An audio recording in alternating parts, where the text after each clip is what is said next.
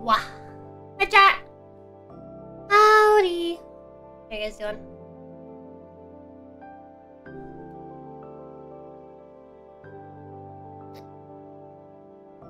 We're right on time. 3:30 exactly. Now, I know you're probably thinking, but Roza, that's not true. You're late. Here's the thing. Last night... Okay, so I forgot to tell you guys. We forgot to change the schedule. Because Patho works at 3. So, Patho got her schedule changed for today. From her working, starting at 12. Like 12 to 5. Instead, she's working 3 to 8. And I thought I had already changed the schedule, but I remember last night that I hadn't. So I asked her to do it, but it wasn't working, and I was feeling like really tired and kind of like shit. It was this morning. It wasn't last night. And it wasn't working for her, so I was like, fuck it. We'll just send them a message. And I completely forgot sending you guys a message because I was fucking tired. So I was meant to stream at this time. I'm technically not late. I just forgot to update you guys. I've been up all morning. Me and Pita went shopping a little bit before she had to go to work, because we did some stuff we needed. But yeah, I'm sorry. You're still gay? Dang it. But yeah, how's it going, chat? What's up, guys? Hi, TJ. Hi, Nimby. Hi, typing. Hi, Sun Villain. Audio is fucked. Give me a second.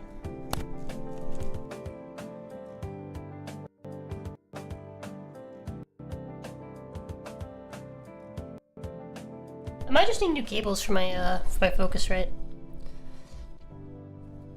Hey, Brother Doom. Hi, Viking. 2.5 hours late. It's about to gather a search and rescue party. Hey, Guares. Hey, hey, hey. Traumatized by the crab game? Yeah, dude, that hurt my soul last night, dude. That game was so good, and then they just fucking completely cocked the second half of the game.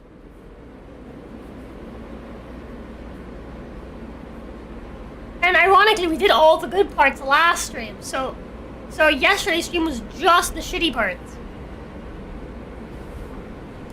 It was just the stuff I was sick of.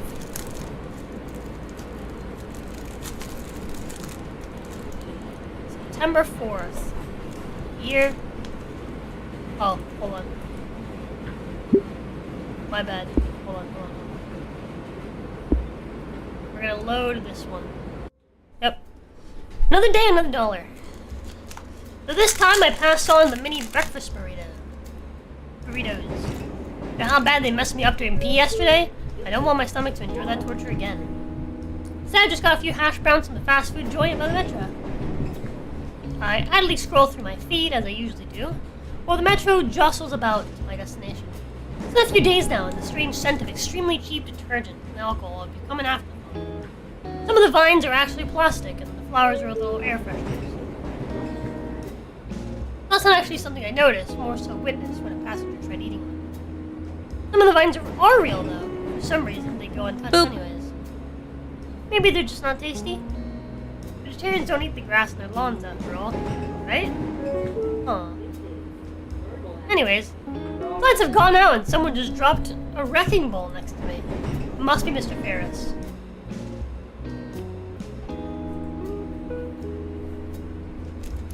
Good morning, Inko. Good morning. Has work been going fine? It has. Slowly, but I'm very thorough. I hate the idea of a place of learning not being an ideal place to learn. And I appreciate our talks. Your perspective has really helped me understand the student body more. You're welcome. Like I can invent the wheel. How's what the fuck looking this weekend? I don't know. Faith is the one that's gonna host it. I just don't have the time, dude. I have too much shit to worry about.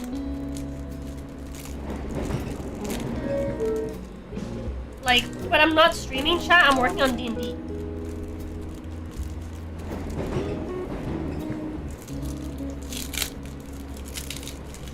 How the fuck do I open this thing? There we go. Maybe? No? How the fuck?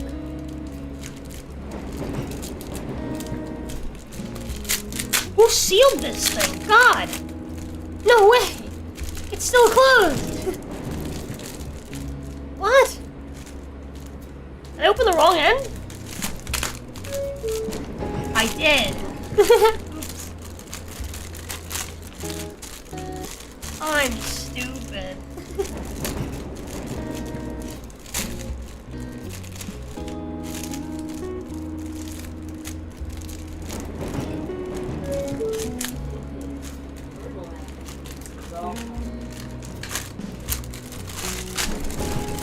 Whatever, dog.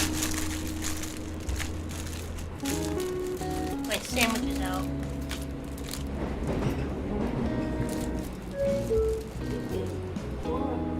I'm eating Italian pub sub for breakfast. Well, I had breakfast already, so it's more like lunch.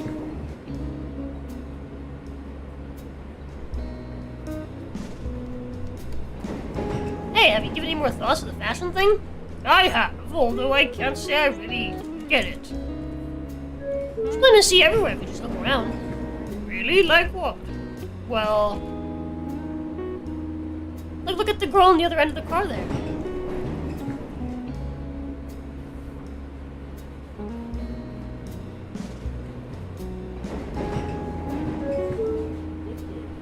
It's rather revealing. I don't think that's really for me. I love my wife. Dude, he's so base! I just mean as an example. Well, there's an event coming up. I could see us trying something new. What would you recommend? It's a good question. What would be good to use here? My inner eye conceptualized the coolest possible Ferris. The fresh machine is going full throttle. The fresh machine. First sunglass. Hey, Blue Sky! Hi, Red Wolf! Glass posted in dots? Wait, what? Post what in dots? I have a channel specifically where I posted I'm going live. The Going Live channel. And I at everyone. First, sunglasses. Okay, I'm feeling it. size may be a little bit too far apart for that. However, beanie. Okay, I see it. Moving on. He's got big guns. Fresh jacket.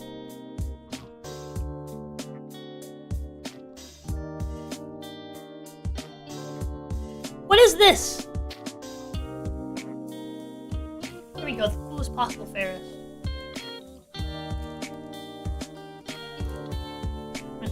Oh! Sorry, just thinking. Why don't you start with...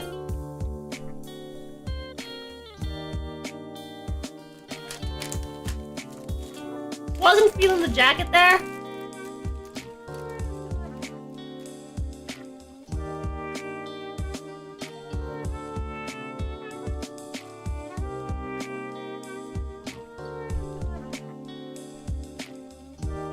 The sunglasses would do good though.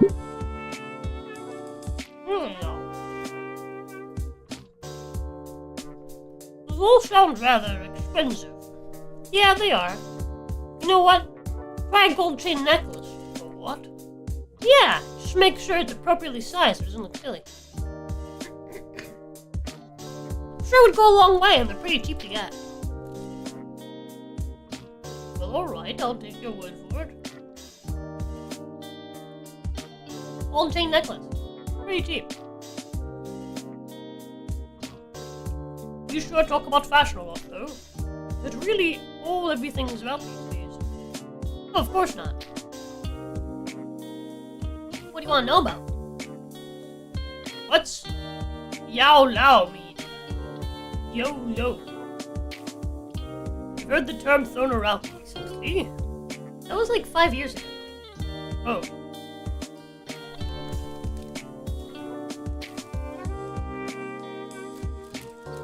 Talk more about contemporary urban slang until we arrive at our stop.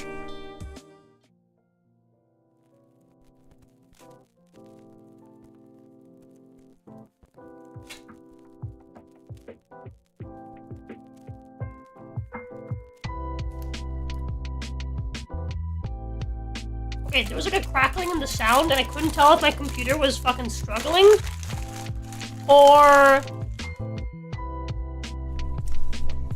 if the crackle was part of the music, and I think it was just part of the music.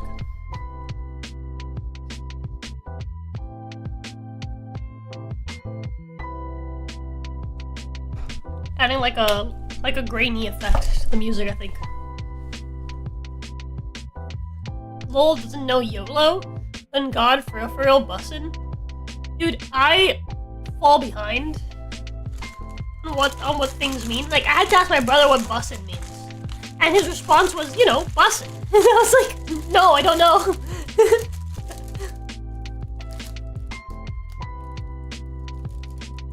He was like, music's really good. And I was like, okay.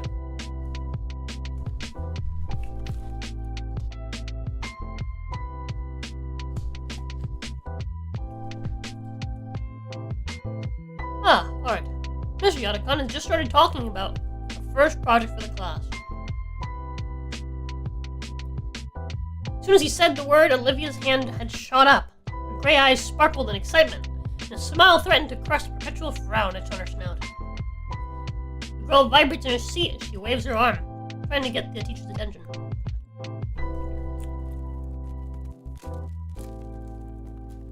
That crackling just there, chat. That's part of the music, I'm pretty sure, right?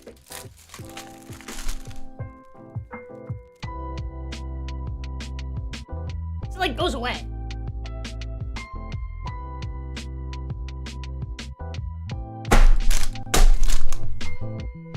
Did I get him?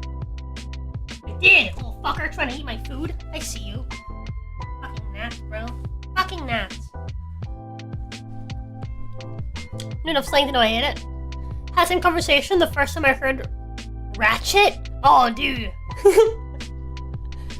Person couldn't give a literate definition to save their life, lol. That happened to me as well with ratchet. I was like, the fuck does ratchet mean? They're like, you know, ratchet. I was like, what? That's not how we spell it though over here.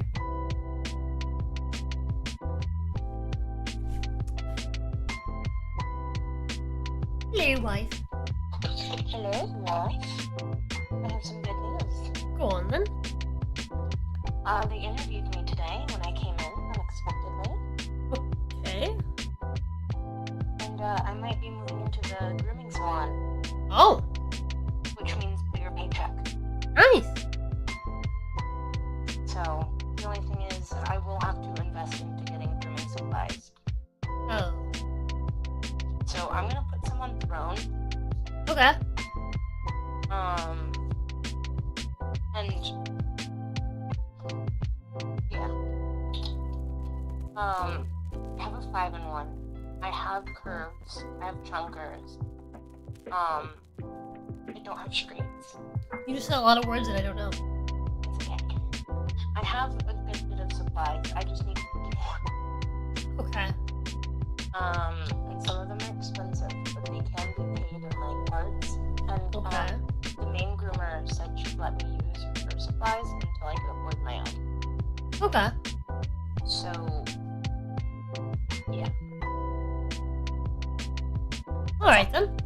How much is the pay? It's mostly commission based, Oh. but the commission is uncapped.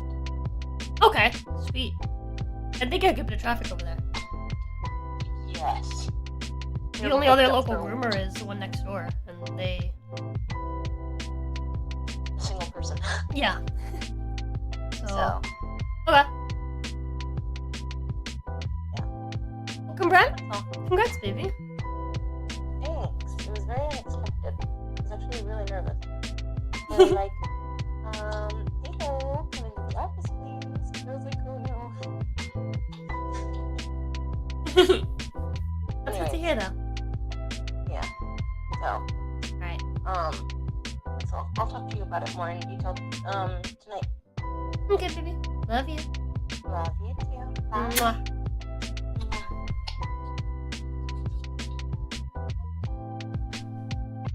Oh.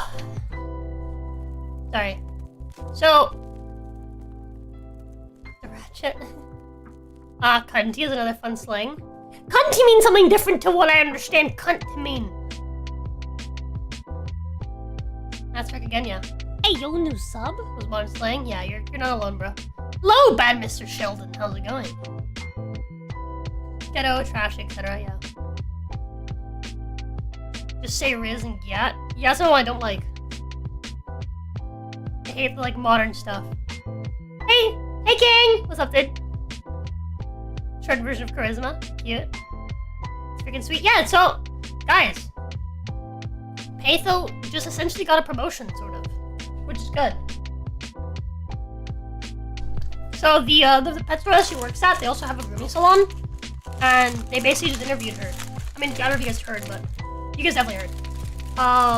But they basically interviewed her to, you know, go from working as a store cashier, basically, to working at the salon, which is what she wanted originally when she applied to that place. So, solid step up.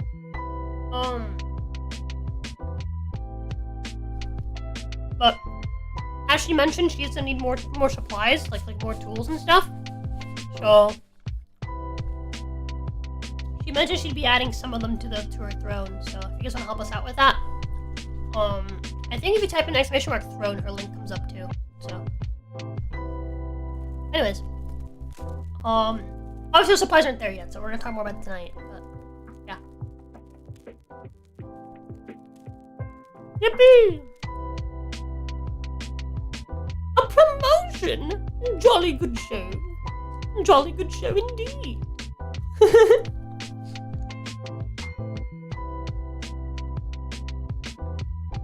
Ekans don't smile as strained as he and Olivia engage in a staring contest with one another.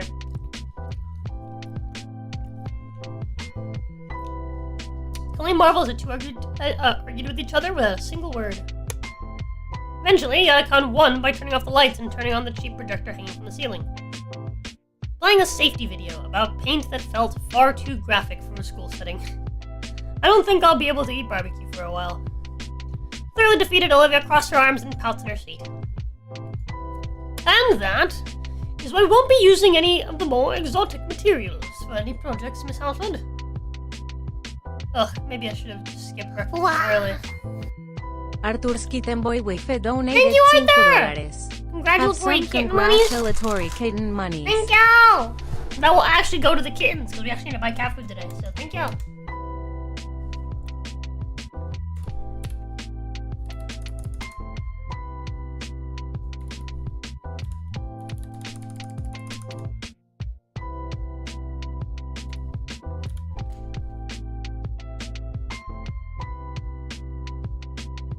Big thank yous.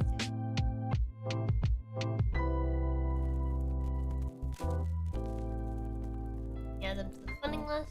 Oh, the BGM one's still. Oopsies.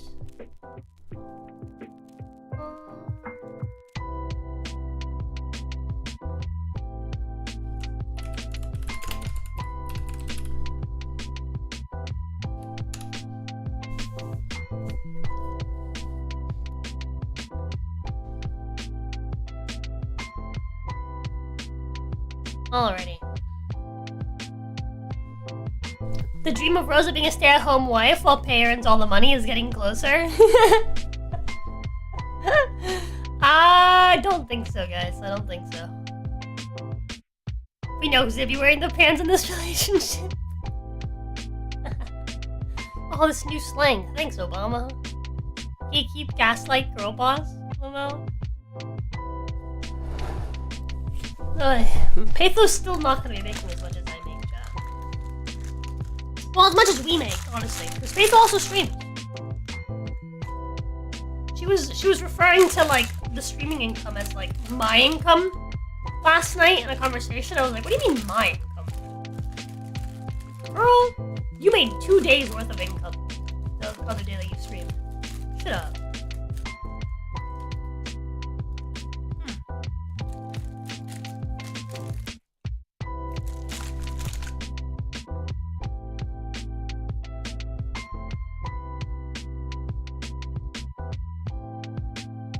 I was like, maybe push of her income is you guys going over daily trying to get her to draw stuff, so that too.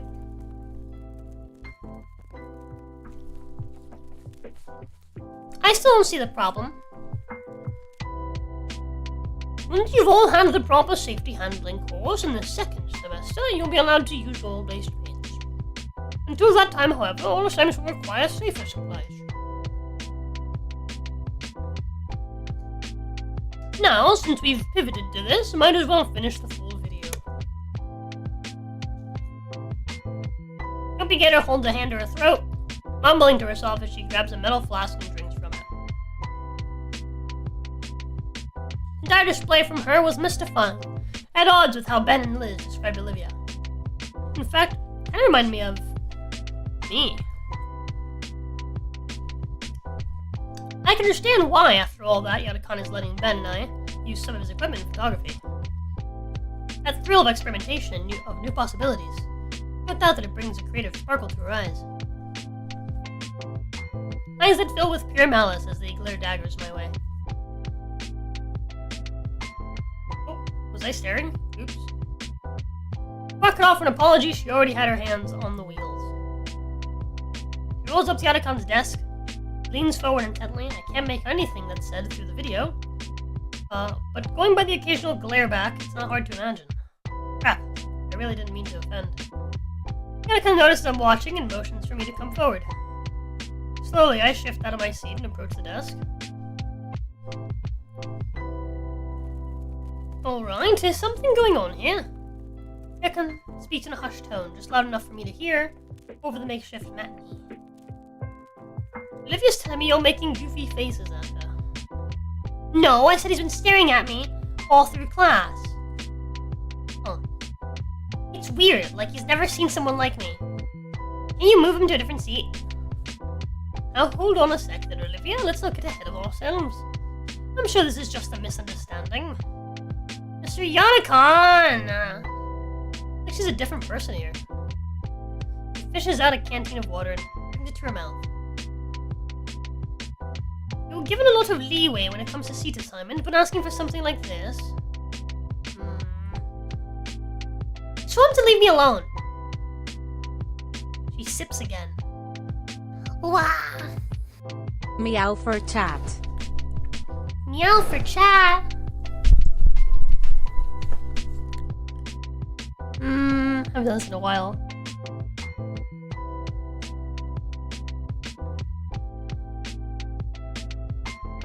Meow. Meow meow. Meow. Meow. Meow. I don't know which one sounds more. Meow. Meow. Hope it's good enough for you. Let me go ahead. Thank you.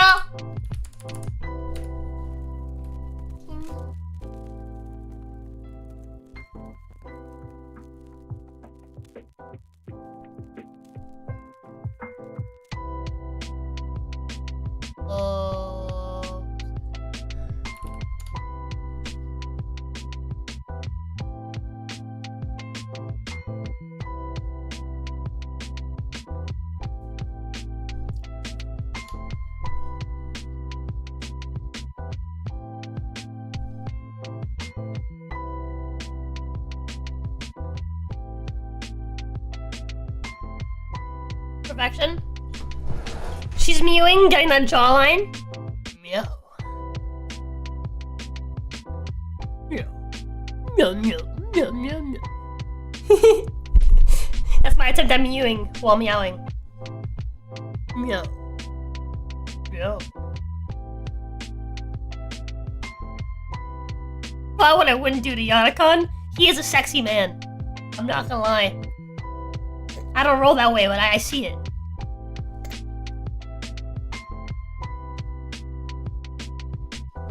She sips again. What's that about? Well then, Inko, you tell us. What's on your mind? Can't have disagreements between classmates this early in the year. I'm confused. I didn't know there was any disagreements between us. Oh, sometimes it's the little things you do that you don't even think about. Brother-Dream donated $10. Boop. Sonic 06. Thank you!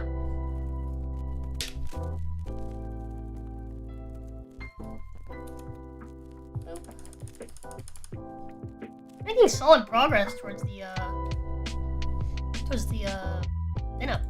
Streamlabs goal. Hell yeah. I think that was a good idea.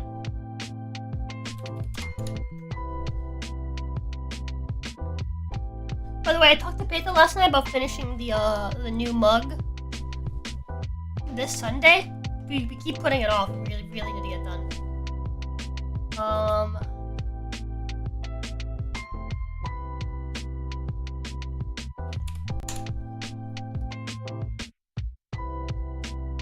So many love handles, Lamau. Tumblr sexy man. Lamau. He does have a rumpus, dude. Look at that rumpus.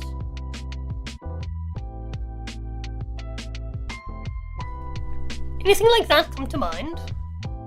Shake my head. Olivia's glare doesn't diminish away from my field of view. I mean, I've been a bit curious about her since we sit next to each other and I'm friends with some of her friends. We all sat together at lunch yesterday. Anakin nods to himself thoughtfully. Sounds like you just want to hang out, Olivia. He scrunches at the mere thought. Not really interested. He's distracting me from classwork. I want to watch the video without being gawked at. Sorry, I didn't mean to. I didn't mean it. Does that resolve the issue for you, Olivia? No, I don't want somebody in this class. Goes to take another sip, ends up turning the canteen upside down. All out.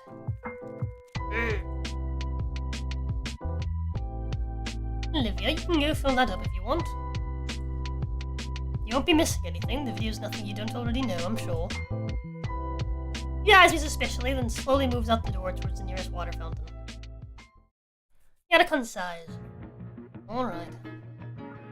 He leans back in his chair, his arms resting against his head. Go, I told you yesterday, if the air needs clearing, to do it yourself. Now she's in a mood because you were staring at her like a weirdo. And here I thought you two would get along. She even gave you that sketch she made of you. Truthfully, I'm impressed, but here we are. What's going on, big guy? Again, sorry. It's been a pretty busy few days. Yeah, I've gone into a cool friend group. We're all gonna sit together at lunch. Olivia's there too. She didn't say much, but I got her a soda. I don't know why she's so upset at me. It's nothing personal, Inko. It's not. She's reticent, especially when it comes to change. You're at her lunch period too. I can see why she'd be wary of you. You don't mind me asking, Mr. Yata-kun? Yes? Why is she so open with you? What do you mean? Just now, she spoke more in that conversation than all the other times I've seen her yesterday. I saw the canteen. I figured it's something to do with her voice, but it's surprising. Her water bottle's the other way around. It's fortunate, but she just really rarely talks at all. And I guess she just really trusts me. I've known her since she was a freshman. She seemed to gravitate towards art, and I taught it. And soon enough, I took her under my wing. But she lives with Damien, right? At the lunch table, and she barely talks to him. She still barely talks to him. Poor kid. Hope he's doing alright. Seems to be alright. But yeah, she's distant to everyone else. So much so, I keep hearing weird things about her. Akin leans forward in his chair, suddenly attentive. Is it about you gossiping with Ben yesterday? Ben, he showed up to the table and said something about her being the same after she left. Probably some drama there, but I don't want to pry. He nods. But also Liz told me some weird things too. He stops nodding. I know of her. Is something wrong? Oh no, she just said I shouldn't get invested in being her friend. Everyone's being real weird about it, so I was curious for myself. Guess that's why I was looking at her weird. Sorry. That kind of rubs his temples. Ay. It's worse than I thought. What is it? I'll put it this way. You've met 3 people that know Olivia other than me. Of the 3, only 1 thinks highly of her, and the other 2 start unloading drama on anyone willing to listen. In this case, you. No wonder you're confused. I hadn't thought of it like that. I don't blame you. You shouldn't be involved in anything stupid. High schoolers, you know? I guess. Yata-kun, she's terminally ill, yeah. Yata-kun inhales, collecting his thoughts. Important question, then. Do you really want to be Olivia's friend? Huh? I mean, I guess. Judging eyebrow raised my way. Are you really, or just curious about her? Seems pretty serious about this. Yes, then. Returns to class and rolls right back up to the desk. Back. Have you changed his desk yet? Naka nudges his head towards me expectantly, prodding me on. I'm sorry I distracted you during class, Olivia. Osiata kind of gets a similar nod. Sure. I mean, welcome? I mean, thanks? Shit. But, no, really, I don't want to be distracted. Come on now, Olivia. The least you could do is give him another chance. You never know. Don't really want to know. I get he's, like, friends with Damien, but I don't really want to, you know? Not in this class. But I'd like to be your friend. She stops and raises an eyebrow. Lots of those going around recently. She was expecting this response. She looks to Yata-kun for help. Actually, Olivia, I also think he'd make a good friend for you. What? Hold on, here's the thing though, right? Like, you don't have to, like, not be friends with someone outside of a particular class, right? To, like, be away from them during that class, you know? Like, she just wants to focus on her work when it comes to this class, because it's really a class she's passionate about.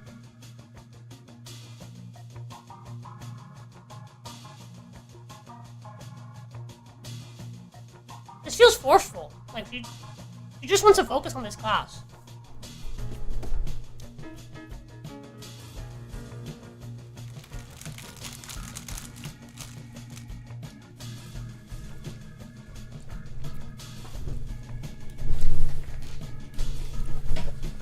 Like, I don't know, man. Like, if I had a class I really cared about and I had a friend who, like, wasn't as interested in the class as I was, and was like clearly like distracting me, I'd also want to, you know, either be moved myself or have them moved so I can sit somewhere where I can like focus, right? If I'm like really zoned in, like I get it, you know?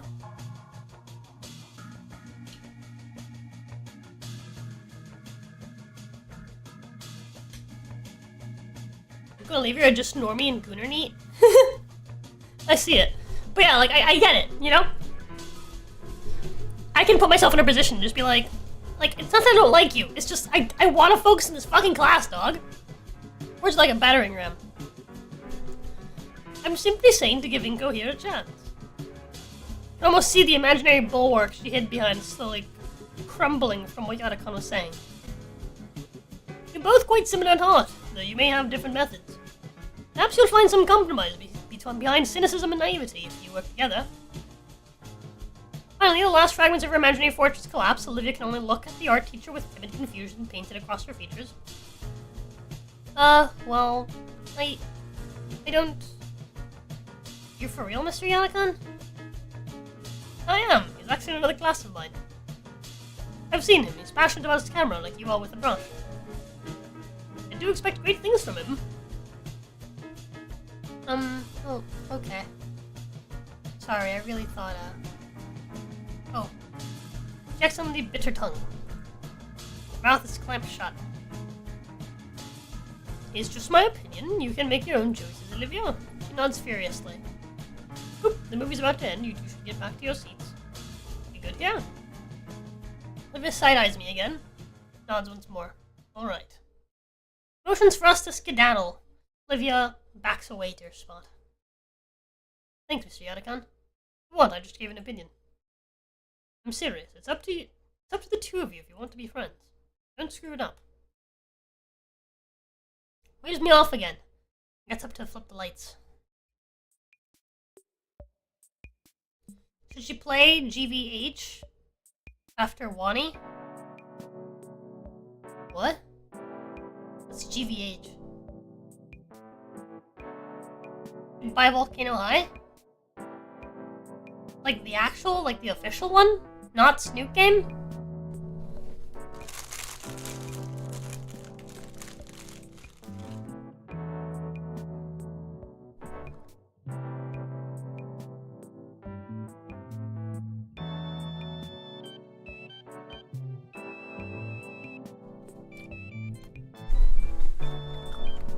Goodbye Volcano High, the shitty Canadian knockoff.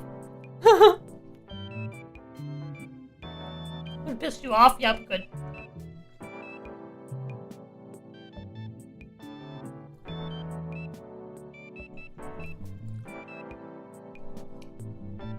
I get back to my seat and stab absentmindedly at the projected screen as I digest Yadakan's words. He said he only gave his opinion, but it seems he also gave me an opportunity to take the right steps in connecting with Olivia. With what he said about her being passionate with a brush, it's gotten me even more curious about her artistic prowess. Speaking of whom, I notice she occasionally gives me a side-eye.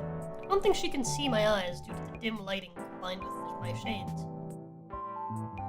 She stares at me with a sense of strange curiosity, almost as if she's trying to get a read on me. Read of me from my face alone. If I can tell by her facial cues, she seems confused and almost shaken up. She wants to say something, but keeps on backing away at the last second. I guess her mind is also jostling around from Yadakan's words. Teacher flips the light switch and I feel my retina burn from the bright lamp lights, even with my sunglasses. Alright, normally in your first week we'd be doing something simple, like a color swatch wheel.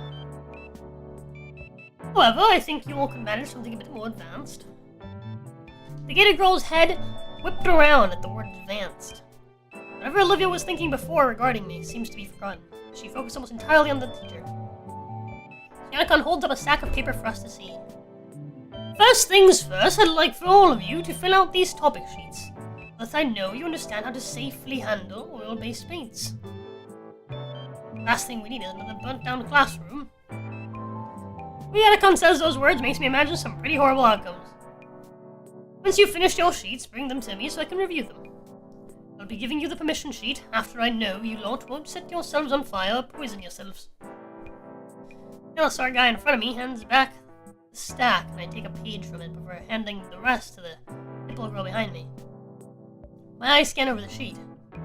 What creative mask do snouts longer than 3 inches require? And a realization hits me. I didn't see the first half of that video. My eyes scan over the page, and I groan when I see questions I have no answers for.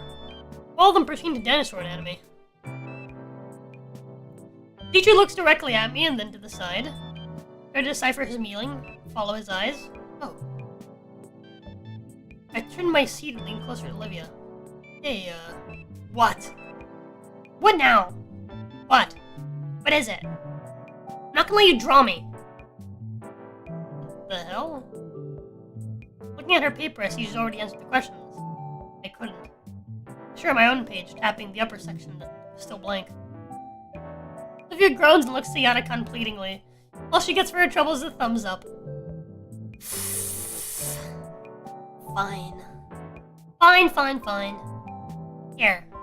She holds out her sheet for me. Wait, isn't this cheating? Your teacher wouldn't... When did he get to his desk?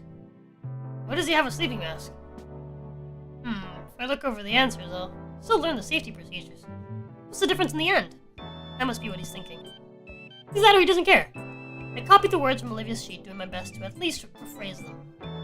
Some of my classmates are already walking up to Yatakan's desk. She's barely reading the pages, not even taking the sleeping mask off. Thanks, Olivia. Whatever. Olivia finishes her page in a few seconds and wheels herself to the desk too. Last answer I'm fairly confident on, like what flashpoint means. I get up and go to Yatakan's desk and set my safety assessment down. Good. Here's your permission slip to use hazardous paints. He didn't even bother to look over my worksheet. He lifts his eye mask from his face and looks at me with one eye. What? Most of that stuff doesn't apply to you, Inko. Just don't drink the paint and get it in your eyes and you'll be okay. Yes, Mr. Yatakan. Attaboy. Now back to your desk and wait for the class to end. Tomorrow I'll be starting you all on something simple, like painting a cube or a ball. Yeah. Moral dodgeball painting. MS drops down and I return to my seat. Making me draw fucking a dodgeball. So I'm particularly familiar with those. Real up close.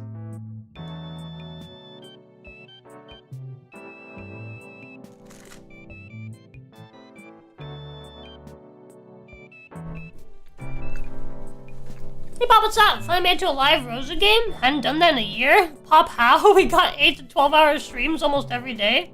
Except when Roza has tummy hurt or a headache or something. Yeah. It's okay, Papa. I appreciate you. Welcome in. All of us are good needs. Worked 2 jobs, only had 1 today. There you go. Thank you for dropping by. I appreciate that you're wasting your time off on me. Oh. Live in Europe, the time between work and having to go to bed is pretty much Rose's sleep time. Lamo. The class clock reads 5 minutes until lunch. Liv is back to leering at me. Consider what I should do or say. Some sort of icebreaker? Mr. Yatakan said we're similar, and I can see some of what he means. I'm a photographer and she's a painter. A cubist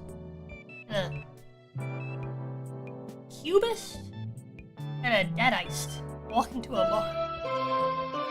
Bing bong, bing bong, bing bong. Have a good lunch now. When the bell rings, Olivia shoves most of her things into her backpack. Not caring if her notebook gets crushed. When she zips up, she races out of the classroom. Guess she doesn't want to get caught in the chaos of the lunchroom stampede. Understandable. Yeah, I'm a daddyist, real. Time on snack is not wasted. I disagree. Ask Solly for a sample dodgeball, maybe he'll show it in motion, yeah.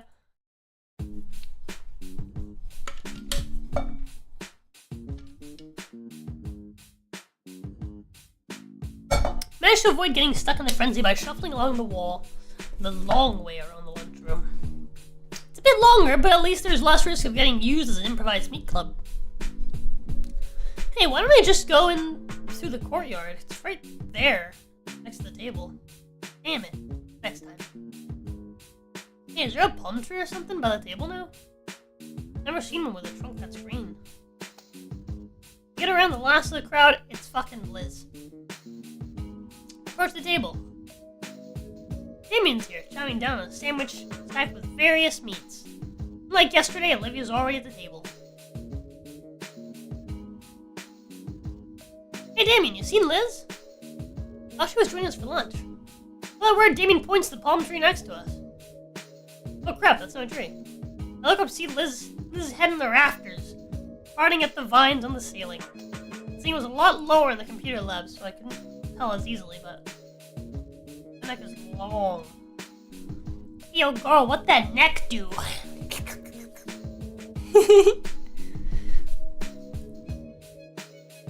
Anyways. Hey Liz. Hey Inko, couldn't see you from up here till I heard you. Well, I guess I'll go ahead and get my food from the vending machines again. The Smegma grind set? Wait, what? Huh? This probably gives good neck. You probably can't get very far into Liz's neck. Imagine what kind of equipment you need for deep throat on that neck. Yeah, exactly, bro.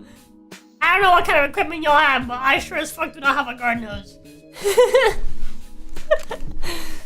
Making my way to the vending machine, I do the same song and dance I did last time. A card swipe and a few button presses later, earn me a couple cans of soda, 2 bags of chips, and a few candy bars.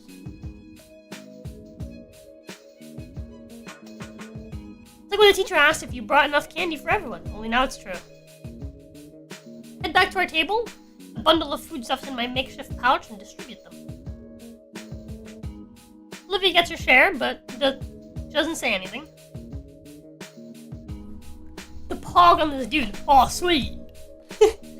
Oh, why thank you, Inko. Damien, if you'd be so kind. Already on it. Damien cracks open a can of soda just as Liz lowers her head to him. He's wearing a novelty soda cap. He then speed swaps the old can with the new one, almost like he's swapping wheels on a Formula 1 racer. Thank you. No problemo, dude.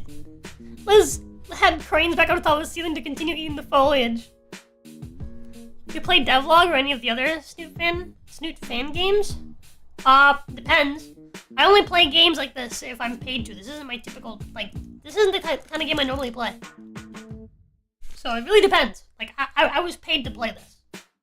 And to play, Puppet Pals, later tonight.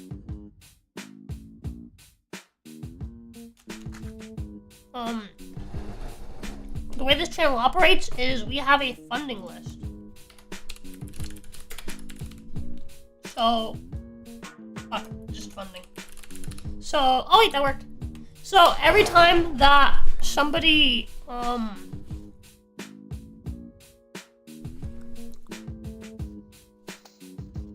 normally played Dark Souls 2 in Skyrim and you offload Skyrim to your wife. Hey, she's doing that all on her own. She's doing that all on her own. But yeah, those are 2 of my favorite games of all time.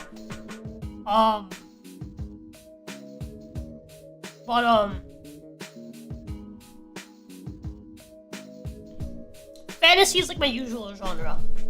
These days, the only thing I'm really doing for myself is D&D. My list is long of things to catch up through. My queue. So I'm trying to like get through it.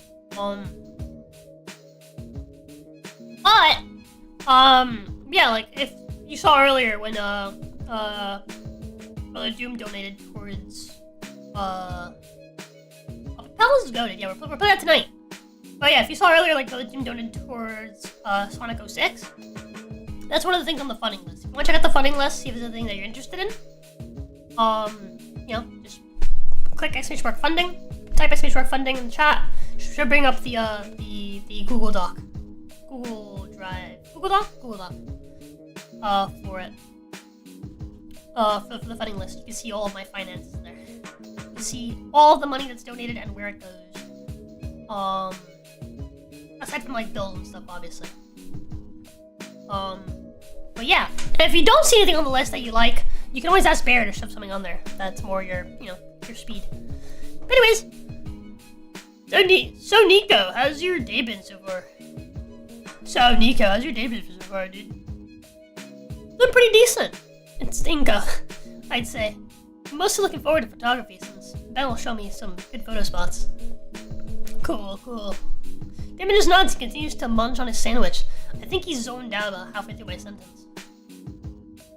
Oh, also Liz helped me submit my contest entry.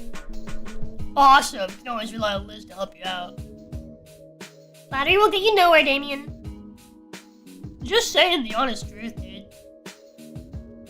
Liz entered the contest too, right? Everyone must be trying to win the cash prize. The money is okay. Liz comes down again with a mouthful of leaves. Her hands hold up a tray with each segment filled with a different sauce. But the real prize is having your submission featured on the sponsor's magazine cover and in a featured article. Oh, she's still articulate. Do you have any idea how great that looks on a resume? I can probably get a scholarship with that alone. Oh, you really got all this planned out. What'd you submit? Takes a moment to swallow her salad and shares a huge grin. I submitted my best digital art piece. Ooh, what is it? Here. Trista says she can bring out her phone to show Damien and me her entry. Do we get to see it? Looks to be a village townhouse piece. Very rustic and classy. Looks pretty good. Yo, that's so cool.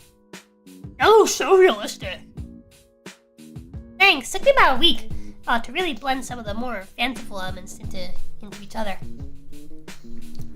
I based it off my grandfather's home from the old country.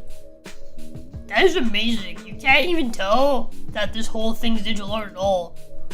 Damien grabs hold of Liz's phone and turns towards Olivia. Hey, Olivia.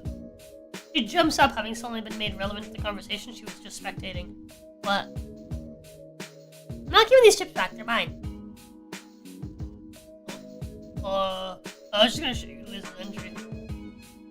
Olivia narrows her eyes and leans over to see the image on Liz's phone. She then looks up and gives Damien a quick nod before returning to eat her chips. Damien's smile falters a little, at her minimal response. But he's back to his usual grin as Liz takes back her phone. Wow, Liz, I didn't know you were so into digital painting. That looks great. Do you plan on being an artist after graduating? Aw, thanks! Well, no, I don't plan on being an artist per se. The plan is to be an antique dealer, specifically with art. What's that mean? It means she buys the splattered canvases everyone else just uses for money laundering. Bro, Damien is so base, bro! What is it with the fucking pink guys being chads, bro?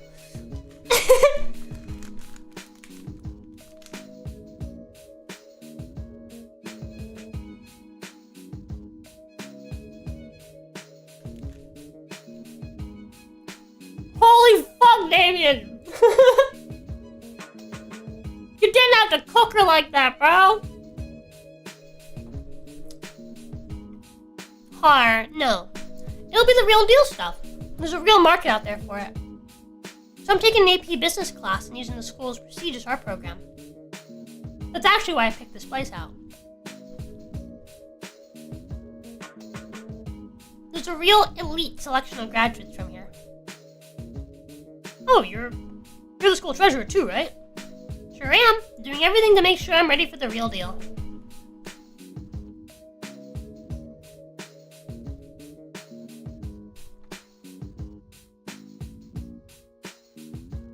You think he has a fuck commies lighter too? I don't know, man. I don't know. I have no idea, dude. I forgot about that. I forgot about the fuck commies lighter, dude. Oh, man. The fucking Carfe Raptor, bro. I do love painting, though. It's not just an ends to a means. Maybe that's why I want to get into trading. I can get the right people the right art they need. That's very thoughtful, huh? I should think about my future more. I wonder what Olivia thinks about this. If it even interests her. Damien's just exaggeratedly nodding his head up and down. I don't know if he's agreeing with Liz or headbanging to some tune playing in his head.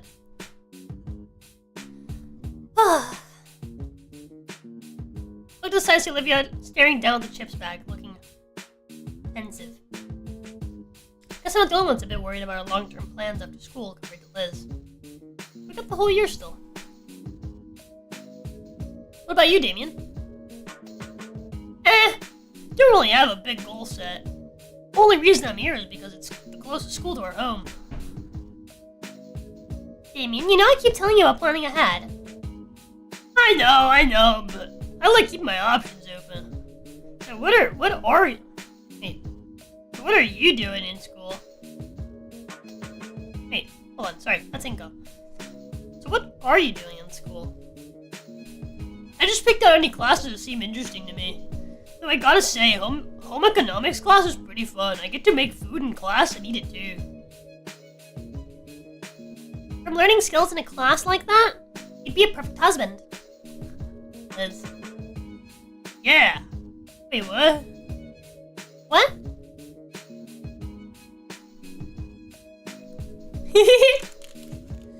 But to get back to my point, that art contest.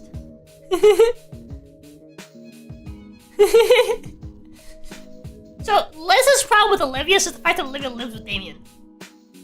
And she doesn't want the combo package, she just wants Damien.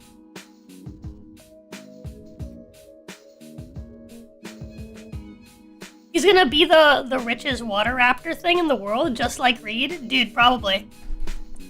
Yeah. Wait, what? What?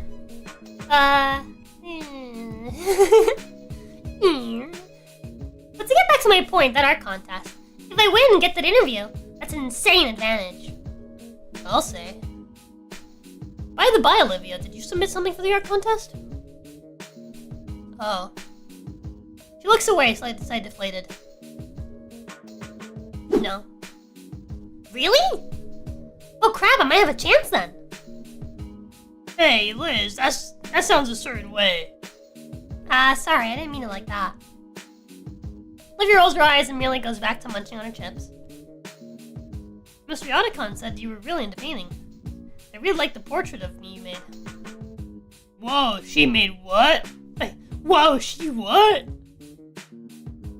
Suspicious leers are replaced by a murderous glare. Yep. Lunch is the perfect time to eat my feet. Hey yo, she's into that? I haven't actually seen any of her real work, only something she'd done out of boredom. Livy's eyes close as she inhales deeply, the air of neutrality returning to her once she reopens them. She looks me up and down again, as though something will be different this time. Can't. What's that mean? Besides, even if I could, they're gonna be looking for the best artists here, so you gotta show them. You gotta show that to them. You gotta show that to them with how good your art is. I just don't want them to look at me and feel like they have to give me a reward out of pity.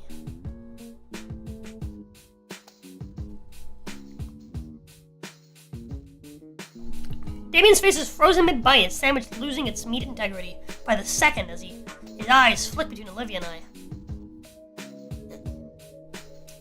I practically hear the blaring alarm in his head as his brain catches fire trying to connect the dots. I want to be judged for my art, not... Olivia struggles to formulate the next few words. It's a weary sigh. It would just feel undeserved. How? Yeah, how? Damien, shush. Has it ever happened before? Do people really do that? You weren't there for it. Some losers used to even tell me to take advantage of it. Why not? That was a bad move. Dude, seriously? Why? So I constantly get reminded of myself? So I can't separate myself from my work? So I can get complacent being worse so I can eventually rely on it? So the playing field can be even? That's a lot all at once. I'm not even sure I got all that, but I definitely touched a nerve I shouldn't have. No, sorry. Your brushes her hair down. Look, I don't want to get awards and praise I haven't earned. Seriously not that good, I really wouldn't win. She sighs and takes a sip of cola. A long sip of cola. Can I see some of your work? No. Man, she really shouldn't put herself down like that. I get it, a lot of students here are crazy good at art. Some are probably better now than I will ever be. And they're just starting. It's pretty scary to think about. I mean, like that landscape of the city near the principal's office? Landscape? Hold on, I took a shot of it. A bit tough getting my camera out. Now with all the books I needed for class in the way.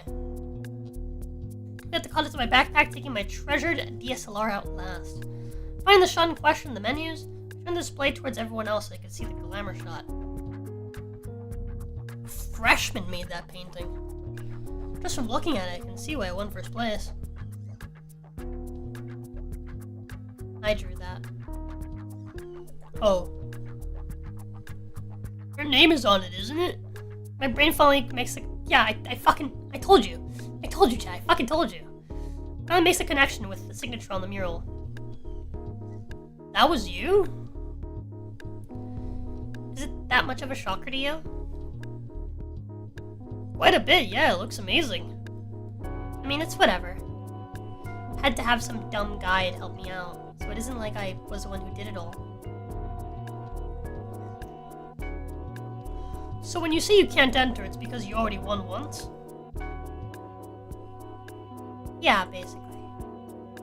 She looks away from us, eating her chips in silence. For the expression of being one's worst critic, but I'd never expect Olivia to kick herself this hard.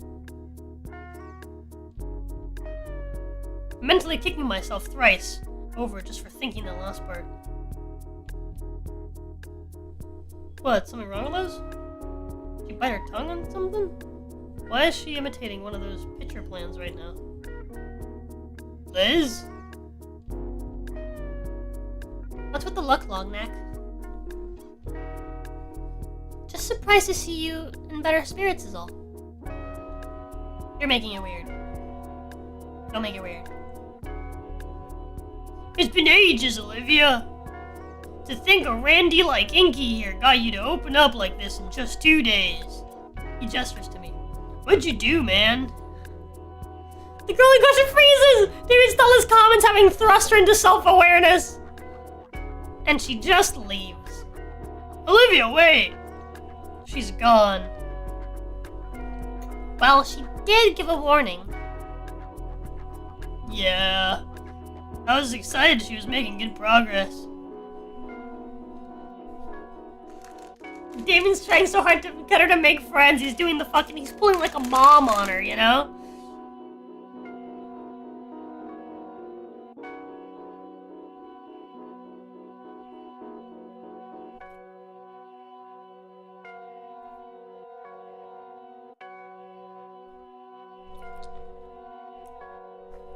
They're a fucking nap, bro. Where the fuck did they come from?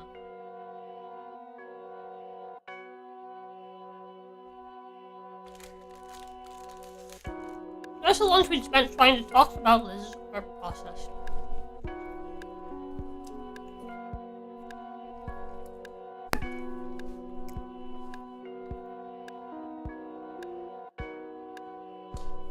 Damon looked like he wanted to try to bring Olivia back into the conversation, but no one had any idea where she'd gone.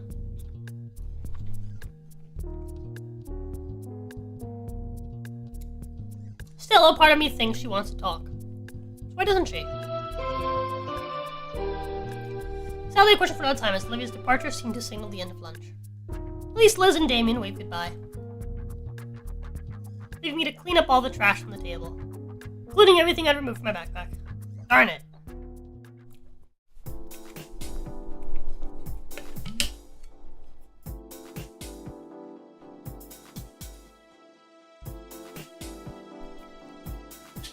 Photography class comes and goes. Since we're partners, Yada kind of gives Ben and I the green light to walk around the campus. Ben shows me around to see his prime photo spots and such. and such becomes... And as such becomes my impromptu tour guide. It's actually pretty neat to see the parts of the school that I haven't explored yet until now. Places like the music hall and the recreational pool were the most interesting... were the most interesting to see. Currently at the courtyard, Ben points out the views of the outer landscapes around the school. No wonder why Ben was so eager to show me. These views are impeccable. While he's explaining the image he has in his head, my mind still wanders back to Olivia. Wonder what I did to make her express herself so much. Inko? Oh. I was asking if you'd be available sometime during the weekend. Take photos. Oh, I'm free on Saturday. Excellent, we can meet up back here. Sounds good.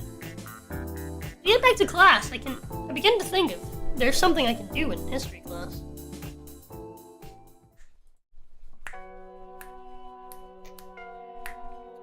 Back in history class, Miss Brockman continues prattling on about. And after a final offensive that left the entire city of Triceroptis destroyed, the Chthonian hegemony was defeated, bringing an end to their crimes against both Dino and humankind. With that, the Dino-Human War came to an end, and peace was finally declared after 10 years of strife. Of course, there was the matter of rebuilding and dousing all those fires still burning, as well as what to do with all the bodies and...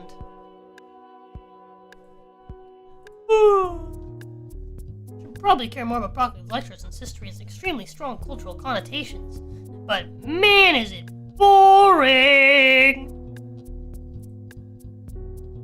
Ahead of me, Olivia has returned to her default sullen, deflated gloom. She's not glaring back at me, so she's probably over whatever that was.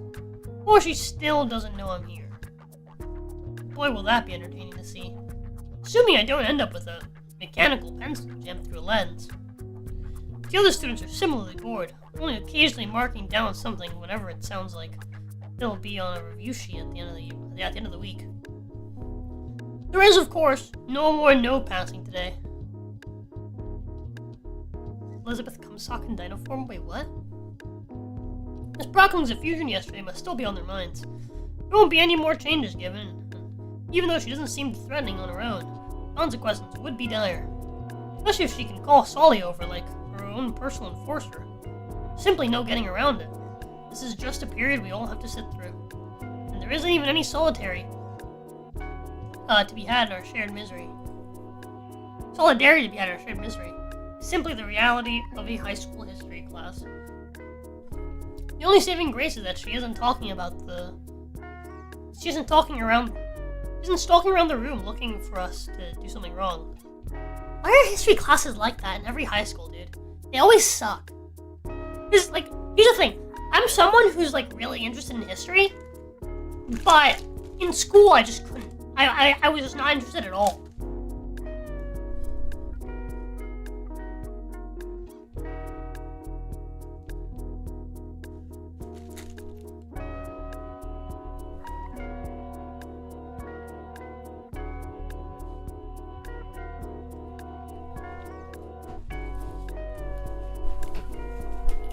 How dare they dangle the lore in front of us like that? You know, Shane Gillis had a bit on his Netflix show recently where he was talking about how as you get older, you start to become as a guy, as you get older, you start to become more interested in history, and that's how you know you're transitioning from young liberal guy to older conservative. And he was like, yeah, dude, if you're suddenly out of nowhere starting to get interested in history, that's how you know you've got, early onset republicanism.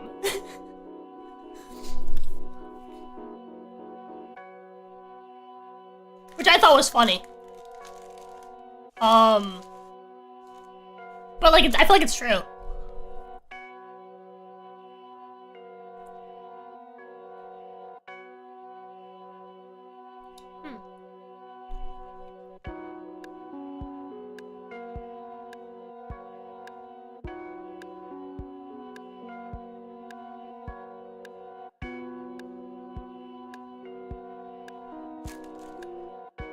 Started to learn about Rome, then I started to hate the border people.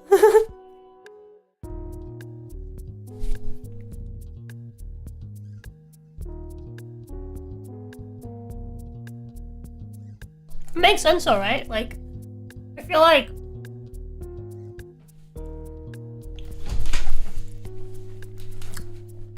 you read history and you're like, oh, so this is how people from different tribes treated each other. That explains a lot.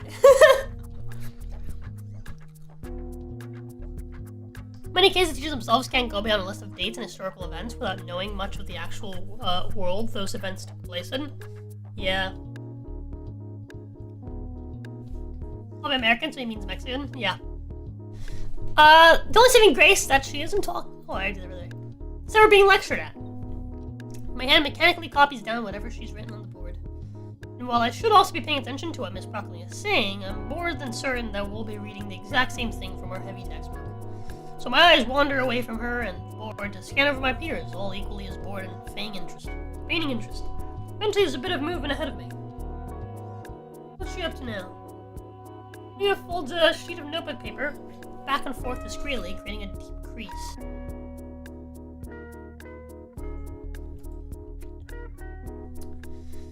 Then she licks her finger and runs it across the crease and gently pulls. The paper rips along the seams silently. Oh, is she really risking it? What's she even got to gain? It's just a note passing game. Maybe she just feels bad because she got caught yesterday. Oh boy. Olivia passes the note to her left. The student next to her raises an eyebrow, but surprisingly takes the note. Immediately passes it on without looking at it. One by one, my classmates pass the note along to the next. Nobody dares open the note or write something in. I surreptitiously keep track of the note in the corner of my eye, and make it circle around the room. Thankfully, Miss Broccoli's eyes are focused on the board. I feel a tap on my shoulder. I reach for my ear as if to give it a scratch. Folded pages push into my waiting fingers and against my ear. The edge right against my earlobe. I chew my lip to keep the hiss of pain contained. Probably unintentional, but a paper cut still stings bad, especially on the fleshy part. My fingers toy with the bundle of paper now at my desk.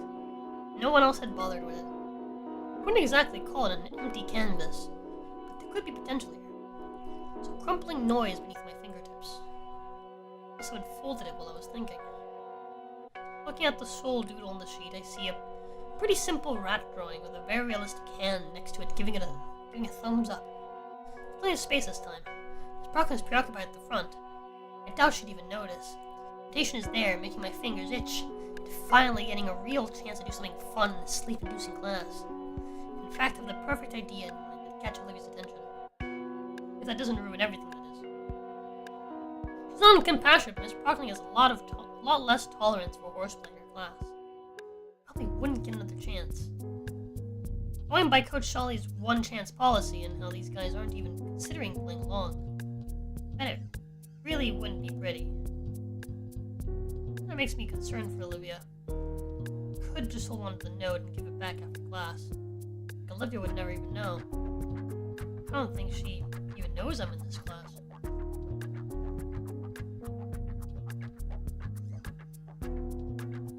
Draw the Gator girl on a half pipe? On a half pipe? What's life without a bit of risk? Wait for Miss Broccoli to start a new tangent to make sure I have enough time. She just said something about the single continent movement. Time to move. It's going to be basically a stick figure, but it's just a doodle. Only you could doodle a photograph. Not sure what I mean by that. Also don't know how to draw in a wheelchair. In the end, it looks like an abstract depiction of a bow-legged T-Rex. Well, yeah, abstract T-Rex then, what I wanted. Oops, we'll have to do. Check it over one last time, as if I had the conceptualization to improve on. Oh well. Pass the note forwards, careful not to notify the teacher. Olivia takes the note over her shoulder. Once more, not checking it. Seems to deflate a bit when opening the note. Probably because of the blank space. Doesn't like she recognized whatever I did either. Maybe I should talk about it with her after class. Oh no, seems like an okay thing to do.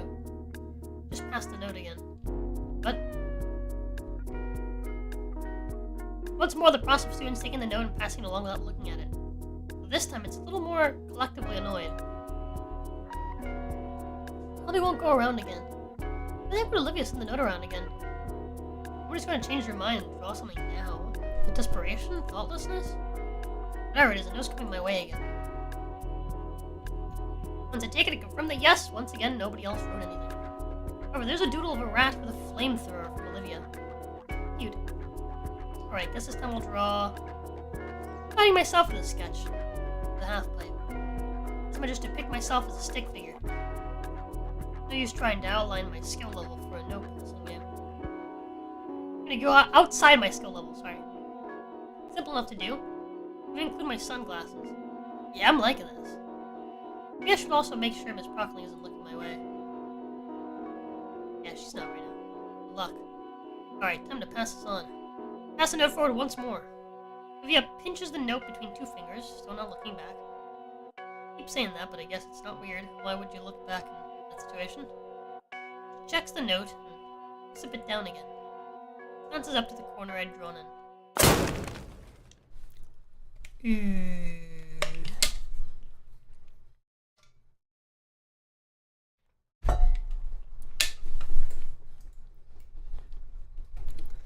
I nearly fall out of my seat from the sudden loud noise. A moment of unwavering silence before a voice speaks up. Miss Halford? Girl in question shrinks in her seat in embarrassment. Sorry, Miss Brockling, I, saw a spider. Miss Brockling simply sighs, muttering to herself and turning her attention back to writing more notes on the board. Turns her head back slowly, just enough to be able to make eye contact with me. While she eyes me with judgment, with judging contempt and curiosity, I see her hand is tenderly massaging the tip of her tail. Looking at the floor, I think she managed to check the linoleum. As soon as Brockling turns around to continue teaching, Olivia scribbles something down. She turns to look at me once more, hesitating, then she flicks the note in my direction. Completely misses me. I try to catch it midair, but end up slamming my face into my desk to get it. Miss Anita, what was that noise? I palmed the note into my sleeve and strained to keep my injured eye open. Teacher probably meant the foot stomping. I, found that spider, Miss Brockling. Teacher grimaces. That better be cleaned up by the end of class, then, Miss Anita. Yes, ma'am.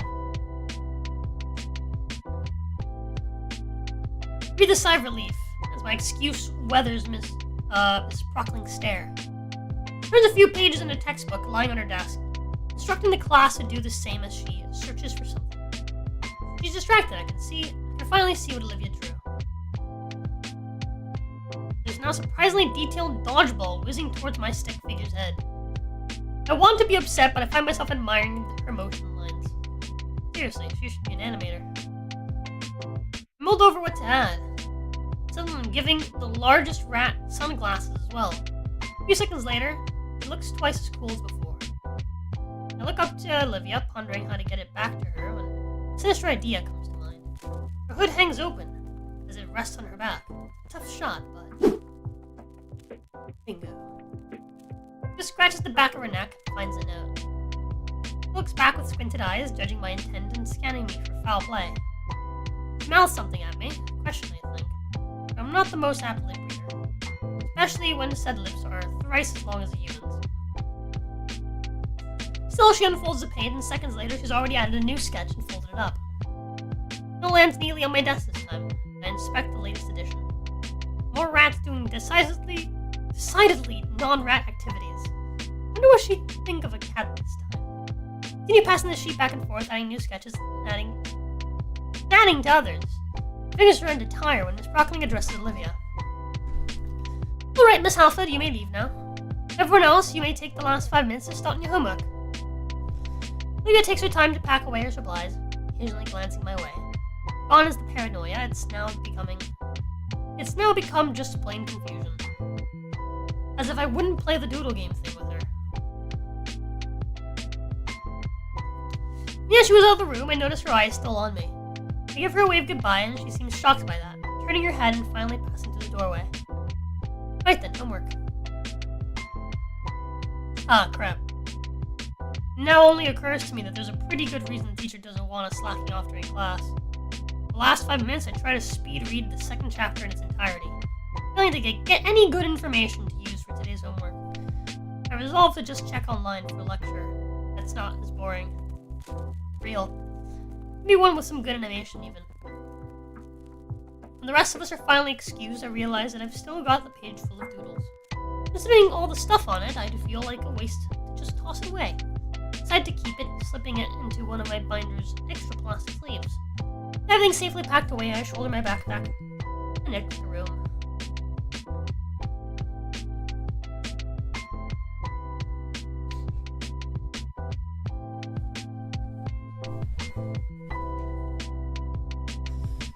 And now I get why Olivia gets to leave some classes early. The halls are so packed and chaotic once class ends, I always end up being pushed around by rowdy students headed towards their next class. When school ends, it's even worse. When I saw it yesterday, it was something else. The word riptide comes to mind. I ended up just waiting around a few minutes for the flow to die down. It's looking like that's just going to be my routine now. Pass a few more art displays on my way to the stairs, back down to the first floor. This isn't the art wing, but there's still a bunch of displays up. Maybe there simply isn't enough space. Something pressed into my chest and alerted me to stop. Olivia, holding an arm out to me, to stop me. She's still staring up at me, though less suspiciously. Her jaw is open, but no sound comes out.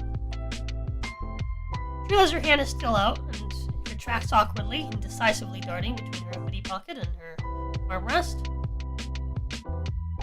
Is she expecting something? Oh, the note, baby. Hey, you could have told me. Huh? You were in Miss Prockling's class too, you could have mentioned that. Sorry, guess I was sort of aiming for a bit of a dramatic reveal there. She brushes her hair aside. Well, whatever. Later, I guess. Why did you stop me out here? Stopped her chair mid-turn, with gray eyes contemplating the dirty floor. I don't really get you. Olivia's eyes turned back to me, and now I can see the nervousness in her pupils. Why do you care? Why indeed? Well, I guess the main reason is I want to be friends. With me, though? Sure. Tiny moments in which I saw the Gator girl hyperanimate come to mind, and I can't help but smile. Those small shows of just genuine feelings. Oh, what'd I do? Save, I guess. Back we go. How do we save by accident? I think Mr. Yonacon was right, honestly. Olivia hums in disagreement, finally turning away.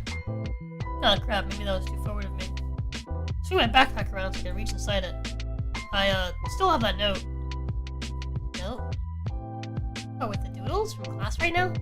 Why? Just figured you'd want it. It was fun filling it out and all. So I have to pull out my binder, and the Gator girl looks back at me and shakes her head. It's just doodles, you can throw it out. Keep it. It's so important. For the briefest second I swore I saw her mouth form a tiny smile.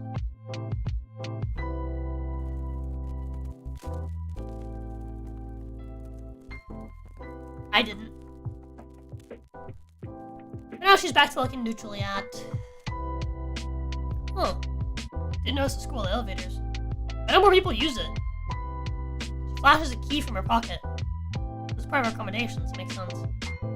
Right now the hallway is cleared up a bit. Olivia arrives and Olivia rolls in. She moves her arm to push the button and jams the key in some slot. What's to look for? You coming? Oh. Simon besides Olivia just before the door closes. The benefits of befriending the cripple. Let's go. It's probably safe to catch her foot. It's probably safe to catch her foot and just reopen, but man, this thing is ancient. It's an inspection certificate. Lazily plastered above the door from this side. It's covered in coffee stains and other signs of age. Is this thing really safe? Olivia shrugs. What's the worst that happened? Her legs break? She eyes me with a smirk. This may have been a mistake. Chunk. Oh god. We're about to also become a cripple? Oh god, are we going to her basement? Air drops, the space around me seems to drop for a split second. The sound of the worn-out elevator mechanics fills the cramped space. How slow is this thing? Look over to Olivia, she uses this thing daily. Surely it normally runs smoother. Her mouth hangs slightly open in an amused grin, watching my sudden onset claustrophobia. Relax, dude, this is normal. Alright, this is normal. This thing jostling around like it's going to drop us at any second is completely normal. Reach the bottom, the door clunks open, I practically fall out. If it casually rolls from behind, somehow I sense it's the degree of superiority. Anyway, see you later. Oh, yeah, see ya. It rounds the corner, I'm left on my lonesome. Since it returned to me, I started making my way to the metro station. Let's go! Make the journey home and stress me how much progress I've made with Olivia. It's definitely still in its awkward phase, but I can see that she's opening up a little by little. It's starting to become amusing seeing her get confused by my friendly gestures. All in all, I got a pretty good feeling about this. Liz and Ben sure we're overreacting though. I'll be sure to tell them all about it. Maybe you shouldn't, actually.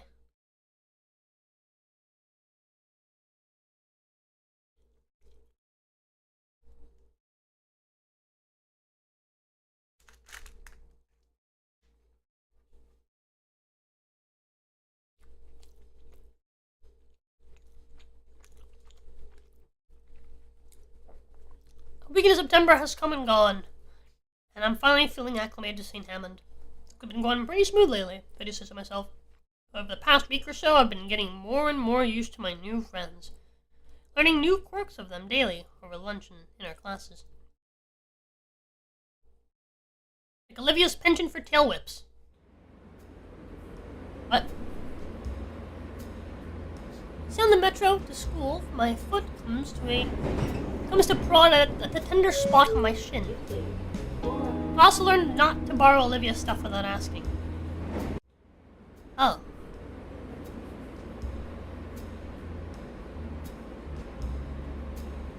She usually tries to keep to herself, even when we're partnered up, but I do my best to play nice. Not to say she's being rude or anything, just quiet. More and more, I kind of figured that part of her silence was just nerves.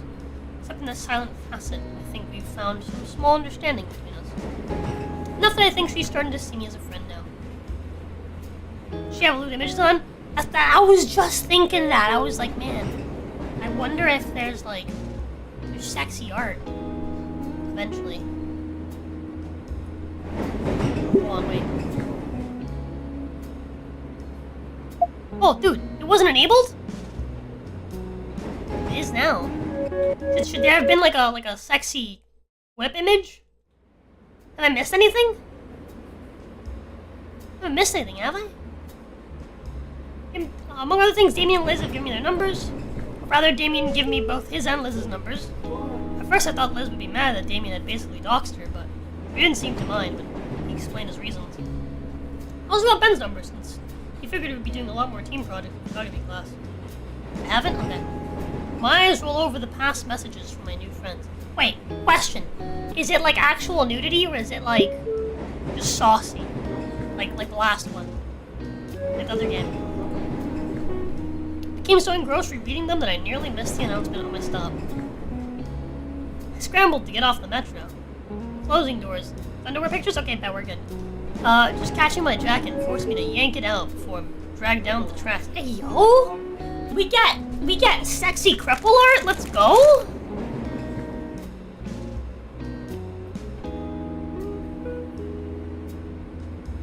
What's YouTube gonna say, huh? If YouTube says anything, I'll just call them ableist. Be like, what? You can't have fucking... What, you don't think cripples can be sexy? YouTube? Huh? Huh?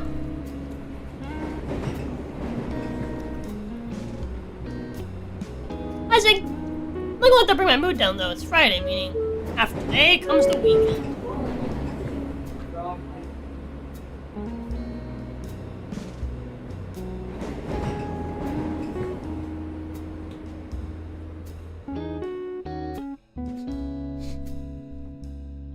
Quick walk from the station, I can see the school into my field of view now. The school looks completely barren. Is it closed? Weird. Look around at some of the small stores that surround the school. The ones that are usually staffed by student workers are also empty. One of them has lights on, but it looks like the manager's looking over some paperwork inside. I don't recall any announcements about holiday today, and while I admit to having forgotten what day it was in the past, I'm absolutely certain it's Friday. So where is everyone? Even the entryway to the school is barren. The door probably won't even open. Yep. Hello? I dance up in front of the camera watching the door. Does not respond. You know what? Damien would know what's going on. Look at my contacts, find Damien's number.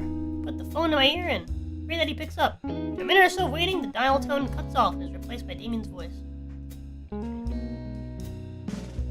Yo, yo, what up, Nico?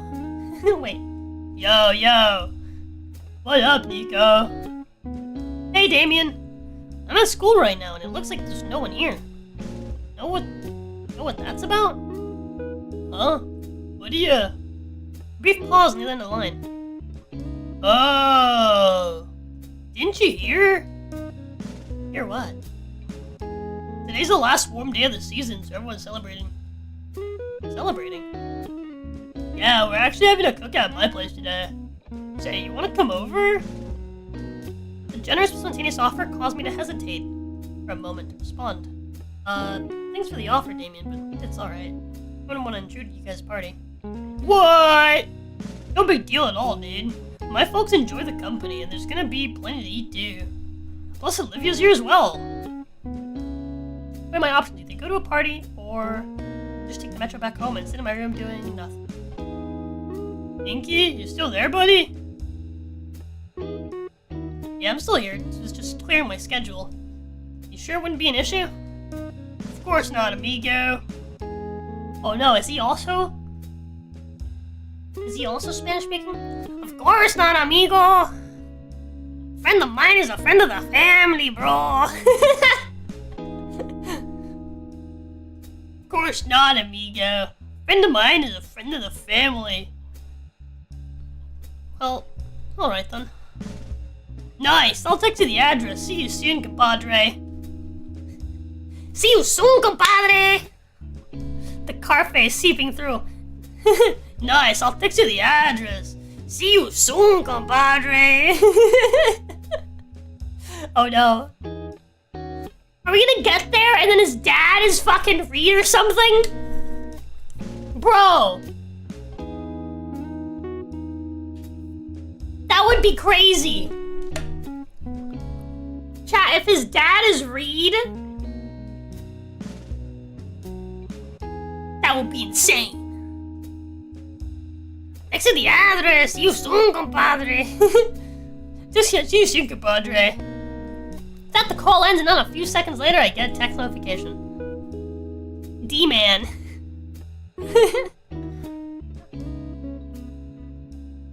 61193 Crichton Road. D-man is still typing. Go the long way around the neighbor. Go the long way around. The neighbor doesn't tramp his dog hole.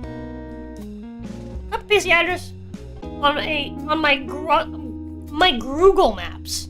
And I think Damien lives pretty close to the school. He did say that.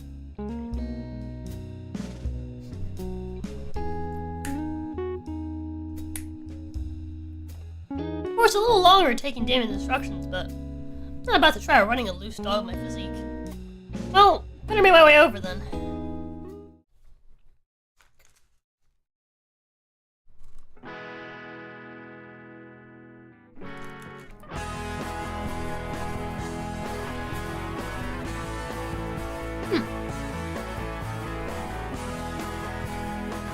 Level 99, level 91.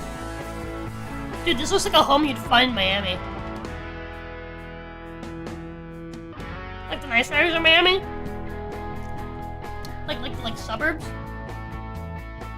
But like the nice suburbs, not like the ghetto that I grew up in. Our houses are a little smaller. They don't have a garage. Roza dog still out. Ah, here it is. 61193. House looks standard for a house in this neck of the woods or neighborhood. A one-story place, but it looks pretty spacious. Definitely a family house. I walk up the stone steps path toward the front door and ring the doorbell. Grocery bag wrapped around my fingers, starting to chafe a bit. Could have just come right away, but I felt bad coming over empty-handed, so I got something for the party. Simple salad bowl from the local stores on the way over. Doesn't seem like much, but as my mom taught me, it's courteous to come to party with something. Really? Riley, you're gonna bring a salad bowl to a carnivore only? Family? That's not smart.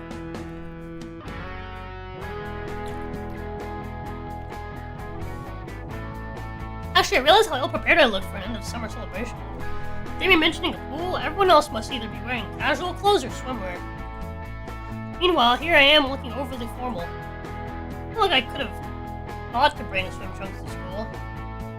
The door swings open, now steps Damien. Inko! Wow, man, you're crazy early. And you've come bearing gifts! Bro! Yep, here I am. Didn't want to come empty-handed, so I stopped at a store and got a salad. Aw, you didn't have to, dude. Seriously, though, you really didn't have to. My family and I are carnivores. Called it! Thanks! Still, it's not like... It's like, not even 10, man. Oh, you didn't give me a time, so... Nah, that's my bad. Still, since you're already here, come on in. Well, don't I feel silly? Damien still accepts the grocery bag and chucks it off to the side somewhere. Come on, everyone's out back right now. Turns back, making a sliding door... making for a sliding door on the opposite end of the house. My house used to have a sliding door. And we got rid of it because my dad thought it was a safety issue. He was like, I don't trust it in this neighborhood. And then he gave himself glass door in his new house. Crazy. Anyways, following after, I barely have time to take in what I think is the living room and dining room. A number of toys thrown about, foam dart guns and loose game controllers. And there was the glass door and gives me a small push out of the house.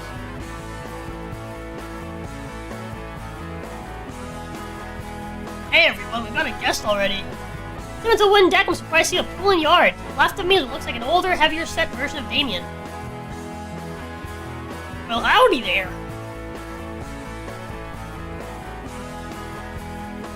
Hello, sir, I'm Inko. Shifts the barbecue tongs from his right hand to his left so he can shake my hand. Randy Payne. You can just call me Randy, though. Randy Payne.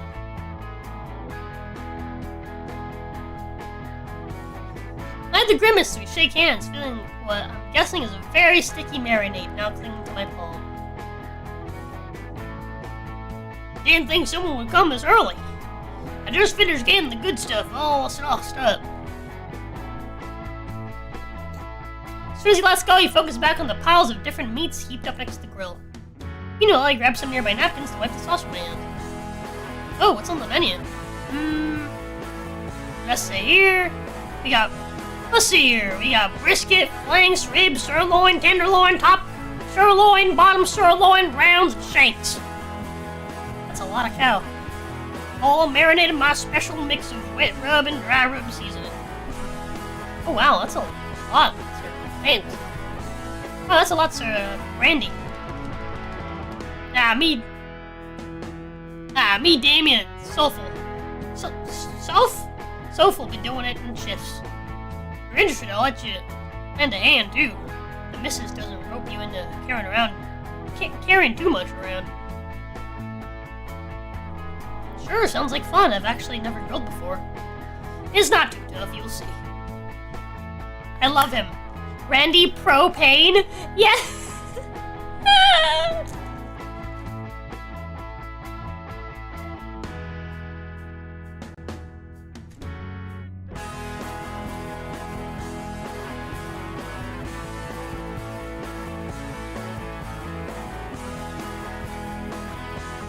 His haircut makes me think of fucking, of Hank Hill.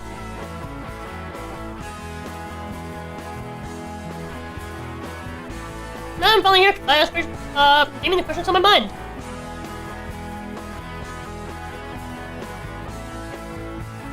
Hey Damiens, I've been curious this whole time. What exactly is a celebration anyway?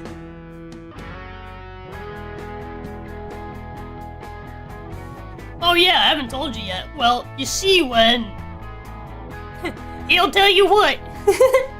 I'll tell you what. Before Damien can probably explain, a motherly voice cuts him off. Damien, sweetie, you shouldn't keep your baby brother waiting any longer. The mention of younger sibling, a tiny Damien clone, jumps over the deck, railing in. Acid punch! Oh! Oh god, why? Why? Vinny! Look, bro, just like the Power Raptors, I told you I could do it! I'm so sorry, Inko. Vincent, this is why I don't want you watching those violent shows. The younger Dino isn't listening. He's already run off to find another victim. Are you alright? Yeah, I'm fine. Was that really acid? No. But here, you should wipe that off. Now. Hey, I take the towel handed to me to wipe off the splotch on my pants from where Vincent had punched. The Dilophosaurus spit only gets more acidic after they reach puberty. I begin to rub away the spittle from my pants with a bit more urgency.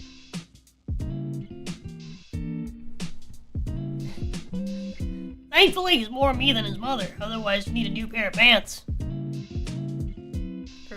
Wait, that's an actual thing? Randy laughs. So, you must be Damien's new friend from school.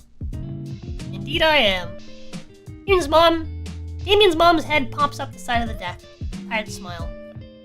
Hello, ma'am. Thank you for having me. Oh, I didn't know we'd have guests so soon. I would have cleaned up more. You can just call me Sophia, dear. Speaking of school, Damien told me that you were there. Wait, speaking of school, Damien told me that you were there. Why'd you be going there today of all days? Well, honestly, I didn't even realize that today's a holiday. I usually marked it on my calendar, but it must have flown over my head. It's no worries then. It's mainly us dinos celebrated. Yeah, Damien told me a bit about it, but I'm not sure I fully understand. In that case, I'll be more than glad to clue you in. It's called Summer's End, as today marks the last warm day of the season. After this, fall and winter start rolling in. Huh, interesting. Well, this will probably make me sound stupid for asking, but how come you celebrate it?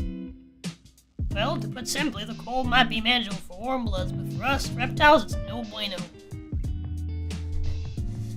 To put simply, the cold might be manageable for warm bloods, but for us reptiles, it's no bueno. So we spend the last day soaking in the sun and enjoying the warm weather before it starts getting chilly. Now that makes sense. Next thing you know, everyone's wearing extra layers and putting up heat lamps. So it apparently used to be Ice Age levels, all frigid back in my granddad's age, so I guess we can consider ourselves lucky. Otherwise, we'd be nothing but a couple of popsicles or tails for sticks.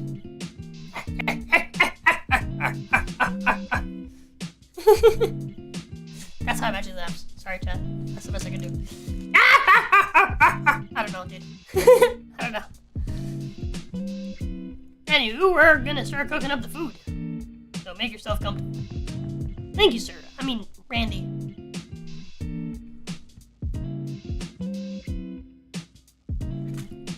Give me your attention to the girl. I moved to the banister overlooking the pool.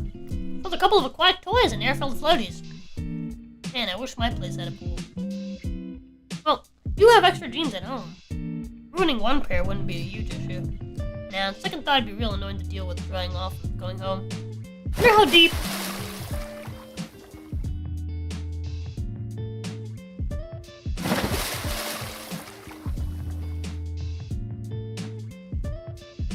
Whoosh. Ah! Ah! The hell are you doing here? I was invited?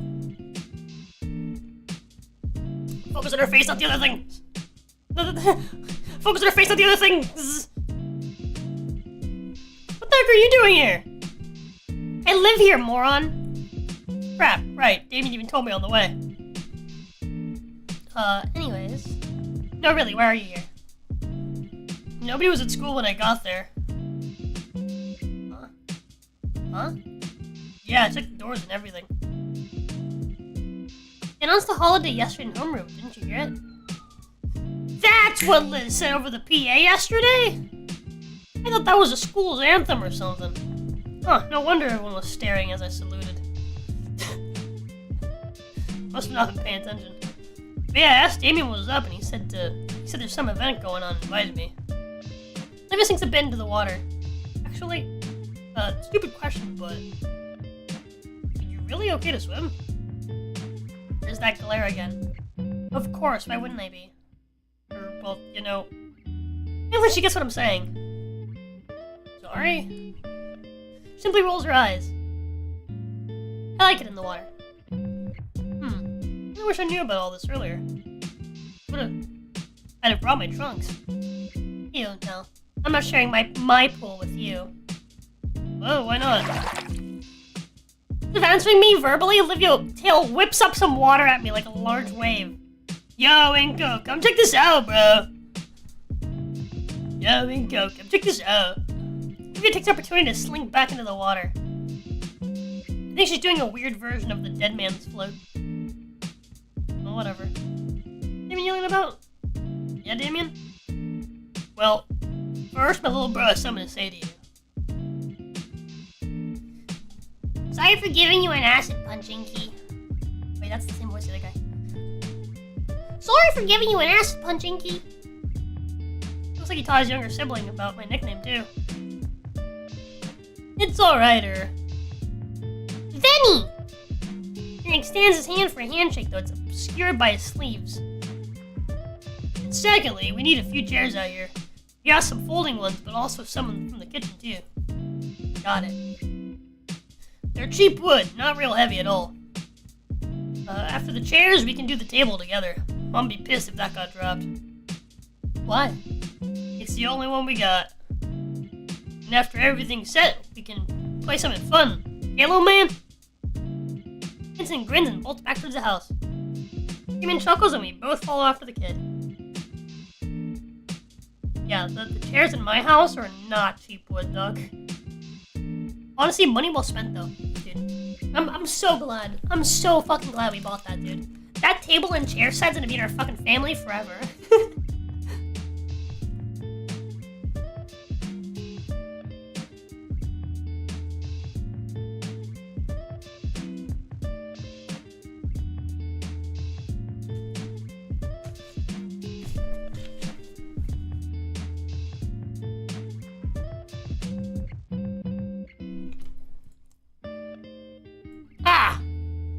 Tipo drops a few inches, you're able to lift it with a hard crash back onto the tile.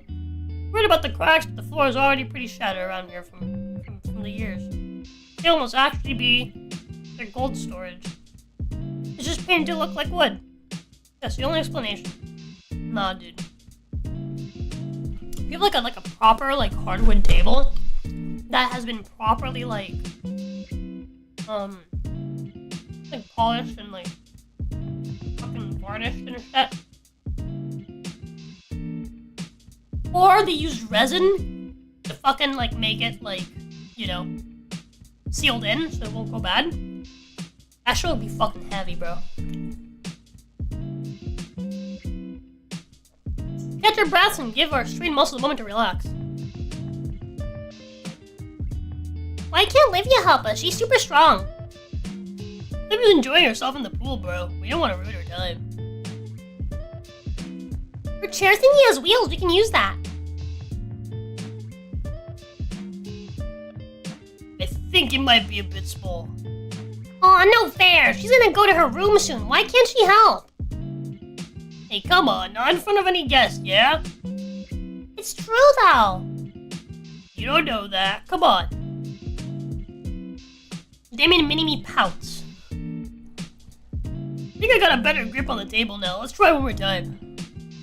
Okay, I'm ready. 1, 2... Wait. Huh? What's up?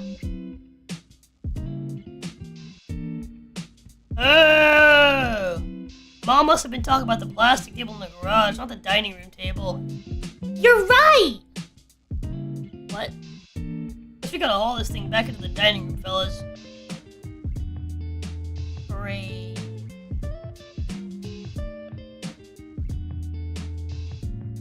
Soaked in polish?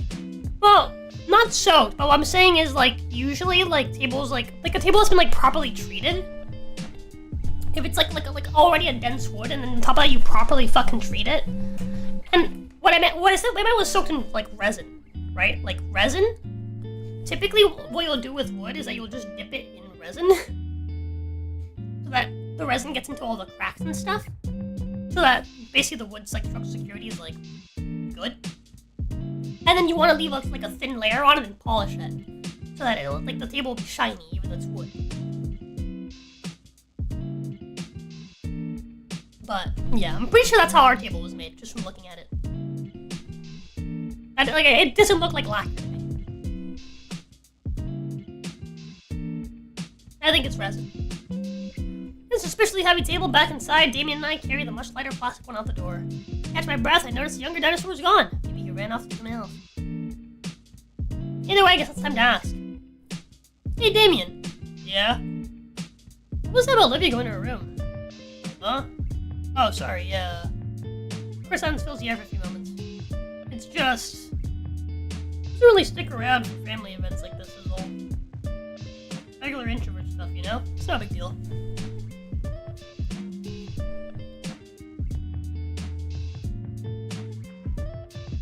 And your parents are okay with that? Why wouldn't they be? She's her own person. Right. She usually makes appearances for food, though. Hey, speaking of food, do you want to go check on the grill? What? I know where the food's done by now. I know, I just like to smell. Oh, alright then. Sweet, let's go.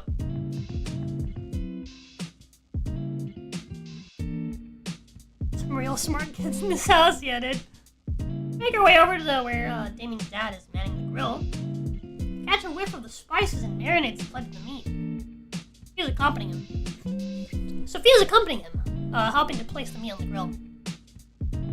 How's it coming along, Pops? You making any how I like them? You know it, son. Have a look yourself. Have a look for yourselves. Step aside and lets us gaze at the variety of barbecues set over the flames. The smell of it cooking, and the symphonic sizzling sound has my mouth watering in seconds. Good, right? I'll say. Randy used a pair of tongs to grab a piece of steak that looks halfway cooked. The secret is that you gotta let these babies have some time getting seared on each side. That way it really hones in the flavor. Splat! Whoops. There's about a silence between everyone as we all stare down at the piece of meat on the floor. It's not too ruined. Hey, Olivia, you want it? A pair of eyes appear over the edge of the pool. Sure, toss it in. What's this now? Maybe he's to chuck a steak right into the water, as one would do with chum to attract fish. Whoosh. Jeez. Anywho, since you're our first guest, Inko, you get the honor of getting choice picks. Which one do you want? I don't want to impose or anything. Ah, nonsense. Besides, better to get your picks now before the other guests arrive later. Hey, think of it as payback for all the soda and chips you've been getting us. Come again? Or, well, I guess a burger is more convenient. You get to attend a family barbecue every day. Excellent choice, Inka. Want it rare, medium rare, or well done? Hey, Inka, go for the rare. Damien licks his lip as he says that. Rare? What the heck? Oh, carnivores, right. Pretty sure a raw burger would kill me. I'll take my burger well done. Yeah, I'm sure you'll want ketchup with it too, Come on, Randy. That's right. Come on, Damien. One well done burger coming right up. Yeah, not gonna take any chances. Just saying, you're missing out, amigo. I'm pretty sure your mother was just messing with him. You never served that sort of thing to a guest. No way we could afford the suit. Lamau. I can't laugh. Do like a heavy laugh. Alright, son. But may not look like it. Volcadera has its share of humans. What I know, you guys can eat about anything, right? All meat aside. I mean, yeah, I guess. It must be nice to be able to just grab whatever's on sale at the market. Meat prices these days are getting pretty crazy. I've seen some of that synthetic meat around. It might be cheaper. Why not try it out? Oh. Oh no.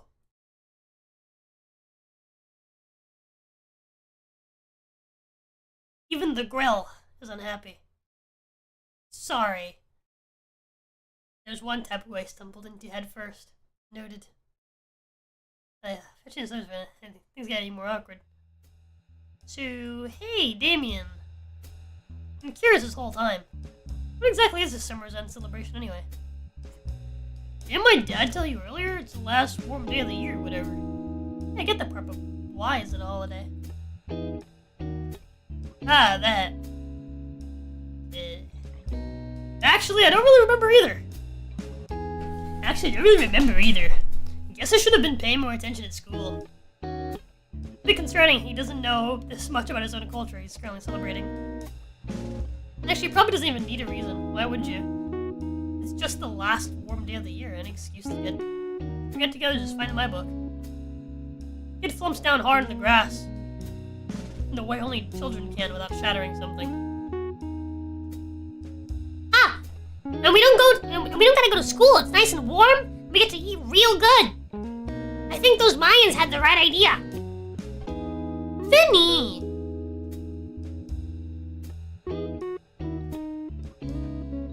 Mayans? Yeah. Hey, Anchor, you avert. Alright, it's about to start. About ready. About time the guests showed up too, isn't it? They'll be here any minute. Oh, Olivia! Across the yard, Olivia contentedly drifted to the middle of the pool. Though a look came across her face upon hearing Damien's mom, and she began paddling towards the raised end. Are you going in so soon? Yeah. Are you sure you don't want to wait until the others get here? Yeah, wait till the food's ready so we can all eat together. I'd rather not. I just have a lot of art stuff I have to do. Sorry. Here's the brother steps out from a small deck. But you said we'd play sometime today.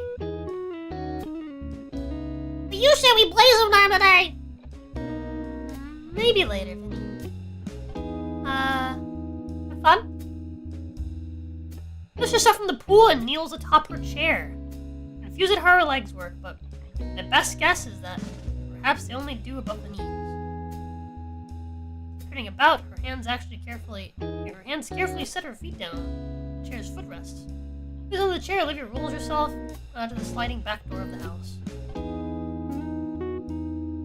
I think the table is just about set. Now we really are just waiting on the others. Damien, has your friend texted you at all? Yeah, Liz said she'd be here by now. Oh, it's Liz? Nice. She's bringing your uncle, too. Oh snap, that's nice. I'll bust out the brewskis then. In fact, shields his eyes and looks upward behind me. Turn too, but at this angle I can't see anything. Yeah, they're in the front yard. I'll go get them. He emerges through the back door into his house. A moment later, he emerges again, as to show off the new guests. Come on, don't make it weird. Hi, everyone. Oh, Uncle, you're here. Yeah, I got roped in. Neat. Oh, come on, Uncle Mike, through here. Hey, now, I'm not that old. Hey, no, I'm not that old. Nine-Finger lumbles through the doorway. He's got the golden chain! That is not what I told him to get. The dollars! That's crazy! He's dripped the fuck out! Hey, Michael! Randy. How have you been? Two pat each other's backs and give a firm handshake. Doing good. Doing good. How about yourself? What's with the ridiculous getup? Is it Mardi Gras? No, nothing like that. I've just been trying to relate a bit more to the younger generation recently. It seems we're just too different these days and all. Come on. Leave that stuff to the kids. Then he sees me. Oh. Mr. Ferris? You know him? Yeah, we've met. He takes the same train as me. He's been helping me out. Recommended I try this train out. Fell with a grimace, I swallow my nerves and take up the tongs. Right, nothing to worry about. Okay, nothing bad so far. Heya! Ah! Oh. Sorry. Hey Liz, what are you doing here? Oh, everyone else talk about Randy's cooking, and I figured I'd see what's on the menu. What do you think I'm doing? Why on earth are you getting my uncle to dress? What do you think I'm doing? It's a weird question. There's no question mark. What do you think I'm doing? Why on earth are you getting my uncle to dress like he's going to be in a music video? He asked for help. You thought that was good help? Yes, he just didn't take it right. Across the yard, Vinny's jumping at this shiny object. Mr. Ferris caves and lends it to him. See? Problem solved. Knowing Vinny now strutting around like a gangster. Oh man, whatever. What's actually cooking? I motion to the silver tray spread out next to the grill. It's a lot of meat. Actually, aren't you a herbivore, Liz? I am, but I think Damien thought ahead for me.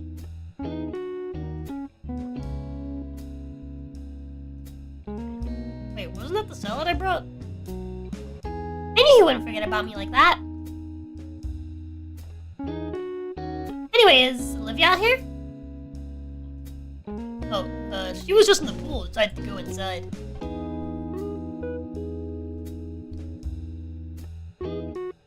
Liz's head is still for a moment. She's in thought. Apparently it's a common thing with her. Yeah. I was hoping she had stuck around for once. So she does this often? Every time Damien's folks throw a party, she slips away to her room. I sometimes see her at the window. Rise motioned me to turn and look at a particular window. I can't really see from this angle. Why would now be any different then? Liz shoots me a knowing look. What? Well, I figured she was opening up a little to you. I mean, yes, to some degree. Not like I have any frame of reference. Best I can kind of talk to Olivia now. What? You just hiss at me? No. No what? Oh god! Figure out I see that something has caught on fire. Grab whatever it is with the tongs and flail it around, hoping the air would put it out. Works well enough, but it's pretty burned. Well, that one's a lost cause. Give a piece of charcoal a careful look. Yeah, it doesn't look edible in the least. Put it to the side and turn back to face Liz. Anyway, what were you saying about Olivia opening up? Yeah, it's strange, but also good. Certainly a bit surreal after all this time. Liz lets out a sigh and shrug. Well, it's a shame, but it is what it is. Anyways, I want to go catch up with the others. See you around. Shame? What? For a piece of meat aside, the rest of the food is looking good. Still, I'm not exactly the best grill master. Not like it matters too much to Damien's folk. Whether food's actually cooked or not is purely an aesthetic matter. A couple more flips and the meat is brown and sizzling, which is good enough in my book to put them along with the other finished pieces. I think I'm about done with my shift. Damien's turn was next. He's just going to be wrapping up these last few things. It doesn't take me long to spot him chatting with Liz, who's enraptured with whatever guaranteed high-concept discussion they're having. Hey, Damien! Damien's frill things perk a bit. Turns around to face me. Your turn on the grill! Alright, you got it, hombre. You got it, hombre. Alright, you got it, hombre. Alright, you got it, hombre. I don't know, man. Him and his dad got this whole, like, Spanish thing going. I'm starting to think, man. Related to Reed somehow.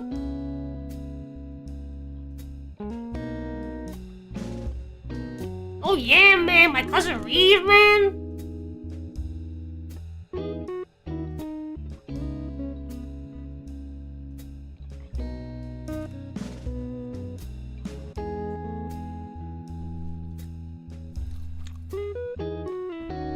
Based pink cholos, yeah, bro.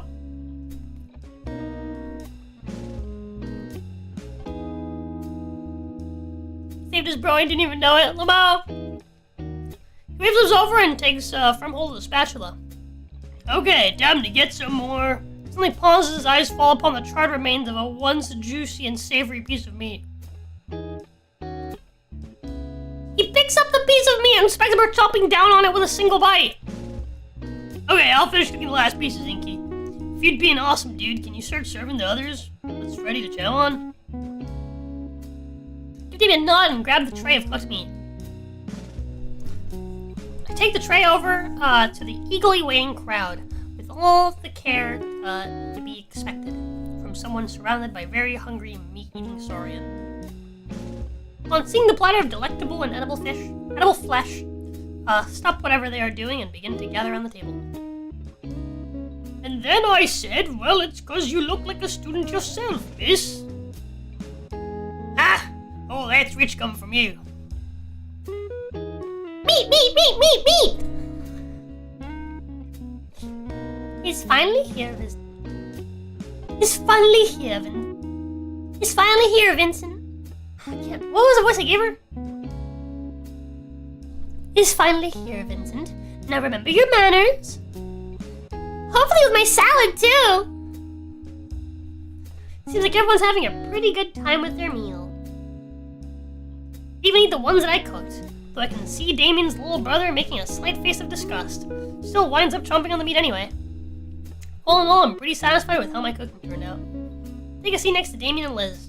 Prepare my meal before I dig in. Gotta go with the tried and true, ketchup and nothing more. With my burger prepared, I go in for my first bite. Gotta say, Damien's dad did a great job with the patty. Oh, what do you think, Inko? Give a thumbs up and a smile as best I can with a mouthful. But with a full mouth, the other ass for it gives me a toothy, sauce-stained grin in return. I love him. I see where Damien gets that toothy grin of his.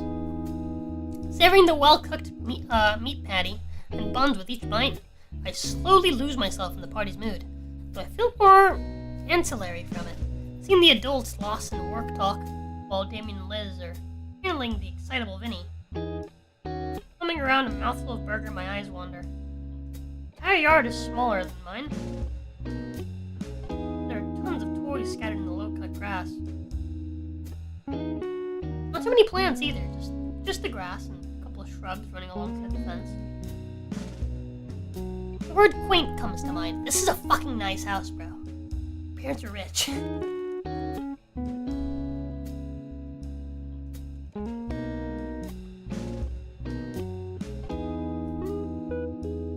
Maybe intimate. Could picture the kinds of events that happened back here. Shake my head, clearing my photographer's mind away. It's Damien's place. Private property. I'd have to ask before I do anything camera related. Think about it though, I do have my camera securely stored in my backpack inside the home. I may consider grabbing it. As I look back towards the house, I spy a certain someone at their window. Olivia leers out across the yard. She's too far away to tell exactly what she's staring at. That must be her room then. Gaze shifts a bit. I can't see what she's looking at, but it is in my direction. Poor Damien. He's sitting next to me. Carefully trace where her eyes are focused, leaning to the side, slowly coming to in my hand. Looking back, she's laser focused on something. I wonder. So Slowly lifts the plate up and Olivia's head tilts upward with it. Laura and her head tilts downward. From that distance? No way. Part of me wants to test this further.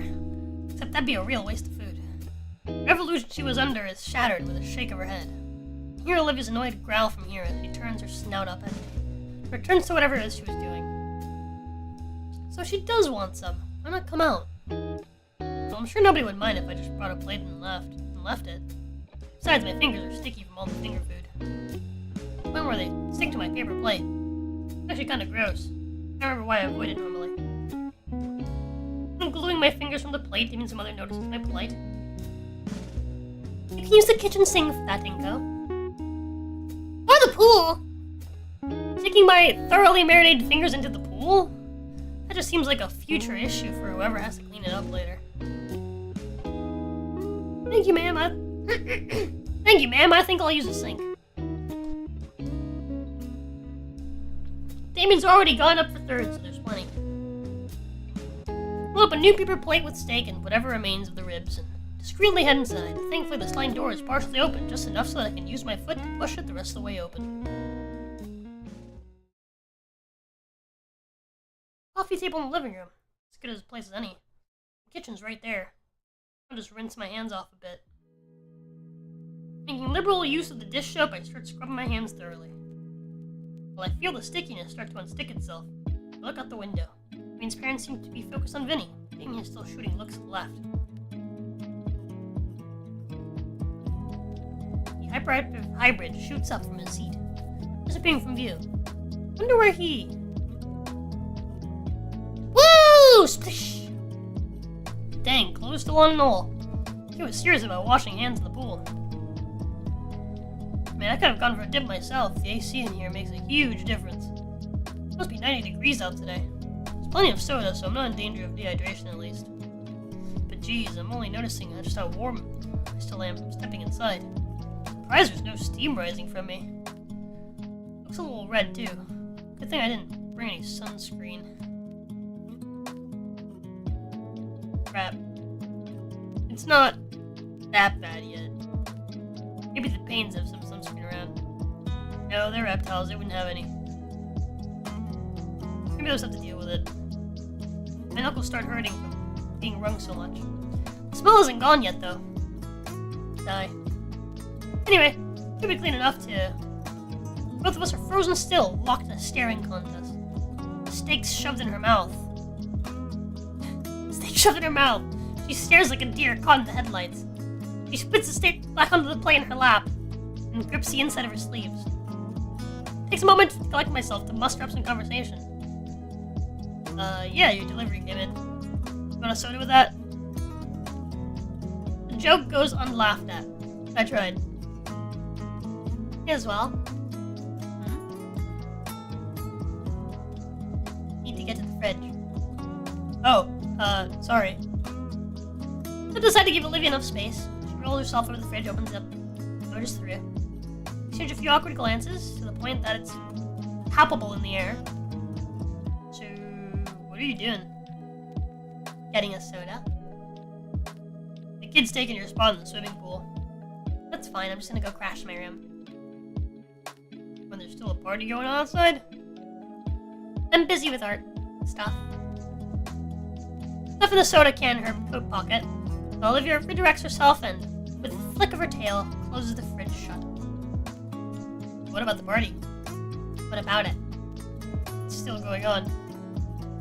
And, look, I've got stuff to work on. Even though it's a holiday, it's like the perfect time to get together with friends and family, and I'm not their family if you haven't noticed. And I'm not going to be here for much longer. That's a new look from her. Was it because of what I said? Olivia? What? Couple different things dancing atop my tongue that I wish to say. Some would be too intrusive, especially after what she just said.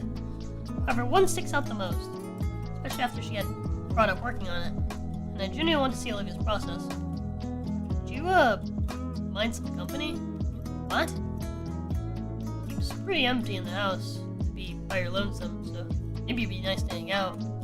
Plus, if I wanted to see your art for a while, especially as I recall her freshman piece that's displayed right next to the principal's office. I'll even show you some of my stuff. I have my portfolio drive in my backpack after all. I have to hold back my laughs as silly strangled noise of surprise. Surprise confusion escapes your mouth.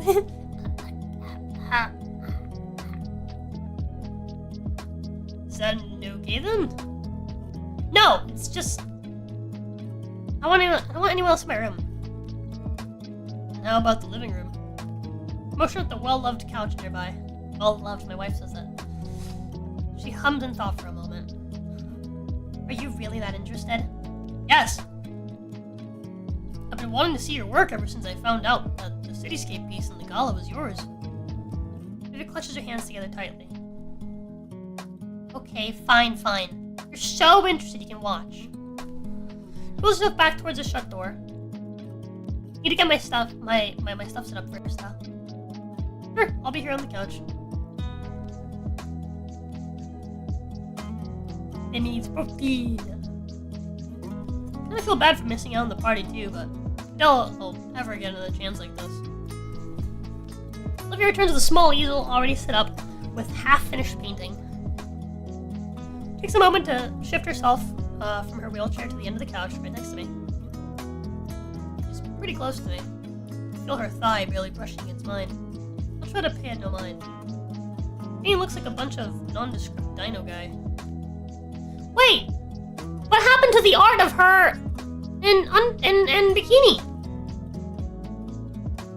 Was swimwear art not a thing that I was supposed to see?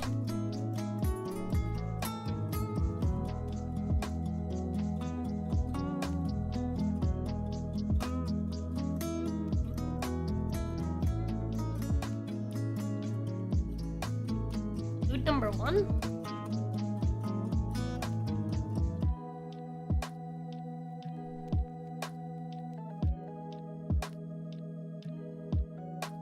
Time? I think I said it too early. It's coming up. Oh! Looks like a bust nondescript dino guy. Although with how vibrant these guys are, easily be a portrait of someone specific. This isn't that good. She rips the page off and crumples in her hands. Starting over then, turned her up. It's a deep breath.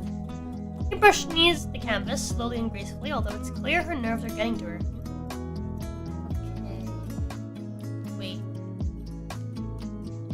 She looks down for a moment before she jerks her head back up, her face getting a reddish hue. Dude, why'd you scooch so close to me? I didn't. You're the one who sat next to me. Oh. She looks away for a moment, realizing how over the top her reaction was. And then double take at me. Brow furrowing. What's wrong with your skin? I was born like this. Shut up, that's not... You know what? Yes, it is. I mean, it's... red. Oh, yeah, I think I'm sunburned. Just look over the red splotch on my arm. Olivia raises a hand and touches it. Ow. Why? Jesus, that really hurts? Yeah, it does. I didn't think to get sunscreen on the way over. There wouldn't happen to be any here, right? Point taken. But there's some of those spiky plants outside. Hello something, I think. Just snap a leaf off. Mrs. Payne won't care, probably.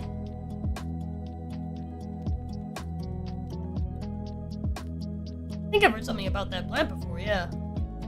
Alright, guess I'll give it a shot. Stepping out the door, lo and behold, there was in fact a number of those spiky plants around.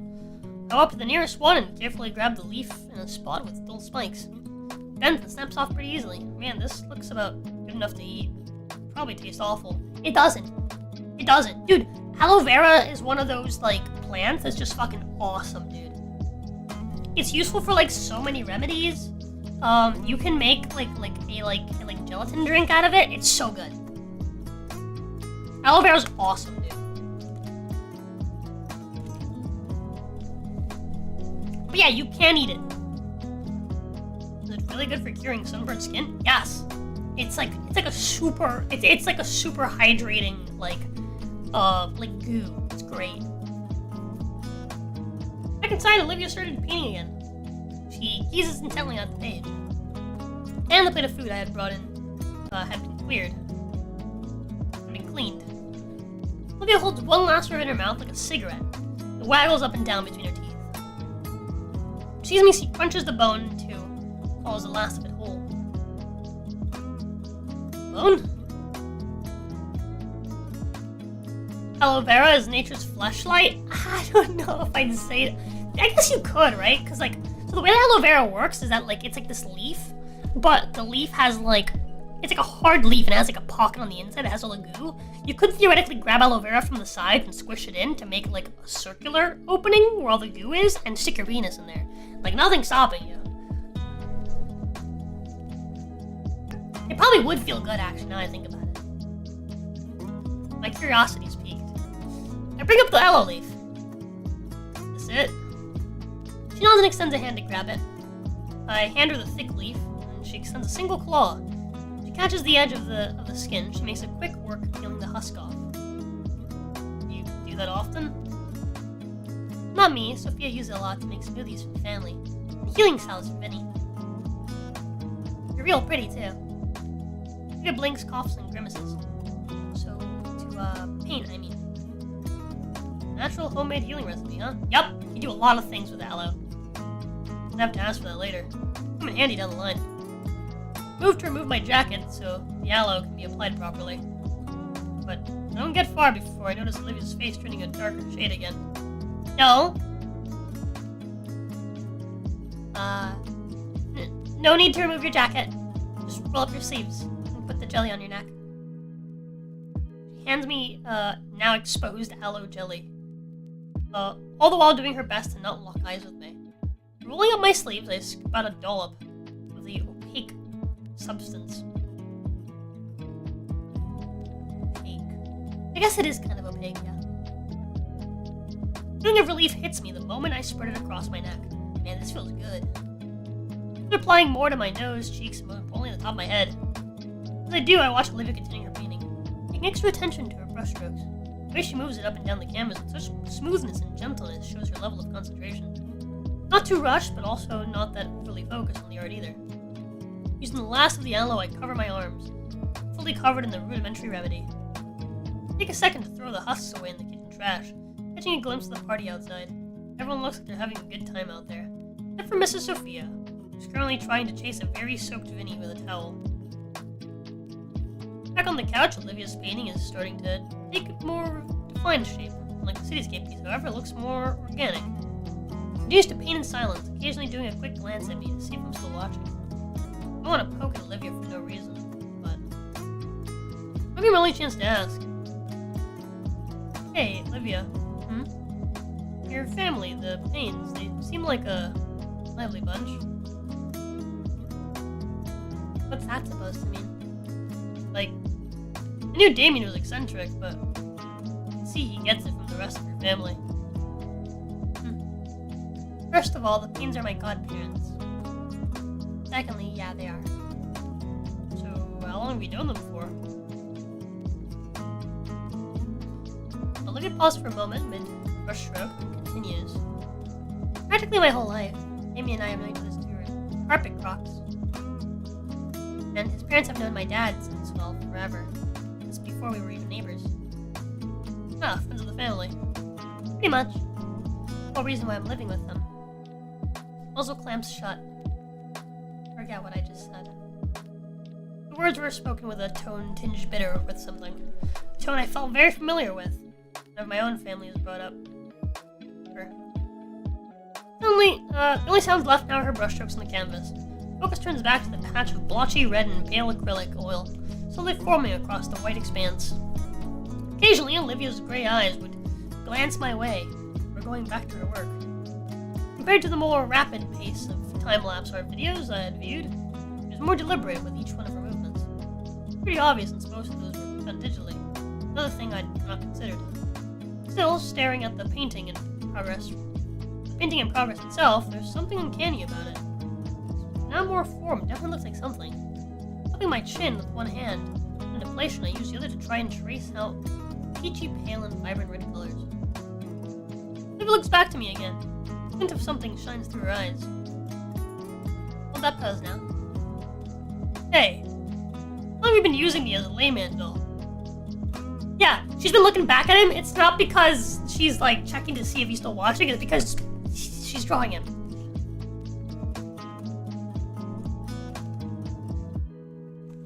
Her hands fail to cover up the snort that comes from her nose, followed by a gremlin-like cackle. Insert the price to see my process. I want a refund. Nope. Look again, it's slowly becoming an oil bust of my burnt face. Like looking in the mirror, eh?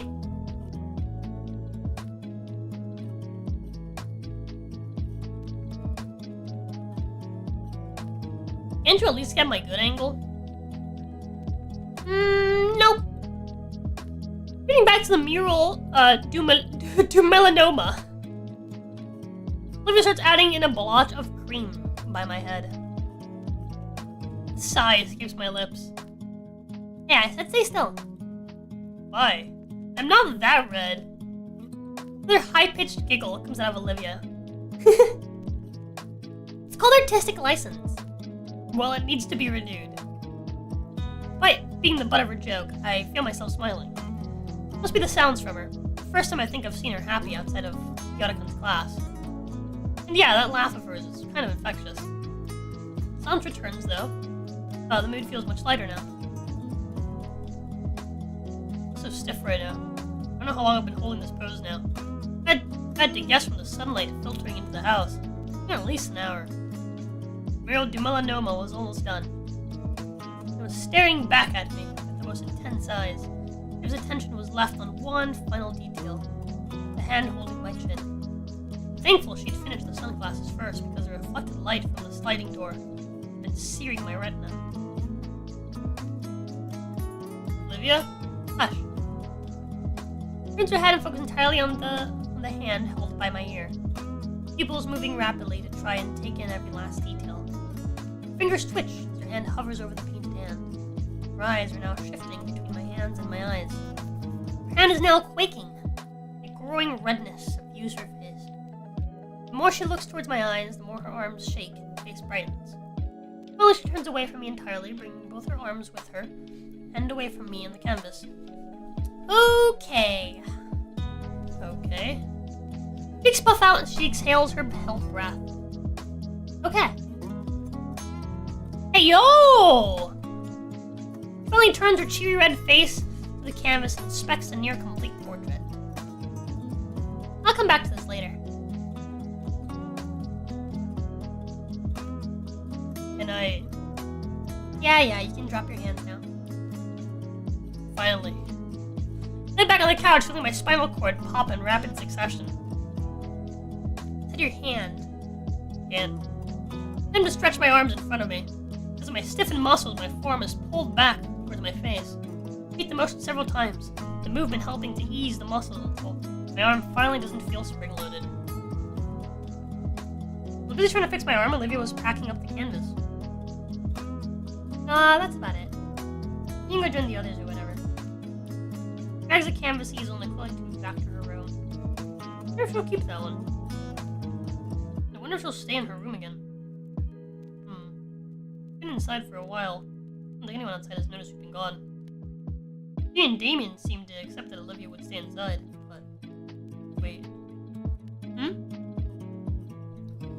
Caught her a bit off guard.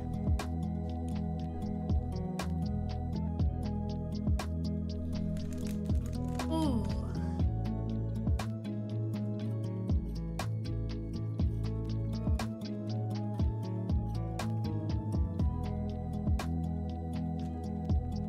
What about her family?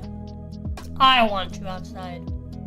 If I'm going outside, it would be rude of me to leave without saying bye at least. She looks at me quizzically. Sure? But I think I'll try staying until the end. It's probably been the best day I've had since I moved here. They're my first real friends in a long while. Glad to have been invited. She's not leaving, but she scanned me suspiciously. Damien's been a great friend, and his folks have been really nice to me. Better than my own parents, even. You're lucky to have them, I think. I guess. Good for you. Have fun with that, I really need to. I think you should come along. Freezes. What? Her eyes widen and some of the color leaves her face. No, I can't. Why not? Mr. and Mrs. Payne, they already have Vincent and Damien to worry about. And now they're hosting all the other guests. I've got plenty to deal with already. I'm not worth the accommodations. Just leave it. Let them be normal. Even then, it's like I said, I don't have much time left. It's a little overly harsh. It was every argument she had. They're the kind of arguments that come from desperation and guilt to convince yourself it's for her own good. Maybe it's a little presumptuous, but that's at least the sort of thoughts I've had reading notes from my parents allotting me resources like I'm just an anthropomorphized mouth. Sure doesn't seem like I'm worth it to them sometimes. They're your godparents, right? You're helping your folks, yeah? But they chose to have you here because they want to let you be normal. Or normal part of the family, I mean. I don't think they'd have you here if they didn't want that. Oh, please, go on and tell me more about my own family. Her voice is sardonic. Not making eye contact anymore, but she's listening intently. All stuff she's known already. You're absolutely right about one thing. You don't have much time left. Neither do I, honestly, even if it's mostly because of moving. You know what they say about rolling stones gathering no moss. That way, we're in the same boat. Give it a shot. Some perfectly good moss right out there. Okay. I'll try it with you. Analogy was pretty dumb, but you're right. Let's go.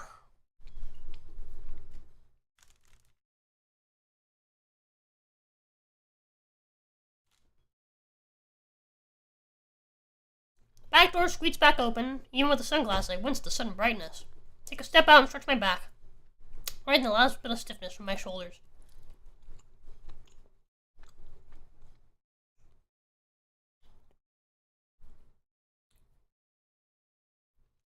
Olivia still waits at the threshold of the door.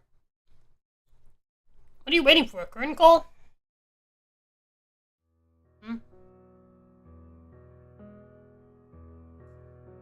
With a grin, I draw the sliding door even wider. With a beckoning wave, attempt to usher Olivia out, as if I were her personal attendant. Cut that out. Don't make it weird. Despite her words, her tone is more humored than annoyed with me. Relax. Nobody was even looking. It looks like there's definitely no more food left. Alright. We rolled down a wooden ramp I hadn't noticed. We watched Damien, we catch Damien on the bottom step. Olivia?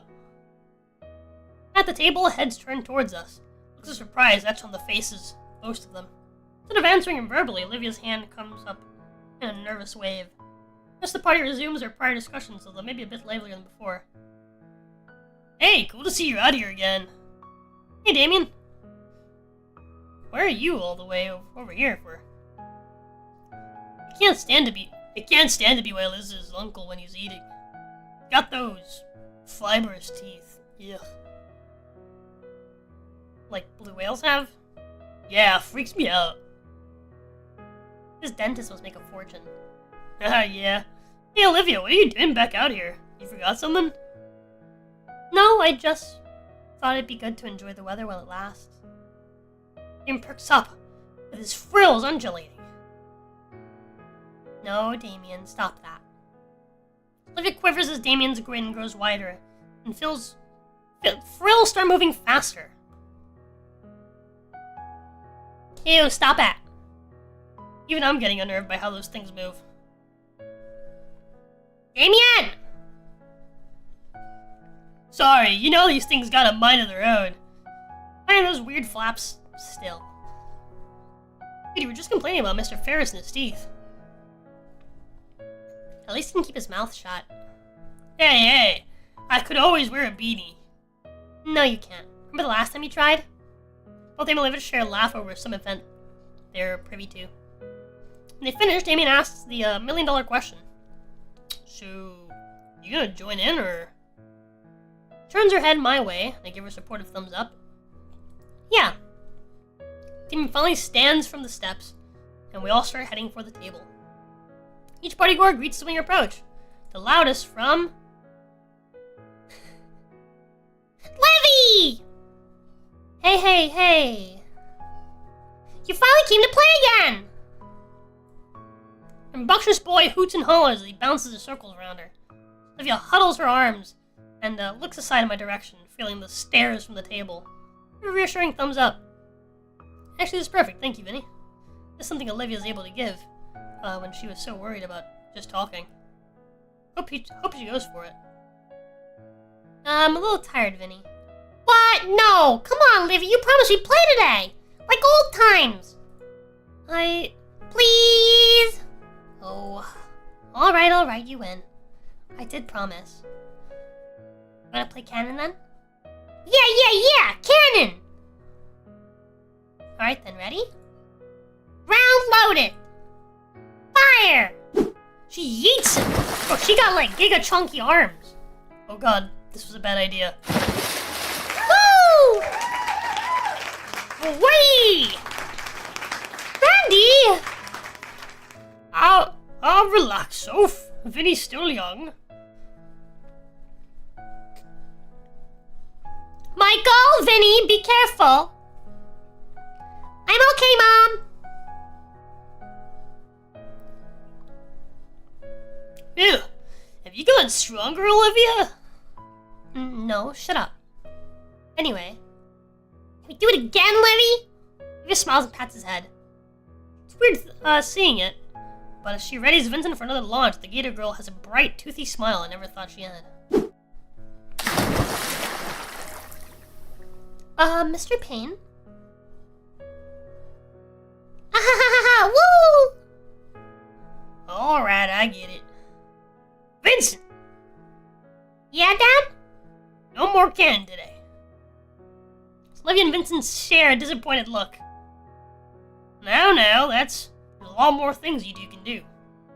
Vincent perks up and immediately rushes off. Oh, I know!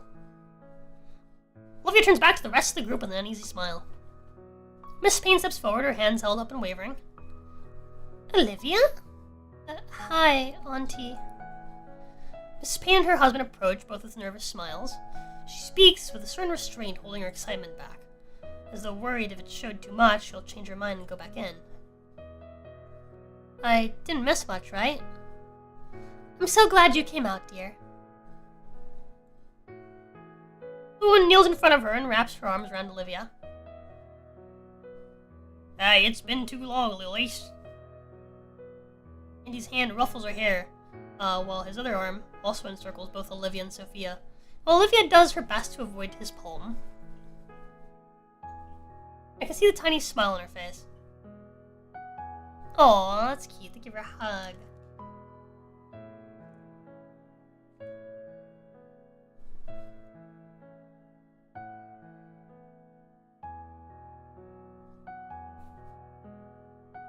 Time seemed to pick up speed after Olivia had come out.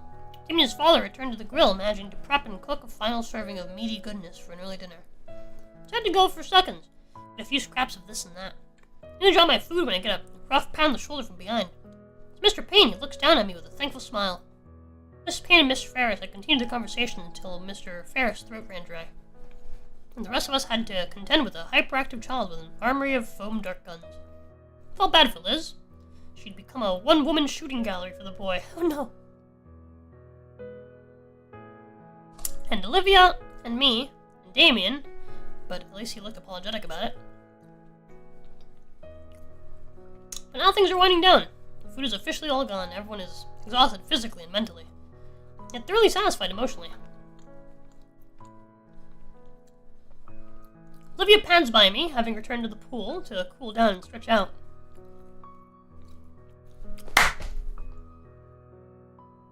God fucking damn! Holy shit! I'll be right back, chat. I need more water.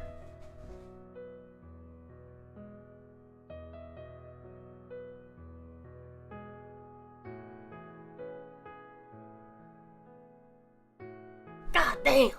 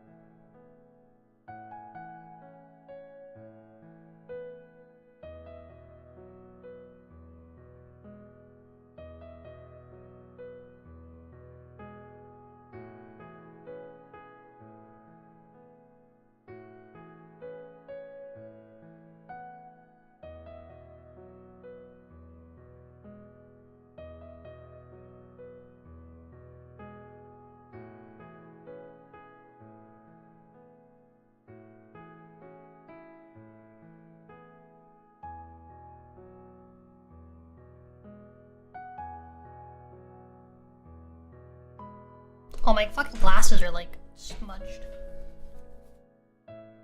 Bothering me.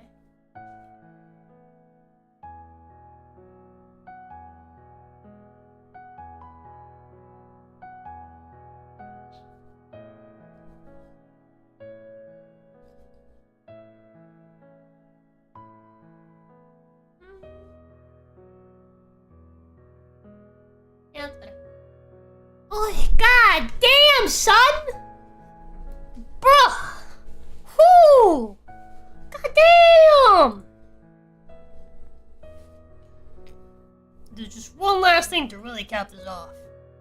Okay, everyone. Hello, everyone curling on the deck. Grouped up nicely for me. Little Vinny! Yay! Hey, my name Little Vinny! I got gold chain, I make big money! Looking through the viewfinder of my propped up camera, I adjust to focus and ensure everyone is captured perfectly in the shot. She's like over the top. It's perfect. Alright, count of 3, give your biggest smiles. 1. Wait. Olivia turns away from the camera, looking towards Damien. The grin Damien waves to me. Dude, you gotta be in this too. There's nods and words of agreement for everyone. Well, I've used this mode, so why not? Setting the time delay along with sports mode, I'm sure with 10 rapid succession shots, at least one of them will be perfect. You can always do some post-productions on it too. Ensuring that the focus is still fine. I click the shutter button and keep the count in mind. 30, 29, 28... By 17, I've settled myself next to Damien and above Olivia. It's perfect, dude. Alright, 9, 8, 7. Feel something wrap around my ankle, press against my back. On 4. Uh-oh. 3, 2,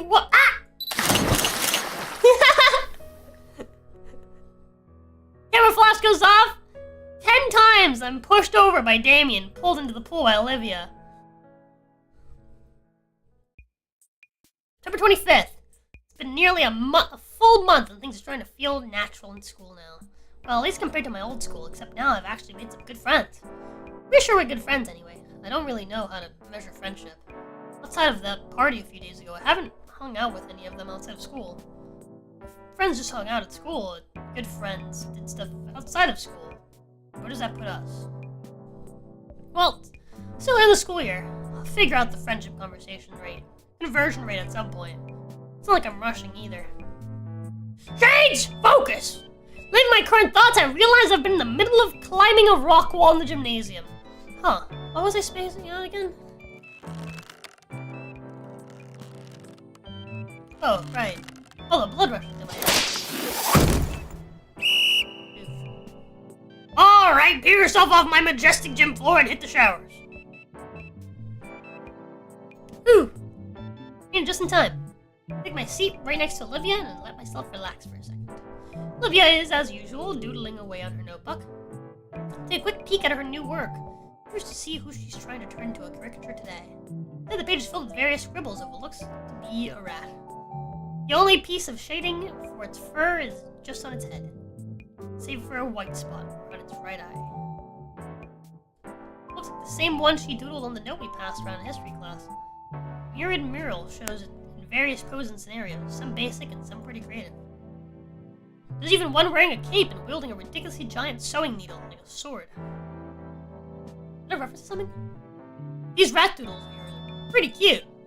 Thanks. Actually, that reminds me. Look who else I drew over the weekend. She fixed a couple pages of her sketchbook and holds it up for me to see. Much to my surprise, it's none other than Mia. I decided to draw her as what I can only describe in the most flattering of ways. As a druggy harlot. Her clothes are even more ripped than her usual attire. Her jacket is filled with all kinds of unflattering patches, and her hair is styled into a gaudy mohawk that only detracts slightly from her face full of piercings and rings.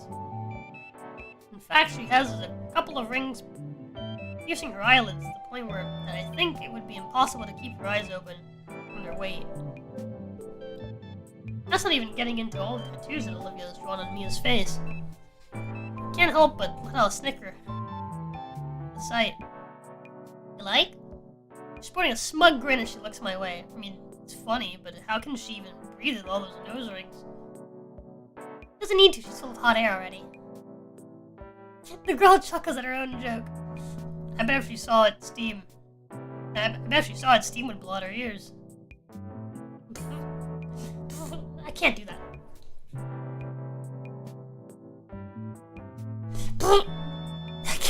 I can't do that. I don't know. Yeah, she'd stomp around uselessly and then do nothing else. Seems like you have a pretty good idea how she works. She's just predictable. It's not rocket science. Interrupted by a pair of students, I recognize them, though I only know one of their names. Yo, Inko, my Humi. So I saw that you submitted for the contest, and I saw what you submitted for the contest, and I just love it. It was so good, I had to show it to my friend. Yeah, man, I just had to see who made it when Nark told me all about it. And when she told me, I was like, oh my god. I just knew when I saw you, you had that artistic spirit. Pretty damn fantastic, especially for a newbie. A bit shaken aback by her backhanded compliment. Still, it is a compliment, the first real one I've heard since coming to St. Hammond. Oh, my art, I mean. Oh my gosh, I never introduced myself, did I? I'm Kiara. It's so nice to meet you. Yeah, likewise. Cool. I mean, it's not that great a piece. It's just something I had on hand. Last minute? Damn, you're selling yourself way too short here. Yeah, your work is absolutely gorgeous. Yeah, I'm thinking we should hang out sometime. Oh, you slut. Stop trying to get into his pants. Oh shit, the bell's ringing soon. Already? Damn. Well, it was nice seeing you again, Inko. Keep up the great work.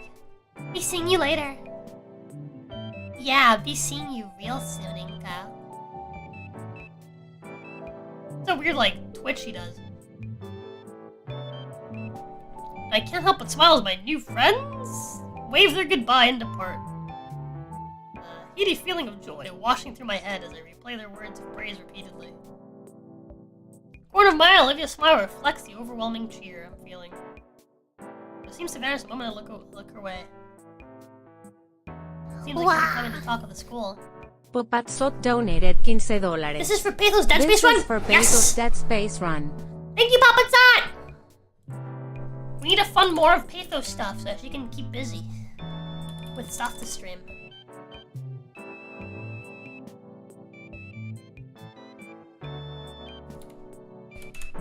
Yeah, thank you!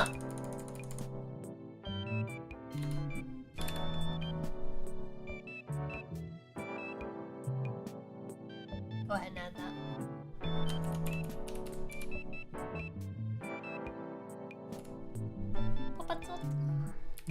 Boop.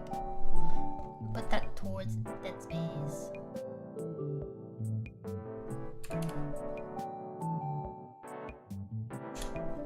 Kablamo, almost 20% of the way on Dead Space. Yeah, her funding list is short. Mine is long. Stop giving me things to do. Give Patha things to do. Someone call Thought Patrol. We got a few strays running around.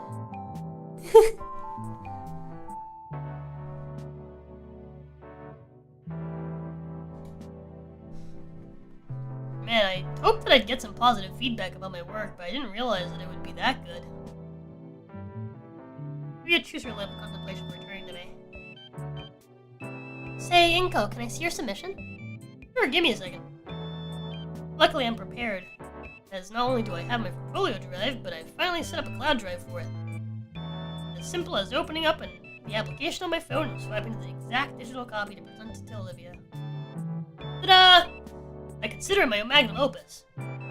Magnum opus, I finally got to say it. You keep a copy of it on your phone? I've got my whole portfolio in cloud storage. I learned it was good practice from a couple artist blogs.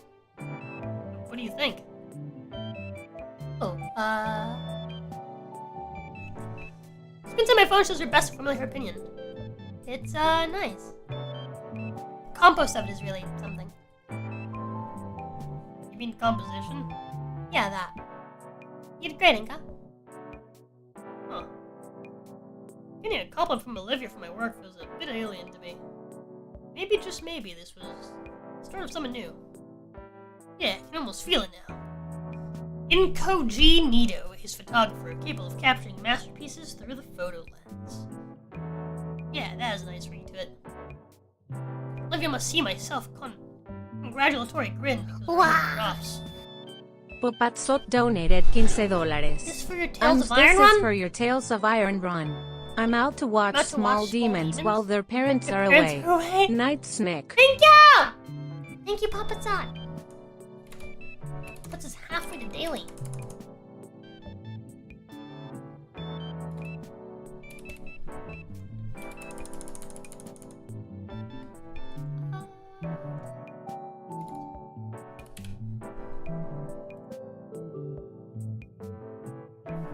Thank you!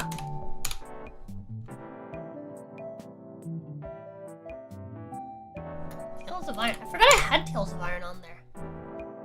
Isn't Tales of Iron... It's the one with the rats! That's what I was thinking of! Lamau. Okay. Classic me moment. Yeah, thank you! Alright, you did good. Don't let it get to your head. The grin remains, she forced it by elbowing me in the chest. Yeah! I warned you. The rats. Let's get a little bruise. Alright, St. Brenna's, Olivia and I get ready for class. This is the norm by now. Miss Jetticum begins class with some violent abuse of school property. Good morning. Now settle down, we've got an announcement to go over. I sit back in my seat, suddenly feeling out the spot where Olivia smacked me to check. Yep, bruise. Sheesh. As the pale pteranodon Sorry, the Pale Pterodon continued on reading from the announcement sheet like he did every day. I found myself lost in my own thoughts. Nothing else really happens that I consider out of the ordinary. Things that are new, like the school itself, finally starting to feel mundane.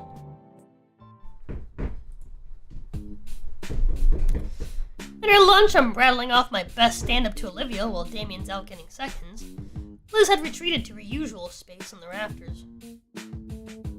And then he says, "Oh, goddamn!" Olivia's hand flies to her nose, trying and failing to contain it, this snort-filled laughter. I set off a chain of reaction as my own laughter spills over my mouth. Over my mouthful of cheap school burger. God, you suck at comedy, Inca. Olivia drinks greedily from her canteen to alleviate her sore vocal cords. Is that why you're all out of breath? It was a pity laugh. Stick to photography. You got a better one? The mood is slow to settle, but once Olivia has caught her breath, she speaks this snide smile. In fact, I do. So, a Triceratops, a T-Rex, and a Rhino-Rex find a lamp. Mouth clamps shut and eyes go wide. Hello? Ah, perfect! I was looking for you two! Olivia casts her eyes down at her lunch, spearing her mystery meat thoroughly with a talon. Hey Ben, what's up? I figured I'd come by and congratulate you on your submission entry. This again? I mean, it is my best piece, but all the praise for it is still surprising. It's exhilarating, all these compliments and everything. Thanks, man. Hey, maybe I'll be the winner of the contest. What do you think, Olivia? Green Gator Girl flinches, and shakes his head. Also, Olivia, great to catch you here. Principal Scalar wanted me to remind you that you need to clean up after yourself. Leaving messes in classes can disrupt students in other periods. Scalar said that? Why not tell Olivia herself? She's busy and tired of reminding you. Olivia scoffs the mention of our principal. It keeps her mouth firmly closed. Must not be that important then. Inko, I just spent my entire second period cleaning up her mess because she's not taking anything seriously. I'm not supposed to be Scalar's errand boy. It's really not supposed to be a personal janitor. I'm left to fret Olivia, giving Ben the silent treatment. Was it wrong of me to think she'd be more open with everyone else like she is with me? You know how hard it is to scrub baking soda out from the carpet once it's dried? You just try not to make other people's lives harder. Ben, what the hell? Wait, I didn't mean that. I went too far, sorry. Maybe try shooting me in a different gaze.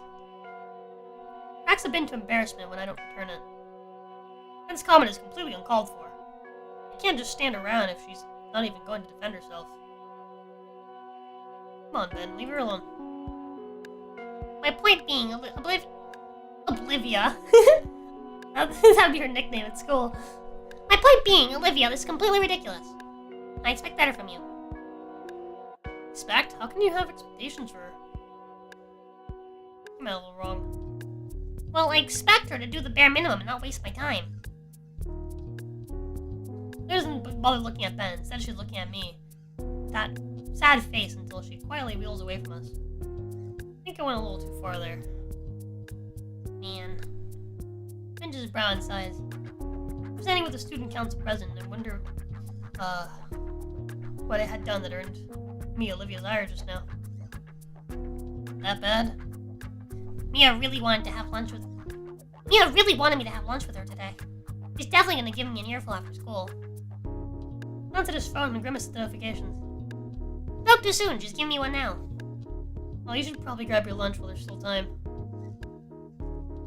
Ben glances up at one of the clocks in the lunchroom. There's only about 10 minutes of lunch left. Ah, you're right. But the line's usually closed 5 minutes ago. Fist hammers his palm in epiphany. Oh, you used the vending machines out there. Any good there? Anything good there? I've been enjoying the atomic hot taquitos recently. Damien tells me he's a bigger fan of the bitter melon bites. Bitter melon it is. I don't think my tail can handle that amount of capsaicin. And gets up from his seat. Alright, I'll go check it out.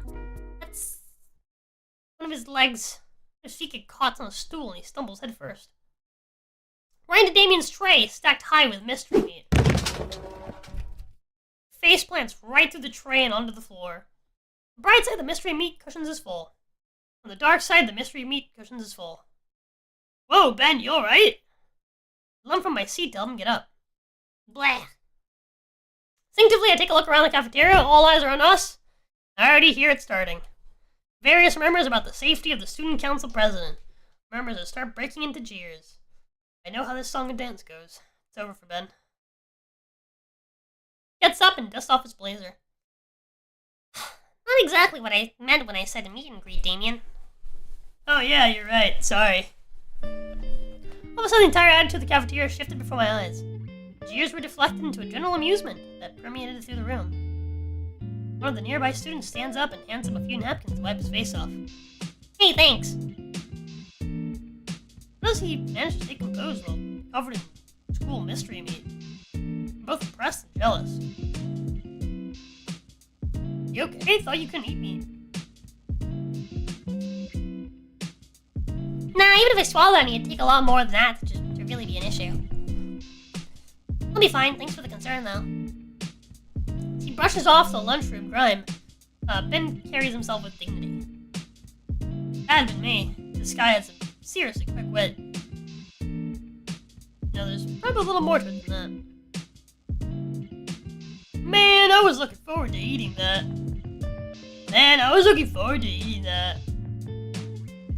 Why on earth did you even have that much meatloaf?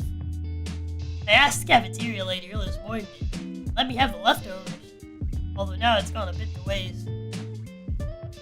He has the remains on the floor. The poor janitor's gonna have to mop all that up.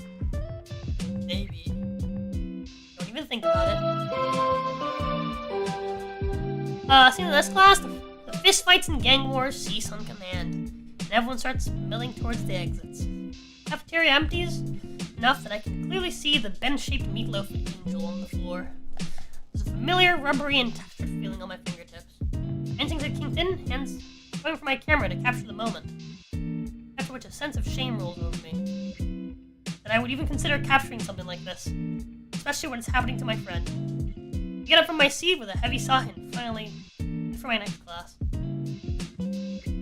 Hope Ben will have the time to clean up his photography. He's got 5 minutes. I'd give Ben a face full of my meat! Bro, I think Ben's used to having loads of meat on his face, bro. And I don't mean that in like the gay way, I mean that in like the that blonde bitch got fat titties way.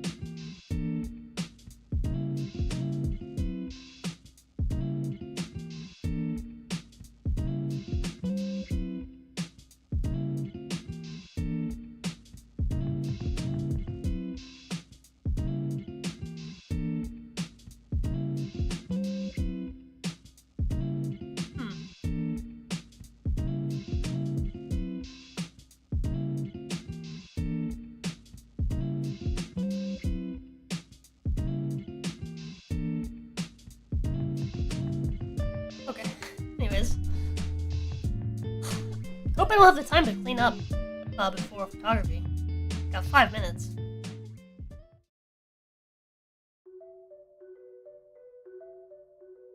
For photography, I'm still a bit caught up by what just happened. I think I'm starting to see how Ben accomplished that. I mean, ordinarily an incident that embarrassing would be just detrimental to your social standing. My first day I went through something like that. It went so humiliating people were spreading rumors for days. Sure, they died out pretty quick, but the fact is it happened. One moment everything is fine, and suddenly something you couldn't have even seen coming, it just upends your life. But that can happen all the time to anyone. Something that always terrified me. Something that just happened to Ben, only he was exempt. Quick on his feet, defused the situation faster than it could have even really started. It's like disaster avoidance. I just think it's the most important skill one can have. Bro, it really just is. Hold on. It really just is to just, like, don't fucking do this about it. Don't be like, oh man, my life is ruined because I fell on this pile of meat. Just be like, fuck, damn, dude, that happened. Nah, dude, it's cool, no worries. I'll just clean this off. No big deal. Hey man, can you pass me a napkin? Cool, thanks, bro. Like, that's it, just play it cool, dude. Shit happens. Shit happens to everyone. You know? If you make a fucking big deal out of it and you let people know that it's something that's gonna bother you, they're gonna fucking pick at you for it. Yeah, of course. Like, that's just the way that works. But like, if you just play it cool and it's like, yeah, dude, it just happens. It is what it is. If you don't let it get under your skin, people are not gonna bother even trying.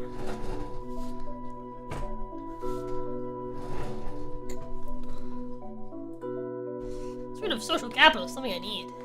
Maybe it's a little selfish, but if I were seen that way, then any sudden happenings would be forgiven instantly. Like, no one's mad at you when shit like that happens. The world is full of people with that skill. I mean, I'd be lying if I said most of them deserved it. Most people able to get away with stuff use their unique ability for just that, getting away with stuff. It should be seen as a blessing, a social buffer. It's just some enabling trait of theirs. Charismatic get out of jail free card. Like, what are you even talking about? It was an accident. Shit happens. If I had that ability, I'd use it to push myself to my limits both artistically and productively. That's my ultimate goal. And one of the good ones, definitely. Definitely earned my respect over this. The question remains, though. How do I get like that? That line of thinking is cut off as I round the next corner.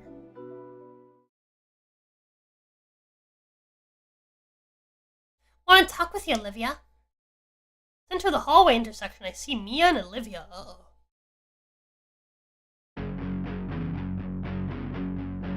Oh, come the fuck on now, Olivia. Don't be such a killjoy. I'm trying to be nice here. Mia's face is jovial as she stands before the wheelchair-bound girl. She'll lazily swing as she eyes Olivia. I never realized how lethal the spikes in her tail look.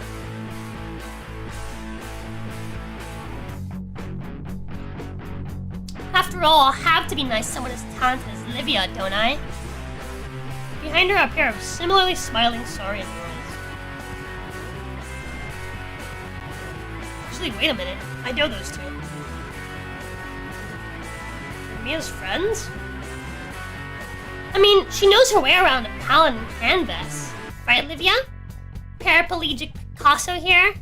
That's you, right? Can't imagine how useless you must feel otherwise. I'm so glad you're able to put those thoughts aside and paint some things you like. Except towards Olivia, her previous expression taking on a more ominous air. Yet for all that talent and untapped potential, you seem to lack some of the basics expected of functioning young adult. Mia's lips part revealing a cruel grin. You've been a really dirty, messy little baby, leaving your stuff everywhere in class and getting it all over the place. They should stick you in a cute little bib. Kara and Lunara laugh, jeering loudly at Olivia. Yeah, we should be degrading me, not her. Lamau!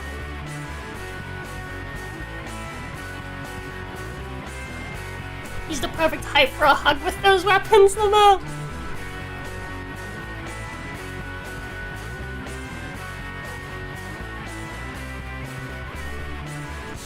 Mia snaps her finger, causing the two of them to go quiet. Still don't want to believe it. Those two, they were so nice to me. What are they doing with Mia? I know them, they're smart. They know if this is what it looks like, it's horrible. And they're not the kind of people to punch down like this. They all decided to do this, right? What's going on? Is there more to the situation? Mia takes a step forward, her figure now looming over Olivia as she looks down with a cruel sneer on her lips. Normally I wouldn't waste my time trying to single you out, but I'm gonna use this moment to make you get the picture. Benny was supposed to join me for lunch, but he had to stay behind to clean up after your mess. You got your issues. You can't take a bike. You got your issues, you can't ride a bike, whatever. That's your fucking problem. Stop making it mine, Olivia. Or do I need to start being a problem for you? Yeah, does Ben look like your nanny? Well, she does come pre-packaged with a stroller. Come on, Mia, that's crossing the line. Unless she can stand up to you, or anyone. What? I'm just chatting with Liv here. But if I did hurt your feelings, I'm really, really sorry. Kiara's beak clicks loudly and repetitively while Lunara's hands cover her maw to hide a giggle. Oh, don't take it so personally, Olivia. I'm just teasing you. Right, Liv? We're all just fun, big, happy family here. Lord knows some of us could use one. I don't know how to respond to that.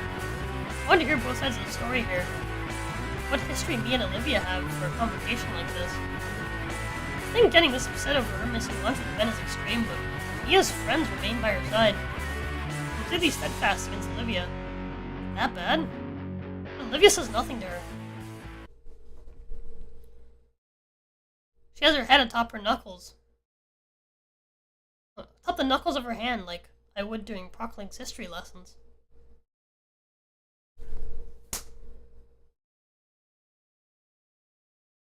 There are moments where Olivia's tail would press onto the floor, shifting her chair back or to the side. Both she was attempting to sidestep the conversation with that muscular tail, but Mia's own movements cut off her escape attempts. Mia returns the calm stare. There's no motion, but staring contest was a fight in its own way, and the first look away would lose. Olivia's frigid indifference against Mia's piercing gaze. Kira ends up dropping her phone, both glare at her simultaneously. A draw. Kara, I swear I'll kill you one of these days. Olivia takes opportunity to move past Mia. Mia takes no time to toughen her stance and continue her spew of insults. What? Leaving so soon? No response. And so quickly, that's almost normal walking speed. I was honestly thinking you need a cooler nickname to go with your need for speed. Hot Wheels. Instantly, Olivia stops to a squeaking halt. Gone was her stoic face in its place, her eyes wide with shock. How the hell? Olivia's pace falters. Mia quickly steps ahead again, place a foot on her left wheel. Your brain-dead, fin-head friend told me back in gym class. He went on about how you had it back when you were still soiling your diapers. Honestly, I think you should embrace it. So say it. Well? Are you retarded, you stupid bitch? Fucking say it. God, do you need fucking speech therapy too? Say it. Hot Wheels. Hot Wheels. See, I knew you could do it. Kind of fitting, I agree with half of it. Oh, saying she's not hot? Olivia's claws dig into her armrests. Maybe that's the nuance. The point is that only half of it works. Mia turns to look at Kira and Lunara, eliciting some more giggling from them. I'm sure you wouldn't mind us making it cool again, though, right? I mean, you were such a winner back then. Mia leans in close, her voice now a harsh stage whisper. She glares daggers through Olivia. What's wrong, Hot Wheels? Don't want to talk anymore? Am I not good enough for you? From afar, I can tell that Olivia is starting to lose her composure. She lays limp on the floor as if the energy to hold it was drained away. Oh my god, I think this is bullying. Oh, now you think this is bullying? I wanted to believe it, but it's undeniable by now. This is textbook bullying. It's unfair. Like when you're in line to use the restroom after hours and hours of waiting and someone cuts in front of you. Literally inexcusable. This is the part where I should step in? What do I even say? At least try, right? It's my duty as a fellow student. Maybe I don't need to say anything at all. Just being present for Olivia against the horde. Certainly wouldn't help if I got any bigger. Got an even bigger target on my back for Mia. Olivia wrenches herself free from Mia's foot and continues down the hall. The others fall like vultures. Oh man, I need to think and act fast. They move on their own. I cross into the hallway. Mentally noticed Mia's already registered my presence and her expression changes. My heart starts beating quicker and quicker. Time's up for being indecisive.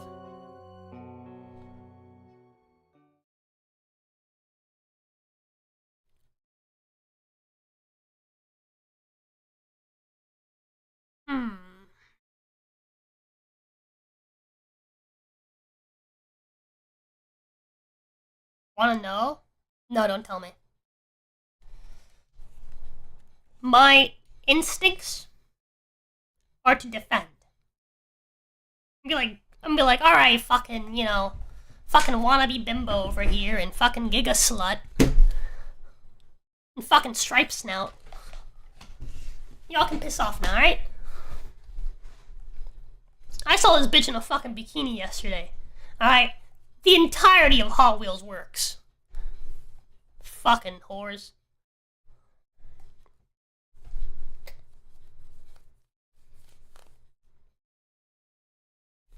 But I feel like Livia's not gonna appreciate me defending her.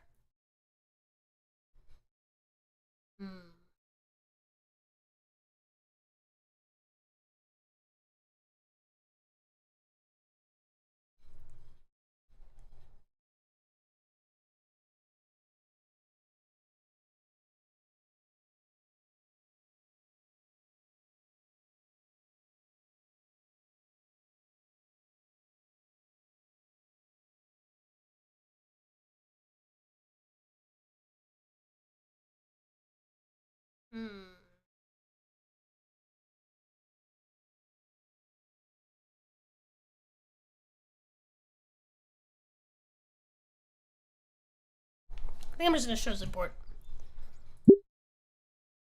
First, I want to go off on Mia and her posse. Olivia wouldn't want me to try standing up for her again. Not after how I tried to handle it with Ben. Yeah.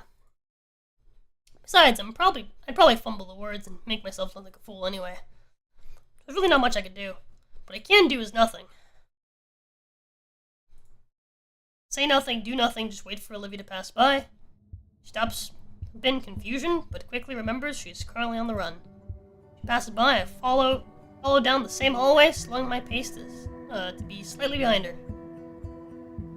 Olivia turns to look at me with equal parts surprise and dread. I think part of her fear is now I'm about to say or do something really stupid. Instead, I merely give a warm smile. Be picked on by that many people at once, all certain they're doing no wrong. It's terrifying. Moments like this, she should know that someone's got her back. Even if I have nothing to offer, at least the playing field will be a bit less one-sided. Now that she has someone beside her... The hell? Hey, I know that jacket! And I know that bullseye for a head from a mile away. Just falling behind us. Olivia glanced over to me and I returned another small smile. Well, if it ain't Baldy. Coming in to save the day or something? I respond instead I keep my head forward and keep on walking with Olivia. Seems to catch me a bit off guard, as I can hear the gears in her mind visibly start to turn. Hey, I'm still talking to you, Hot Wheels! Sound shuffling boots start to gain on us. Just cause you have Baldy here now to protect you isn't gonna save your hide. Neither him or any of your dipshit friends. See Olivia's claws dig into her armrest, the nickname. Otherwise, she maintains her apathetic leer. The more we walk, the more obscenities Mia keeps blurting out to try and get a rise out of either of us. That's why you don't have any real friends, you skipless salamander. I don't know if Olivia had a plan because I can't fully understand why she's letting Mia walk all over her like this. But I remain steadfast and believe that she knows what she's doing. All I really can do. Who'd even want to be with a cripple like ya? I hear Mia laughing at her own words. Olivia, please change your mind and waste this bitch.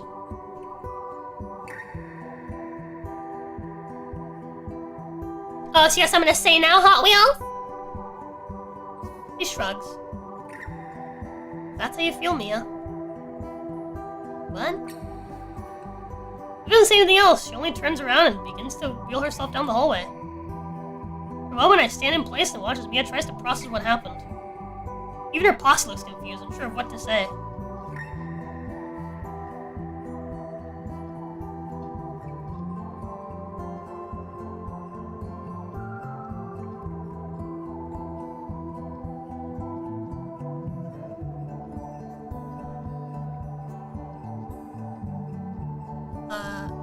You really got her, Mia. Yeah, definitely showed that leathery bitch. Mia jerks her head to her cohorts and glares at them, angered by their pity comments. It stares me down with obsidian daggers in her eyes. Well, that's my cute leave. In the grace of a headless chicken, I scrambled down the hall to catch up with Olivia.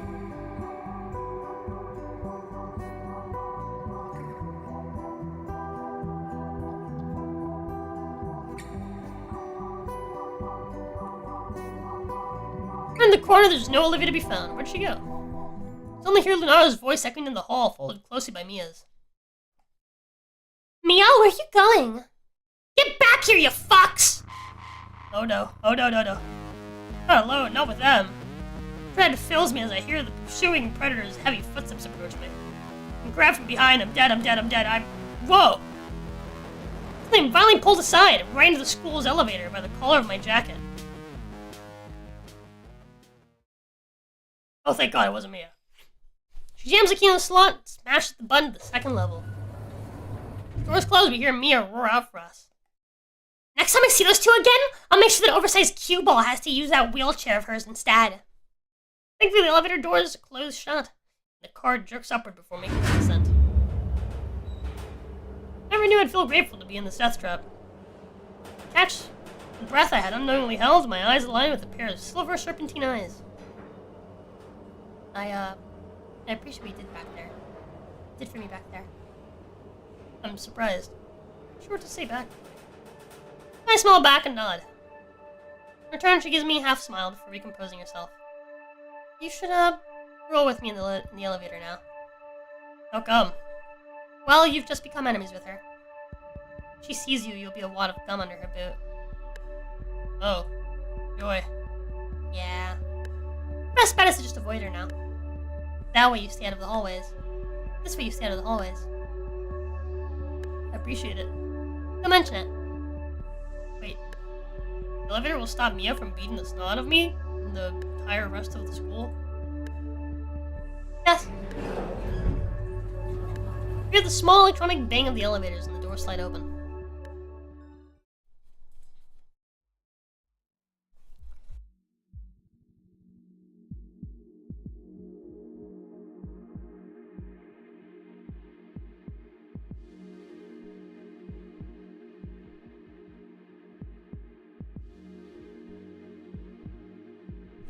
Alright. History class is bland as it usually is. Proclin continues prattling on about some sort of historical event. Most of my attention is on Olivia. She has her hoodie over her head, and looks lost in thought. The altercation must have shaken her up more than I thought it would be. Part of me wants to ask if she'll be okay, even though I'd already asked 3 times already. But the last thing I want to do is prod at her. Soon enough, class nears its end, and Olivia uses her accommodation to leave class early. Besides, we can talk about school if she wants to anyways. The more I think about it, the more I realize that I had my first real confrontation with a bully at school. I'd heard once that when you get into a fight for the first time, you throw up from the adrenaline. No fists were thrown, but I feel about the same right now. I bring my hands together to try steadying them.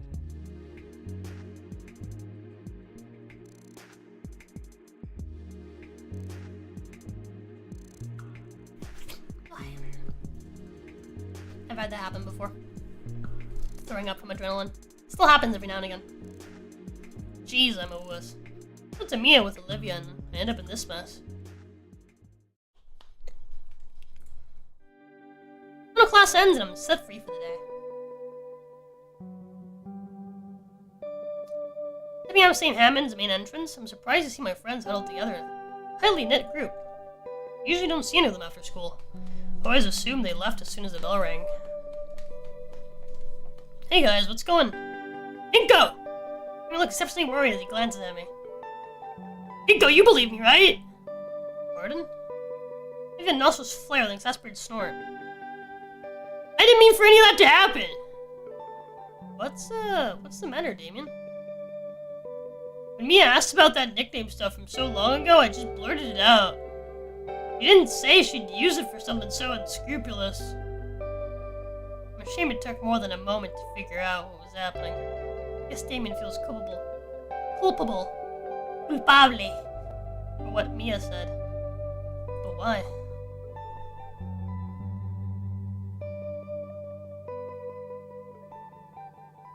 You don't know what that word means. Who cares? Nico, really, I didn't mean for any of that to happen. Hey, you believe. I believe you, man. Your heart was in the right place. Olivia told us what happened with Mia, calling her some nickname. Damien leans back over an unresponsive Olivia and spread in supplication. She said you were there too. I was, yeah. Olivia, you loved that nickname way back when we were kids. Mia's words were dismissed with a roll of smoky eyes. You really didn't mean it, Olivia. I know already. For a split second, yeah, just because you know someone didn't mean to do something that affects you, doesn't mean that you're gonna stop being mad over it. It doesn't just mean you're mad at them, it just means you're still mad about it. Like, God, this is fucking stupid, I have to deal with this now. You know? I get it. For gnashing her maw in frustration, yeah, like, she's still frustrated. She's not mad at him, she's just still frustrated. Miss Knox just flare out with a hot breath again. I could practically see everything from her day finally weighing on her. You're just being you again, Damien. Sometimes I wish you weren't, but whatever. There's a greediness to her voice once more, but she continues on. Pulls her canteen up to her lips, but drops it immediately. Empty again. The grin in her voice is back, but she presses on. And the nickname is just that, nickname. I want to hear it again. Especially from her. Especially if it's just to get on my skin. She just stares at Damien for a while, before breaking contact to glance at Liz and I. Why not? Wait, did I say that? Why did I ask that? It just kind of came out. Liz notices Damien still organizing his thoughts. Seeing as neither of the others are going to answer coherently, she sighs. Well, I wasn't around for this, but when they were freshmen in middle school, Damien and Olivia would take the bus every weekend to an arcade in the city. I guess he came up with a nickname around then and it stuck. That's half right, but I didn't come up with it. We bought a chunk of change for us to play stuff with each other. A match on just about anything there was a quarter, probably still is. But I don't think I won even once. Once she stood to win something, it's like a switch went off in her head. I'd never seen Olivia get like that. Some of the teenagers watching us were watching too, they saw everything. A couple challenged her once I ran out of cash, but sure enough, she ended up clearing house all afternoon. It was all she'd talk about at school, all week until we could go back for more. It only took like a month for her to be recognized as some local champion. Sometime along the way, people started calling her Hot Wheels. Don't remember really who or when. But I do know it's proof she got that fire in her. Everyone's like, what do you want? Oh yeah, that's... I had fun back then. Guess I forgot I wasn't supposed to bring it up. Things really changed that much? And you did it again. Yeah, he's just casually talking about stuff that happened when they were kids. Like, I don't fucking care, man. I'm too grown for this shit.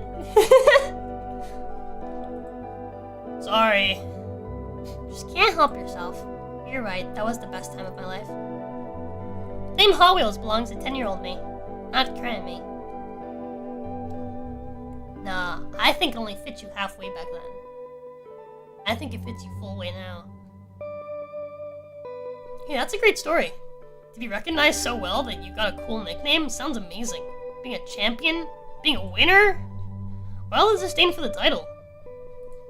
I'm not... What? I'm not a winner anymore. Because you don't go to the arcade anymore?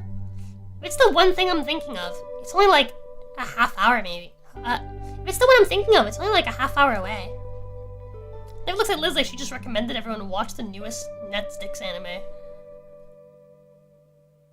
Well, if this story's anything to go by, I'd like to see you be a winner again. His breath seems to hitch for a moment. And I'm sure these guys want to see it too. Amy's the one that dragged you to our lunch table all this time, right? Look at him. He's nearly keeled over because he's afraid of losing that part of you. And Liz? I think I'd like to see why you and Damien are really close friends. Yeah. Just as quick as I gained the bravado to speak up, my words left me immediately. I think I accidentally put Olivia on the spot here. Whoops. Well, her tail rolls along the ground a bit in contemplation. If you guys really care that much about it, I wouldn't mind it from you guys. All at once, Damien lights up. I love him, dude. Yes! Alright, Hot Wheels is back. Let's go! You guys now refer to Liz and Inko.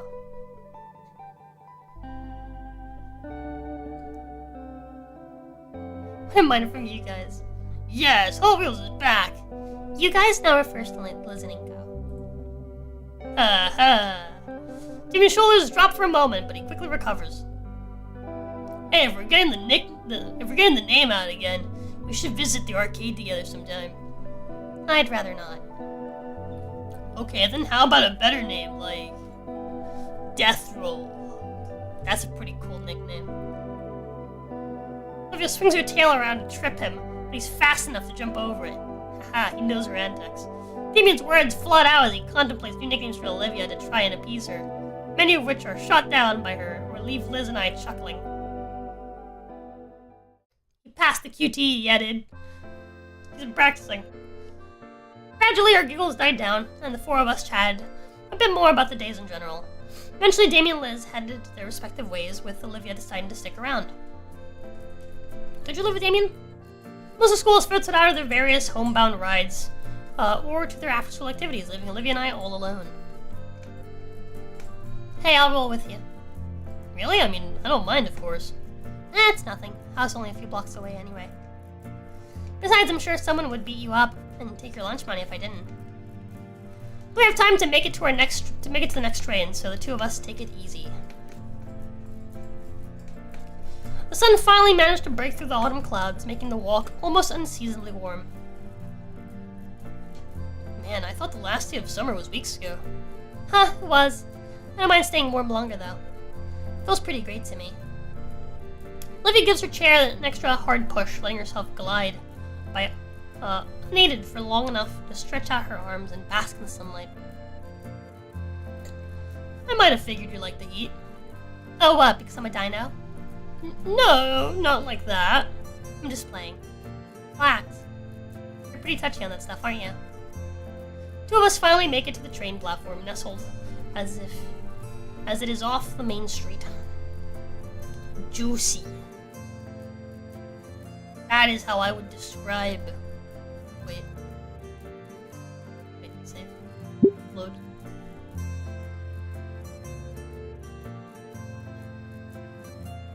Yeah.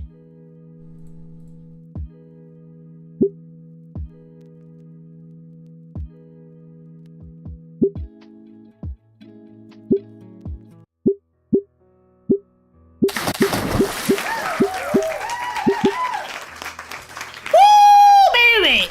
Juicy! Just save that over here. Actually, save that over here. Whew! Anyways, back to this.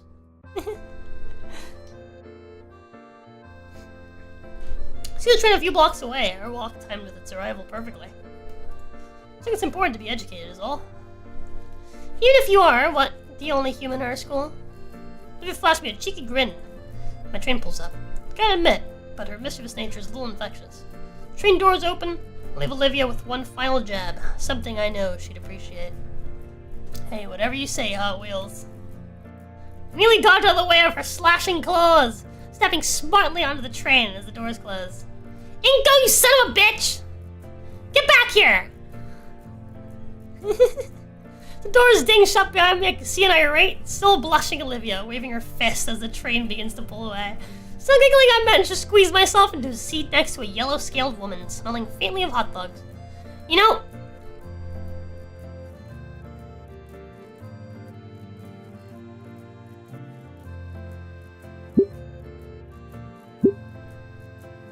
Tracy! That's her fucking name! I was like, wait a minute. Yellow-scaled woman smells faintly of hot dogs. dog Stanley. Hot dog Stanley.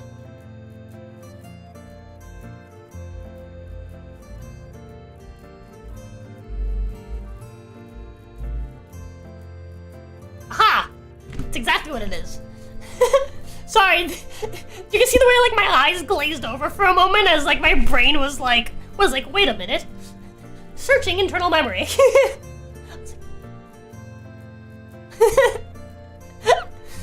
Still giggling, I managed to squeeze myself into C nicely. You know, I may pay for that comment later. But the look on her face was totally worth it.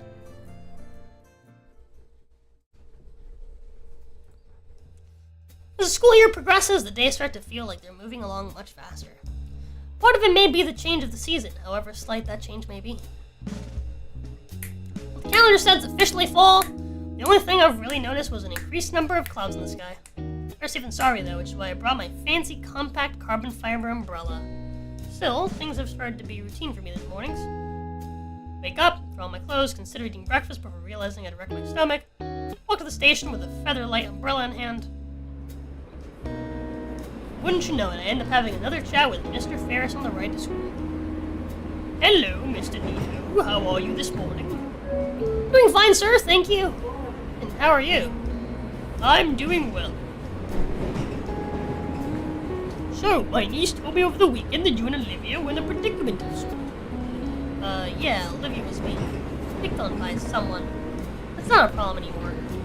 I see. Well, that's fortunate to hear, and strange considering the substantial funding the school gets for anti-student harassment programs. What good is all that tax money if classmates are still ragging on each other?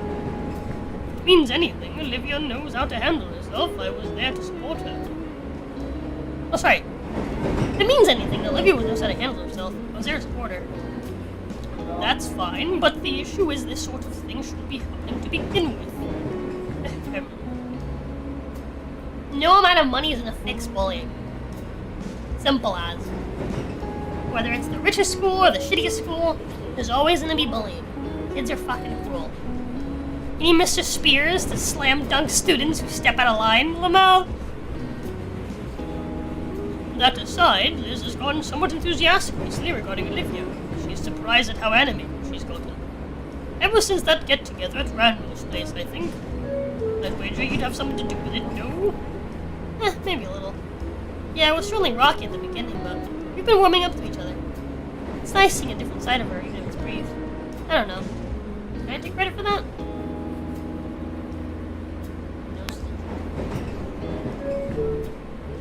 We all have unique chances to make a change, Inko. If you're good at grasping them, then that in itself is something to be proud of. How do you know it's really a chance to do anything? That's a deep, reverberating chuckle. Well, to flip our usual script and let you in on an old phrase, a friend of mine once told me, if you see a fork in the road, take it.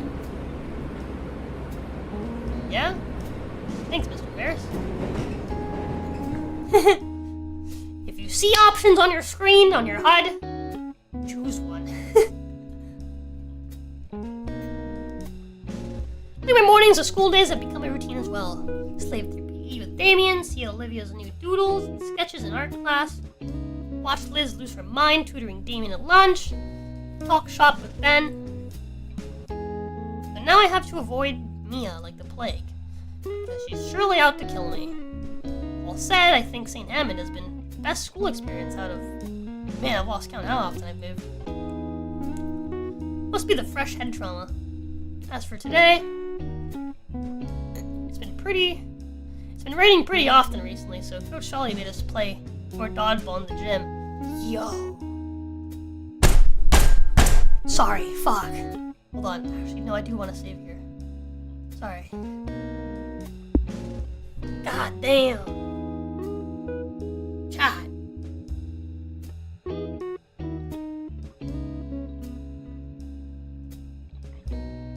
Chad. The handlebars, Chad. Bro. When a girl already has her hair tied up and easy to grab? Man. God Dang. Bro. Fuck. God damn. Okay, I'm satisfied. I've taken in the view. Mia was definitely gunning for me with the way she launched them at me with the speed of a catapult.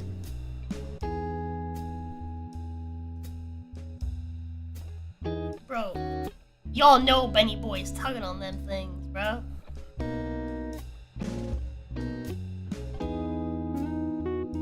If he can reach, you know. With her all the way over there, and at the end of his massive penis, you know. I don't know if his arm is long enough.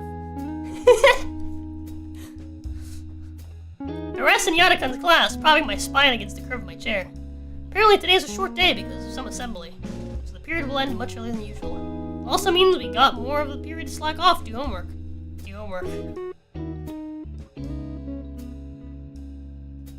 Glance at the desk next to me in hopes of catching Olivia's latest artistic masterpiece when I notice she's not drawing, instead only fidgeting. Hey Olivia, you seem a bit nervous, everything alright? Yeah, sorry, it's just that I've been hearing rumors that the school's shared drive might have been corrupted. Really? Yeah, really. Now, when something like that happened? I'm not sure, but I'm scared that it might have messed with the art contest submissions. I think you should check out your entry on the website just to make sure it's okay. Technology, don't fail me now. First, you take out my phone and type in the school's website. Fast fingers lead me to the art contest lab. Does loading bar go any slower? Finally, the page loads in hand. Oh. Looks like the submissions have been closed. What? Hold the phone for Olivia to show her the page. Submissions have been closed since voting started last week. Oh. Geesh, I thought Mr. Yatakan had spooked me. Olivia's all seized up. It's me. Okay. He has to pull her face down the shaft. How else will she learn not to gag? No.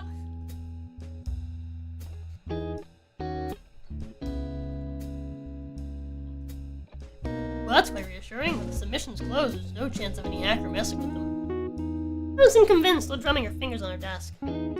Hopefully she'll feel loads better when the preliminary winners are revealed. Speaking of which, the winner... The bell sounds! The class begins to pack their things. And Yatakan corrals everybody into a single file line. Alright, everybody, we have an assigned row, so stick together. Before I join the line, I look back at Olivia, who seems to be stalling. Come on, I'll walk with you. Seems to serve something in her as she glances up to me while hastily shoving a notebook in her bag. Yeah, I'm coming. So out the door, I notice Olivia shuffling her hoodie a lot. Hey, Cassius! Brother, what the fuck is this? They made another one? Yup. It's not a long walk out of the auditorium, and despite Yatakan's best attempts, most of the class splinters off to sit with their friends. I hadn't expected this. He shrugs and makes his way over to the back of the auditorium where the other teachers are. Olivia and I are left to the struggling crowd trying to filter into the cramped theater of the school. It's gonna be difficult finding some seats. It's fine, I have a spot. If it was stopped down the pathway, to which I follow suit. She heads down the aisle until we're at the first row of seats.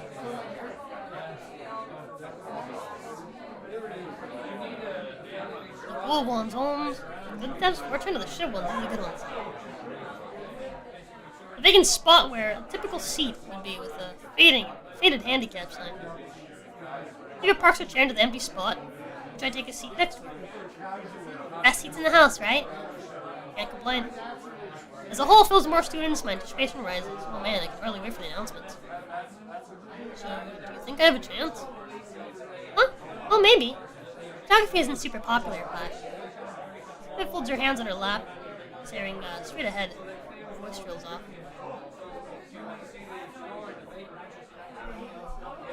I knew that, but I'm still hopeful. Hey guys! I have to remind myself that this is normal. Hey Liz. Can't believe it's finally here! Gosh, I'm so excited! Me too, by the way, where's Damien? Hey guys! I'm over here! Damien's in the far back of the tour, yelling and waving his hands in the air to catch our attention. He's gonna get in trouble for that. Frills! Sit down! He immediately stops and takes a seat. Set for expectations, we both sit in silence for just a few minutes.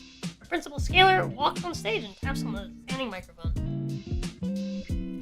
Okay, everyone. Got a whole bunch of important announcements to make, so I'll make them quick so we can all have an early lunch.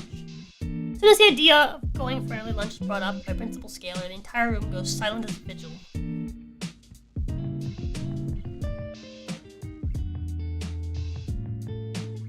The ink obviously got blown the fuck out permanently. That's funny.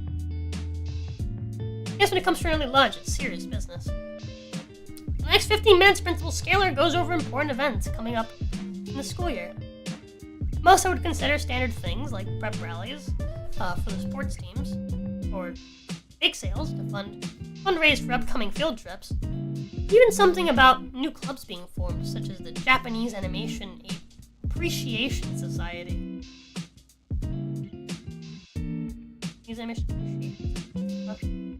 Not the best acronym, if I had to say. Wait. Japs.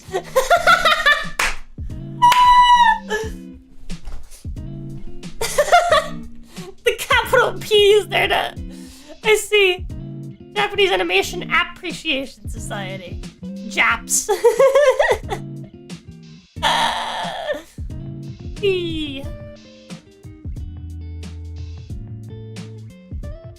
Otherwise, it's all mostly boring housekeeping stuff, when one got right down to it. I almost wonder why such announcements warrant an assembly when the mood suddenly shifts with Scalar's next big announcement. Now that we've got the main stuff out of the way, I've saved the best announcement for last. St. Talman is proud to announce the 5 semi-finalists for the annual Fresh Start Art Contest. Cheers and applause roars loud enough to make my ears ring. Yeah, I'd be lying if I said I also wasn't excited for the reveals of just who had made it to the semi-finals. Maybe I was giving myself too much credit, but I really wanted to be among the semi-finalists. It almost tastes victory, in fact. I turned to face Olivia and prepared to cheer alongside her, but I'm stopped in my tracks when I noticed that unlike the rest of her peers, Olivia seemed to be uneasy about the prospect. Almost scared even. I can ask Olivia why her sudden change in mood. That continues with the next words, cutting my train of thought off. And here we have the 5 semi-finalists. The pieces of 5 skillful students who had beaten all of the competitors came up, followed by names of the victors right above them. Last, I see no photography submission in sight. Used to give it a shot, right? Aw man, it didn't make it in. His neck droops down like a melancholy noodle. Can't help but feel pity for the bummed out Brachiosaurus. Bzz, taking my phone, I see. Tell Liz to come back here, bro.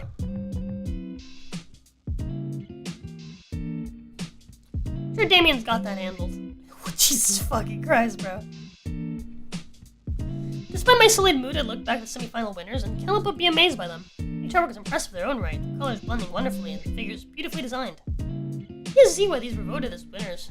The last one especially catches my eye. The scenic landscape with the setting sun looks stunning. If not for the slight stylization of the skyline and fantastical color palette, I'd probably pass off as a real photograph with some filters pasted over it. I'm no art critic yet, but if I were, I'd label it as a masterpiece and easily the best out of all of them. Let's give our winners a big round of applause. The front fills with the usual kind of clapping one would expect in an event like this. Light with an underlying tone of disinterest, though one person felt compelled to constantly make a piercingly high whistle.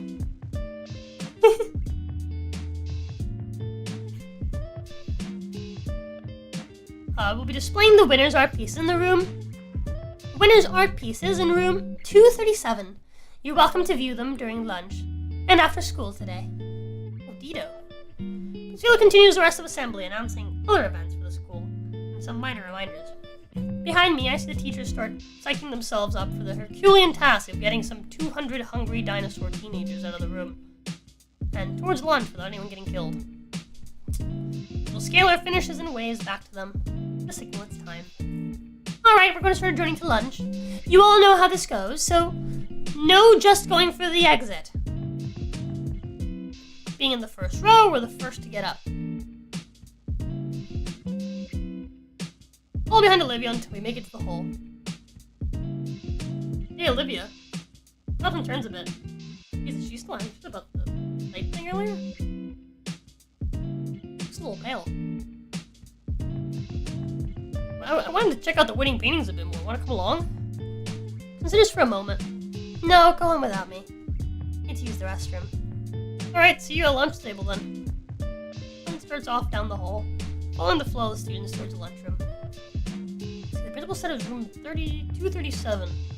About to get caught by,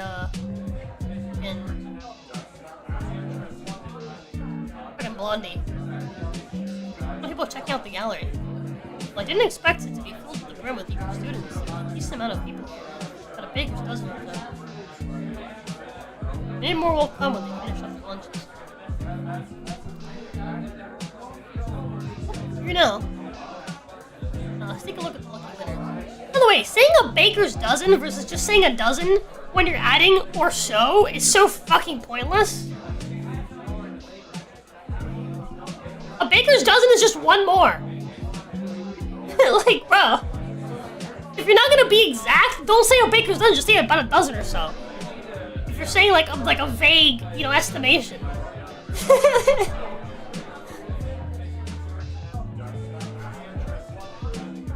Ink was a bit stupid? Yeah, it's such a weird thing to say. Oh, about a baker's dozen or so. You mean just one more than a dozen? But you're making an estimation, so why specify a baker's dozen if it's not exactly one more than a dozen? It's so fucking... Well, I'm here now. Let's take a look at the lucky winners. These are all on easels in the back of the classroom. Some desks and chairs are moved closer to the front. I'd like to give each one room space. Take a moment to give each canvas a thorough review. The auditorium screen really didn't give the art justice, so now I can really take in the detail of each one by being up close. Full of past brushwork and subtle nuances. Yeah, I can definitely see all of them having a good shot at getting first prize. Now it's time to see the one I've been eager to get a look at since it was first shown. What I recall from Mr. Yatakon's lessons, it's made with acrylics, explaining why the colors of it seem more vibrant. It stands out in defiance of the other paintings in the contest. Oh, this does not look like at all like it could be a fucking photograph with a filter on it. Like, not even close. Most of which were either violently absurdist or meaningless or muted still life's ordinary objects. It's a meadow of mystifying colors, the organic lines drawing the view deeper into the piece, and I feel as though it would be a place I could walk up to. A fantastic dream.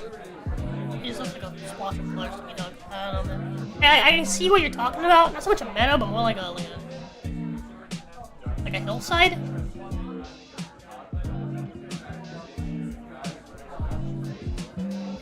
No rigid structure of forced metaphors. A fantastical merger of creative expressionism for real-world beauty. I feel my fingers itching for the familiar weight of my DSLR, this piece that I once immortalized my portfolio. Hands down the winner of the contest in my eyes. We must find out who made this. Looks like this breathtaking show just now was created by semi-finalist winner...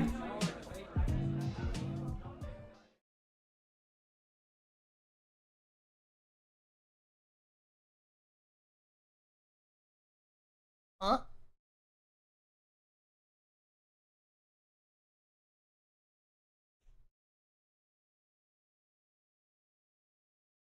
That's a problem. Ink, I'm glad you swung by. Looks like you're admiring the art contest entries. I told you that St. Hammond's artistic programs are unparalleled. That's not mine. What's not yours? I'm trying to say more, but the words don't leave my mouth. Finn's eyes follow mine to the bottom of the painting in front of me, and watch as he makes the same realization I do. Inko? Did you paint this? I had no idea your style was so developed, so humble. If I had known. That's not my entry. It's not? No, mine was a photograph. What's your name doing on this one? Must be some kind of mistake. A million scenarios come to mind. They must have got the wrong name somehow. If they did, I think the real artist would have come forward by now. Then the submissions website must be hacked or broken. But our school checks for stuff like that. If it was, you would have known by now. Then... Inko, you're sure you didn't submit someone else's piece by accident? Of course I did. Why would I do something like that? You're the only one who can log into your account, Inko. Suddenly everything stops. My account. Somebody... Look, relax, alright? We can get this sorted out, just don't panic. Ben lowers his voice. But Inko, just to be clear. What? You didn't just get a bit of extra help, right? Ben looks at me through the edge of his glasses, eye to eye. There's some real stakes in this contest. Cheating is taken seriously. Why would I out myself as me saying this isn't my art piece if I cheated? Especially fraud. What echoes around inside me? Fraud. Makes my bones chill. There's ingenuine, faker, liar.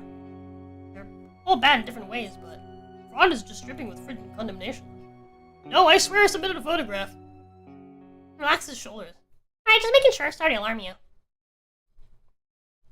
Perturbing how he can go from deadly serious to jovial like he flipped a switch. You gonna be alright? Sorry, I need some air. Hey, feel free. I'll let Scalar know, okay?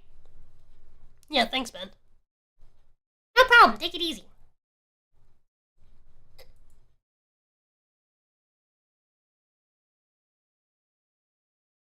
Sometime I follow him, shambling down the hall to try to make a sense of what just happened. I thought everybody actually liked my photograph. My photography. But they all thought I was some kind of expert painter instead. I don't even know how to express it. I feel empty. I thought maybe my hard work was finally paying off, but... I submitted the right entry, so what happened? Did somebody change it? If so, how? Such a good piece, too. What even is there to be gained by putting my name on it? I wander aimlessly through the halls. A thought of missing lunch passes through my mind, but there's a different sort of emptiness pervading my stomach. Why is this rattling me like this? Oops. Whatever. It's not like I'm in trouble or anything. Ben's helping me sort this out. I'm at a loss of what to even think right now. Oh crap, Olivia mentioned something about server issues before. I didn't see my submission, but... Was it just that? Maybe Olivia was right to be worried. Well, duh, why else would she be so nervous? Aimless walking leads me outside the principal's office at the gala. It's not the principal's office at the gala. It was that one cityscape painting from the start of the school year. The very first painting I saw here, and still one of the best. A vibrant cityscape that morphs the rigid structure of urban planning into a soft and inviting utopia, viewed from the eyes of a child. The sky above the city is beautiful, a beautiful shade of crimson with radiant clouds clustered along its length. Ericon's submission was the best painting I've ever seen, and this one comes close. I can only imagine the accolades she must have gotten for painting this back then. You know, for a while I've got to have that experience. I had to step in the shoes of an artist much better than myself. Maybe that was the intent. All the praise, approval, everything I've been wanting. Just for a while it was given by an anonymous stranger. Whoever that may be. Actually, this gives me a bit of an idea. I'm clever, Olivia's up for it. It's gonna be a cool way to get her to show off her painting more. Everyone would like that. Maybe that's what she needs. I could act as like a personal publisher for her as long as she doesn't deal with people. Huh. Wait a second. I peeled down the empty hallway. I need to find Olivia. She couldn't possibly. Why me? Why would she? Thinking about it only increased my worries and desperation to find who I hope to rasp for Jesus isn't the culprit. I haphazardly check all the places where Olivia could be, but I can't find her anywhere. My hunt for the baryonyx leads me to the second floor of the atrium. Feels like there's a lead brick in the pit of my stomach, as I internalize my current situation. The soft pattering of rain hitting the windows grabs my attention to see a gloom-covered Volcadera outside. My eyes wander along the school's pathway, covered in mud, thanks to the early rainfalls. What time is it? 7:30. Gotta go at 8. Wait a minute. Those look like tracks in the mud. Fresh to the main entrance doors, and I'm now with the feeling of droplets hitting my head. Outside, a dark overcast has rolled in. Forecast called for on and off rain during the day, but pretty gnarly clouds. My wife's calling me. Hi, baby. Hi. What?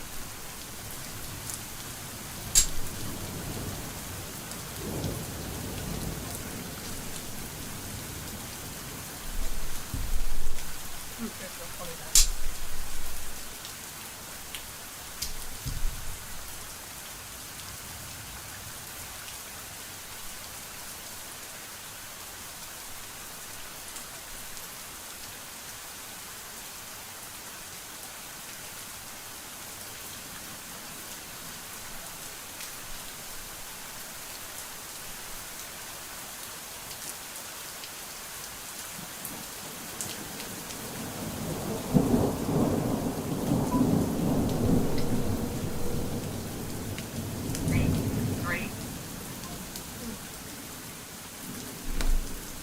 Oh well. Makes it look almost dusk around. Crap, what am I wasting time for? I follow the trail with urgency, fearing that the rain will wash it away. Looks like it goes down the whole pathway. I ignore my clothes becoming progressively damp and the water collecting on my shades. Eventually I round the curve that leads to the bridge and see a distressing item at its end. A wheelchair. Olivia's wheelchair. Empty of the occupant, toppled on its side. New fear grips me at horns, and the mental imagery provided by that sight. Those cruel thoughts push me to step faster than humanly possible, even as my rational mind tries to reassure me. Coming across the deck, my breath is always caught in my throat when I reach the middle. My breath is caught in the throat.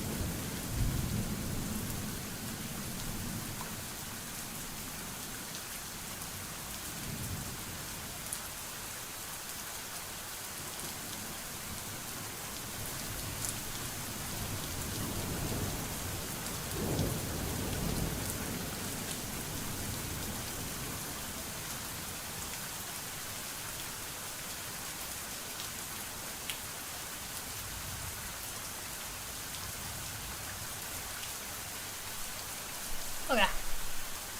Looking across the deck, my breath is caught. Wait, do you want a guide or not? Nah. I think I've got this figured out. Hey, yo, look at her! On the ground, head slumped down. There's damaged and soaked school supplies scattered all over the walkway. Oh god, is she okay?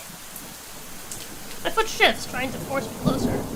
Slowly her head lifts up, the sound of my shoes squashing on the floor. This is an angle. Angle? Tear-stained eyes stare at me with a dead expression. Her voice sounds weak.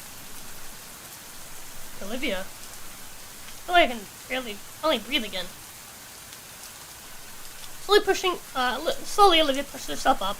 Notice she's lying atop a pile of paper shreddings. The feeling of relief slowly fades away. And I remember just why I was looking for her. We stay silently staring at each other. The rain continues to bear down on us.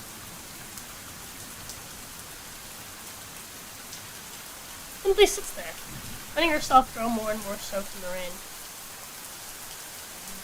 Want to talk?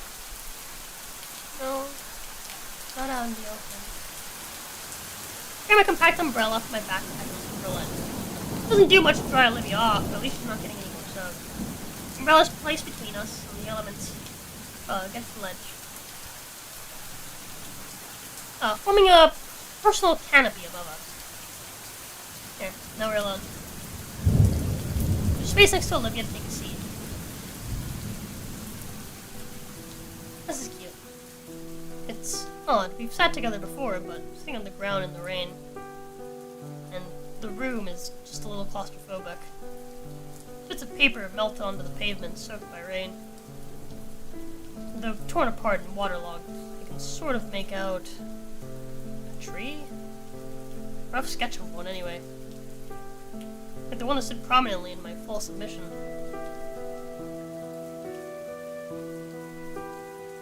So, you did do it. Dingo, please, I can explain. I didn't have a choice. What? I know what I did was wrong, but I didn't have any other way.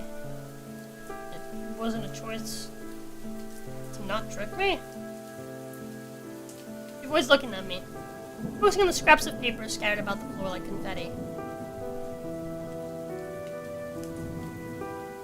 It wasn't to trick you, I just... I get it, you're mad at me. I'm not mad, I'm just confused. I thought we were good friends. I wasn't expecting it. Expecting you. Fucking Nafra. Pauses to give her throat some respite. Usual water bottle isn't anywhere nearby. I'm gonna get this little fucker, I swear to God. Shaky breath escapes her mouth. When you came around, I thought you were no different than the others. You were some self-centered, pretentious midwit who only cares about his image. That's when I got the idea of using you to swap out your art with mine. You didn't seem like the kind of person who cared about how he gets the attention from others, just that he gets it. The description of my character feels really reductive, but the ache in my chest tell me it hits a little too close to home. But that's not what I think of you now. Yatakun's the one person I can trust. So when he went to bat for you, saying we'd make good friends, I was worried. What's so special about this guy? Honestly, I got scared he'd be wrong. You'd just be like everyone else, and I'd be setting myself up for failure. But worse than that, I'm afraid he'd be right. I'd have to face what I'd done to myself. And now I've gone and done something like this. Switching my contest injury? She nods, swallowing hard. I wasn't thinking. Suddenly everything went out of balance. Everything I'd created, all my work. My own little world was suddenly changing and I had no control of it. I just had to do something. I didn't know I was doing that. I'm sorry. She stops to process the words and continues. She's retarded, basically. I knew I'd get caught. It's stupid. I was hoping for it even. Someone to figure out that it was swapped so it would be changed and everyone would be none the wiser.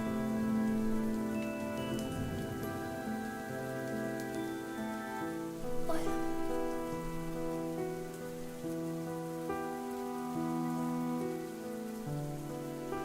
She turns her face me with silver eyes, well with tears. sorry.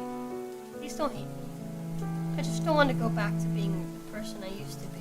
The person who didn't care about hurting you.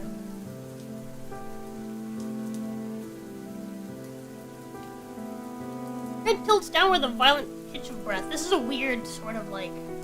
This is a weird conversation. I don't even know how to respond to this. Like, girl, grow up. Every claws extend, grip on her knees. Painful display. Yet Olivia chokes back any sound she'd make. Body shudders with every heavy breath from her. Realized that every last defensive barrier she had was completely gone. Olivia laid herself bare, leaving only the crying girl desperately trying to silence her purple tears. But why do all this? I'm gonna hate myself for thinking this, but she still hasn't really told me why she did it. I don't want to push the issue too hard. If not now, when? I just want to know why go through all that trouble. What were you trying to accomplish? None of your grandma words is she. The pained grimace on her face drives home the mistakes she's made. Even if I'm in the right to ask, I feel like the villain pressing her, but in respect for Olivia's feelings, I stand steady. Just to back down would be to denigrate her like all those people in the past have done.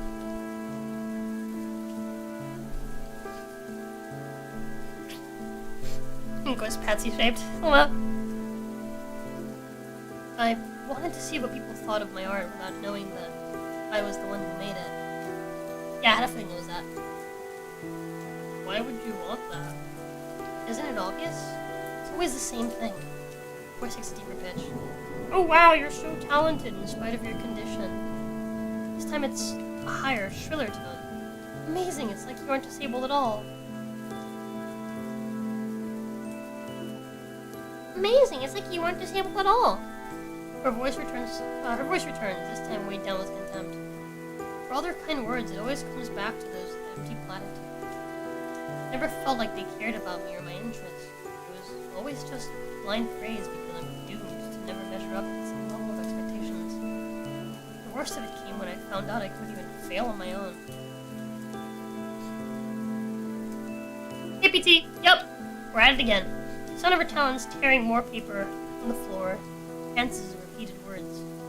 Even when I intentionally do something wrong, someone's always there to pick up after me, or to assure me it's good in certain lights.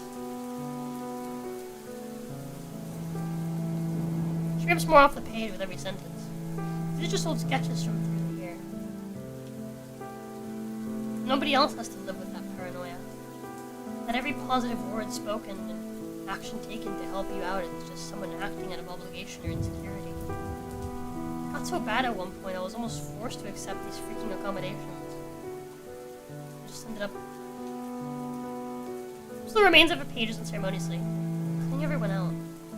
I'm never going to come out on top. I'm never going to be allowed to fail. Nobody's allowed to feel anything but pity for me when they need me, and guilt when you can consider not just giving me a free pass. Nobody has any agency. It's just how things are.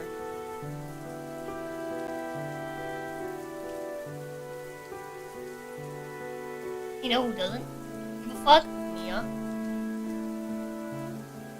Just saying. The bell rings from a distance, signaling the end of lunch. Within my mind, I can vividly imagine the sounds of her classmates crumbling the plates as they shuffle to class. Then I choose to listen to the rain, while the soft pitter-patter of droplets land atop my umbrella before slipping gently to the ground around us. Internalizing that sound alongside the dimmer ambience and overall wetness has turned this tiny park I'm accustomed to into a near-alien locale. I wonder to myself if this is why Olivia came out here. In a small way, all of her work seems to revolve around average places, but all through with an unnatural and beautiful overlays.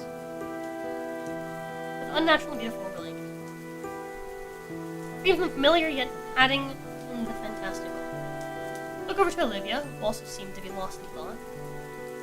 That does sound pretty tough. You gonna be alright? No, honestly, that's only the start of it, but I don't want to. No, you wanted to know, right?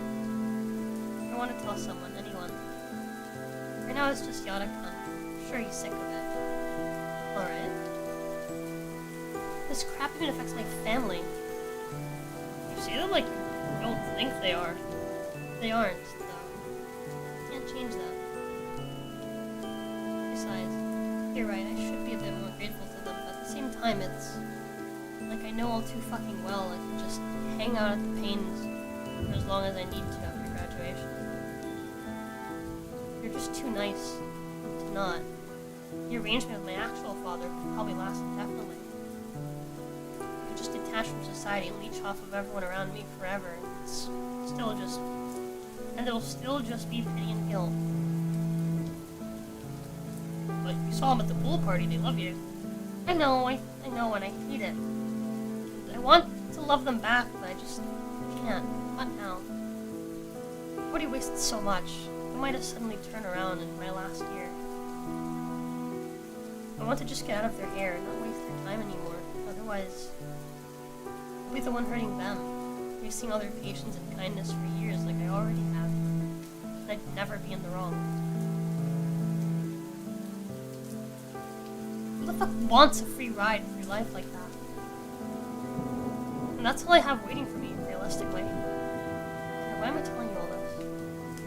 It clutches her throat. Her voice has gotten strained and weak. It hurts to speak at all, but she's just been letting it all out. Hell, what am I doing just watching? I'm such an idiot. I rummaged through the insides of my backpack until... Aha, there it is. I got a water bottle I offered to her. She eyes on the ground indifferently and goes to drink it. The whole bottle is finished in one go, and she drops it on the ground. She drops it in the growling pile of trash. Thanks. Give us a nod. She looks off into the distance again. Locks. I can't read, chat. I can't read. She looks off into the distance. Oh, so I gotta go. Chat. Fuck. Shit. This is such a crazy moment, though. Hold on. Wait, okay, hold on. Be quick. That's why I had to do it. I had to know if I really was good at something for once.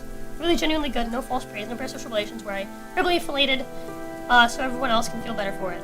I had to know my art was real, that I could do something for real, that I had a real way out. God kind of assures me all the time it's good enough. Fuck, why didn't I listen to him? He probably knows everything by now anyways, he usually does. Honestly, taking all this time, he said, at least. You said you expected to get caught? Yeah, I said I wanted to be. I wasn't even sure other people would see it, if you caught it fast enough and switched it back, thinking it was a bug. Then you started getting all this praise out of nowhere. Yeah, I did. Seems a bit sad in retrospect. Yeah, around then it really settled in just how badly I messed up. I tried to get you to notice it by showing me the submission yourself. Then you'd just go to the office and get changed. Nobody would get hurt. Sorry. But of course you still had your own save. You're always just so prepared for anything. She gestures for the crushed water bottle. Weeks go by, you get more praise, I get more nervous. And today, and whose hands finally fall into her lap, limp and spent. Here we are. My turn to say something, I guess. I just don't know how to process all this. Not like friendships come with instructions. My own thoughts are muddled, pushing me to find some way to comfort the girl before me. And yet, to comfort her would be to demean her like people have done in the past. It's so confusing. Yeah, women are stupid. Frustration and pity mix haphazardly in my stomach. It's nauseating. Pity for the girl before me that has wronged me, but not out of real malice. Frustration at myself because Olivia was right, having unveiled an uglier side of me I wasn't aware of. Let her fail. There's no for Olivia. Nah, we'll let her fail. Fuck it. That's not what Olivia said earlier in the conversation. You want to tell Principal Scalar? Olivia flinches a bit. Principal, why? It's about what you did. You said you expected to get caught. We can't tell them officially, anything but that. Olivia shifts uncomfortably in her spot. Why not? They found out, it's all over. Isn't that a bit extreme? Honestly, it'll be the end for you, too. It's my turn to flinch. She's getting worked up again. New fear starts spiking through her eyes. No need to ask, Olivia answers anyway. You didn't talk about it until now, after it's nearly guaranteed you win. With the stakes, it looked like you were complicit. Or worse, like it was your idea. You'd be a fraud. That's a lie. I literally talked about it the second I saw it. Fraud. No. That word all over my record? Senior year? That's a kind of career? Fraud. Even so, isn't it the right thing to do? I can handle it. Don't worry about me. Please, Inko, no. There's more. I told you I'm not eligible to even enter. I already won before. I've got the notoriety and money. Winning piece is featured on the cover of Volcadera Monthly and even gets an article. It's more than a scholarship. It's a foot in the door. I can't do anything about the money. It's long gone. But if everyone knows what I did, and it gets those magazines, I needed to graduate. I fucking hate it, but I need it.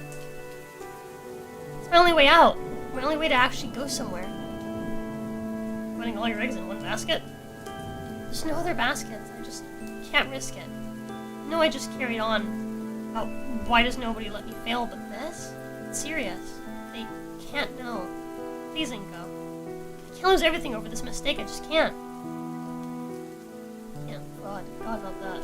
But isn't it? You grab sides of my jacket and yank yourself close. Who? Easy there, big girl! Bounce and fall over onto me. Everything's erratic. Inko, listen to me. Please, I can't lose this. I can't be doomed to be nothing. This is all I have. You can't go to someone about this. I'm begging you. I already did. I'm anxiety by how her hands are quivering. It's my fault, okay? Not yours. You don't need to make it your problem. Please. Okay. Nobody else has to know. Have to be our little secret. Once she slumps down, I have to hold my arms, tell myself I'm falling too. Olivia ends up slumped on my lap sideways. Are you okay? No, I'm really not. Sitting on my legs, turning her face and chest upward. I was really exhausted. Even her attempt to blow her wet hair from her face unsuccessful. Well, her hair's fucking wet. God damn it, is this what it's all come to? I got away with it too. Fuck, just like Ben.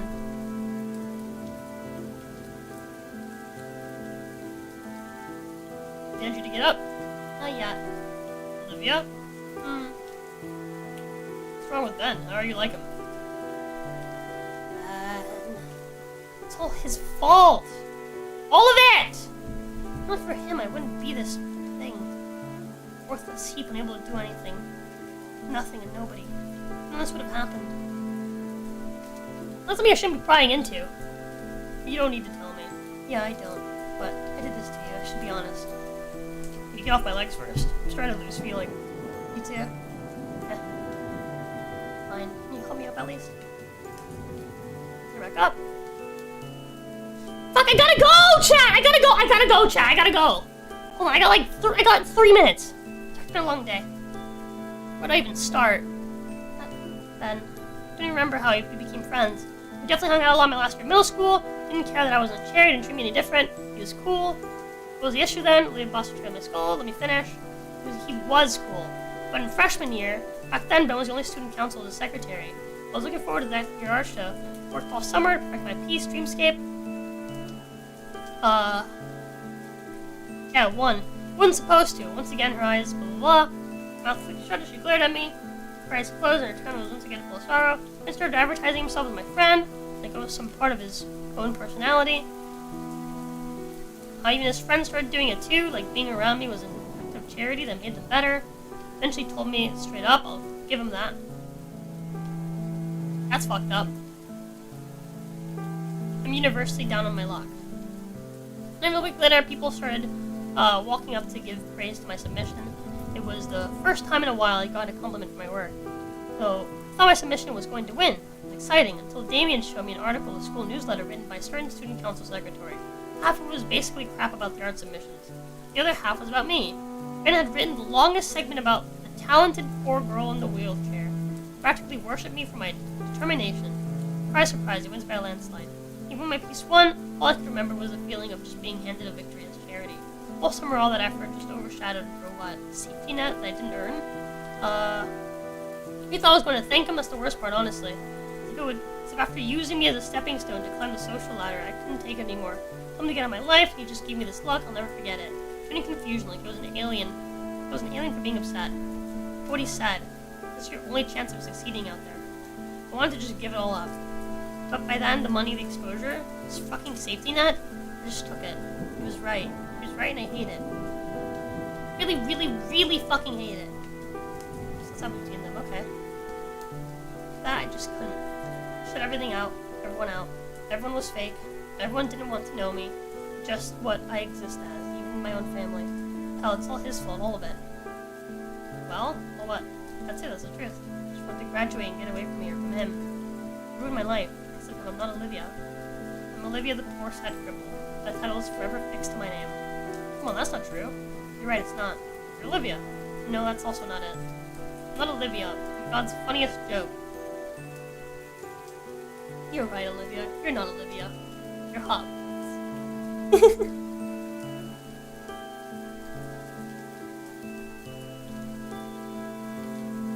Trust me.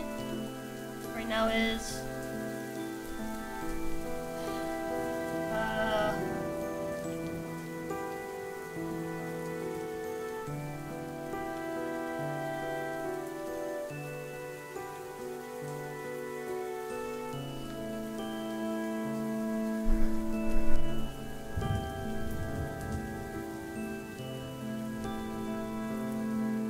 You'll take back the reins of your life and own your mistakes. Yeah. Take off my sunglasses. Not a joke, Olivia. Shoot triangle doesn't matter if everything's done. Aren't you a nihilist? Oh, come on. Being a nihilist ain't that bad. You're a nihilist, Olivia? Better word?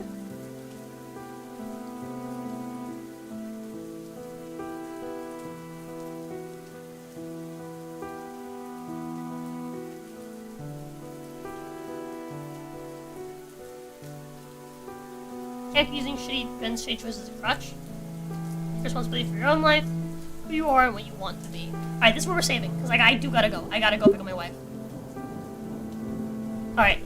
I need to be there, like yesterday. Okay, chat. I will see you guys later tonight for some... We might be late. We might not be here at 9:30. I might be here like 10, because we need to go buy some groceries. But I will catch you guys later tonight for the Puppet Pals. So I'll see you guys later, chat. Love you. Thank you so much for hanging out and for everything. And I'll see you guys in just a bit.